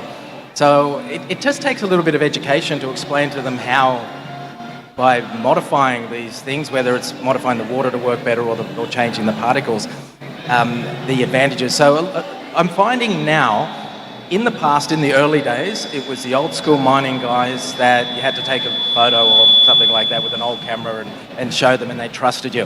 Now we've got the new era of young engineers who are very educated and they want scientific proof. So we've changed a lot that way. There's a lot more scientific data for these guys as well, which we use. So we've got an association with a company called Proof Engineers. So they do real-time road condition monitoring. So they're supplying to BHP and all the big companies as well, and it monitors the roughness of the road. Because from our point, we don't want them grading it all the time too, because they just create a problem all the time. And they've got grader monitors as well. So linking technology and it helps us a lot in these places as well. Obviously, there's dust monitoring and those things. Pretty much everything I do is very black and white, though. Like the Whyalla one, and it's funny because you're still talking about guys who are dirt guys. And the guy that I'm dealing with down in Whyalla, he rang me, and the first thing he said to me, he said, "Why should I even listen to you about that you can fix my problem?" And it was like, wow, that was like, it was turned around. After 10 minutes, yeah, we're fine and all that sort of stuff as well. But trying to get feedback is difficult. But yesterday I got an email from him, which came from his foreman, which just said, working really well. Like you couldn't see in the sheds and all that down there. And he sent me a photo, and so that's a tick. But he's now got to understand that I've been able to chemically work out what to do with it. Now we have to optimize it even better. So we need to even dig deeper to make it work better and come out with that side. So it's new to them. They don't, even though we've been doing it for so long, that thinking that we're actually there to help is, it's quite new still. I think trust is always a thing too. Is like there's, in my industry, it used to be called snake oil salesman. And someone would get some dishwashing liquid, and next thing it's the latest dust suppressant, and that's like, they're having to deal with that. Not so much now because it isn't educated. Like it is becoming more educated, and there's a lot of information out there as well. Fantastic. Yes. Not always. Mel, I'm going to come back to the sort of the age-old issue of improving safety and lowering costs. How do you find that's an issue and trying to balance the two? Yeah, that's a good question. Yeah, cost always comes up. So, yeah, I'll just talk about where I was last week up at Lao, over at Fubia mine site. They've had our floor protection products for, nearly eight years and still working. And look, the comments from them was, this stuff was really expensive. We didn't really want to get it because it was so much more money. And it's just a piece of plastic anyway, isn't it? And then, but then they said, we've changed our whole mind. It was totally worth it. The quality of our products, it lasts such a long time. And having that certification, that's key. You could probably copy that. Hopefully you do not. But if you did, it's that certification piece that you need as well. So, yes, quality and price. Some are progressive, some sites. Some are not. Hats off to those who are progressive and then can measure it over a year or more and see that they got value. But ultimately, you want those customers anyway, the ones that are progressive, because you need to be building relationships. Well, that's it. And those progressive ones are looking to improve and looking to possibly come up with another product. Yeah, exactly. Dave, I wanted to have a bit of a chat. I think I know the answer to this already, but here in Indonesia, we, despite what some might say, we do actually have very diverse weather conditions. It might just feel like it's wet or dry, but it is more diverse and more complex than that.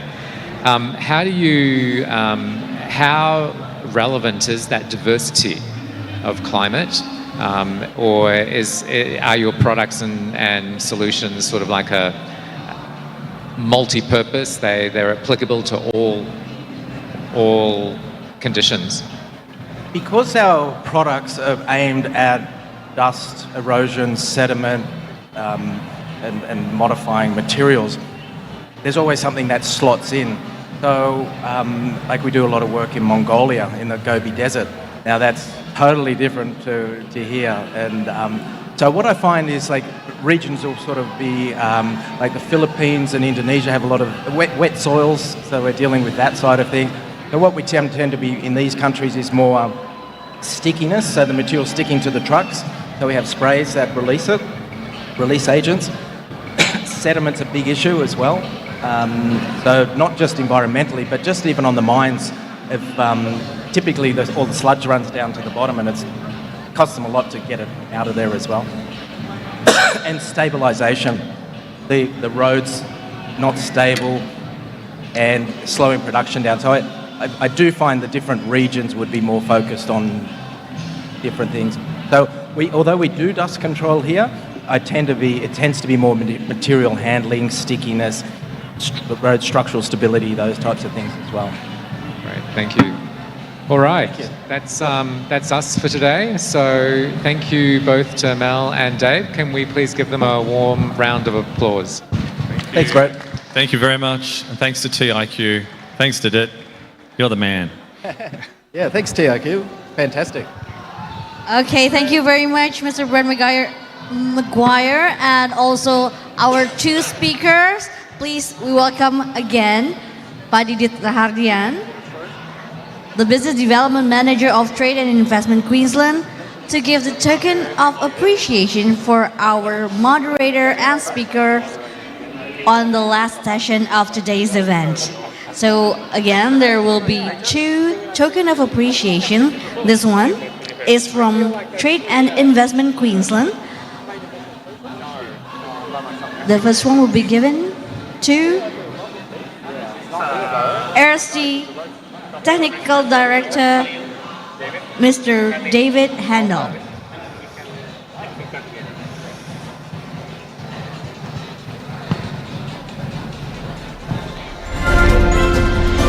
And the next one will be given to National Plastics, Mr. Malcolm Davies, the International Sales and Export Manager.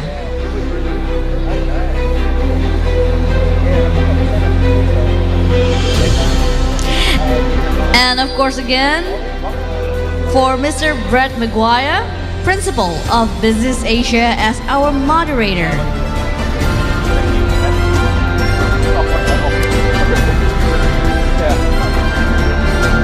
The second token of appreciation is from our organizer, the Mining Indonesia 2025 organizer, Pamerindo Indonesia. For RST Solutions, the Technical Director, Mr. David Handel, thank you very much, sir. And also for National Plastics, Mr. Malcolm Davies, International Sales and Export Manager, thank you. And also for Mr. Brett McGuire, Principal of Business Asia.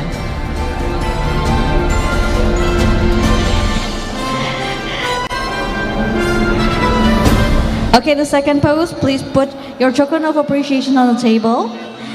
And we will raise the fists again, like we do it in mining sites. One more. The semangat pagi. How we do it in, this is how we do it in the mining site. So we say morning, although it's already afternoon, to lift out the spirits like we have in the morning. Thank you very much, speakers and moderator. Okay, what a good spirit. Thank you very much. We invite you back to your seats. Thank you very much. Okay, so as we come to the conclusion of the Queensland MineTech Forum, let us reflect on the insightful discussions, valuable connections, and also innovative ideas that have been shared over our 4 sessions of discussion: tire management technology, geotechnical monitoring technology, innovative technologies shaping the future of mining and land management, and also our last session just now, sustainable mining technology. On behalf of the organizers, we would like to extend our deepest gratitude to our esteemed speakers, moderators, and all participants who have contributed to the success of this conference. A special thanks for our host, Trade and Investments Queensland, and also the organizer, Pamerindo Indonesia, and of course for all of the wonderful audience. Let's give us a big round of applause. And let's continue our work together towards a sustainable, responsible, and innovative practices in the mining industry. Ladies and gentlemen, please get the goodie bag from the TIQ, Trade and Investment Queensland, on your way out. As our token of appreciation, I'm Esti. On behalf of Trade and Investment Queensland TIQ, we bid you farewell and looking forward to seeing you again at our events in the upcoming future. Thank you and have a wonderful day.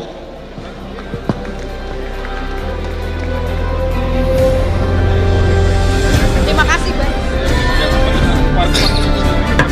Oke. Oh udah. Udah dipajang ya, Pak ya. Oh iya, apa dipajang?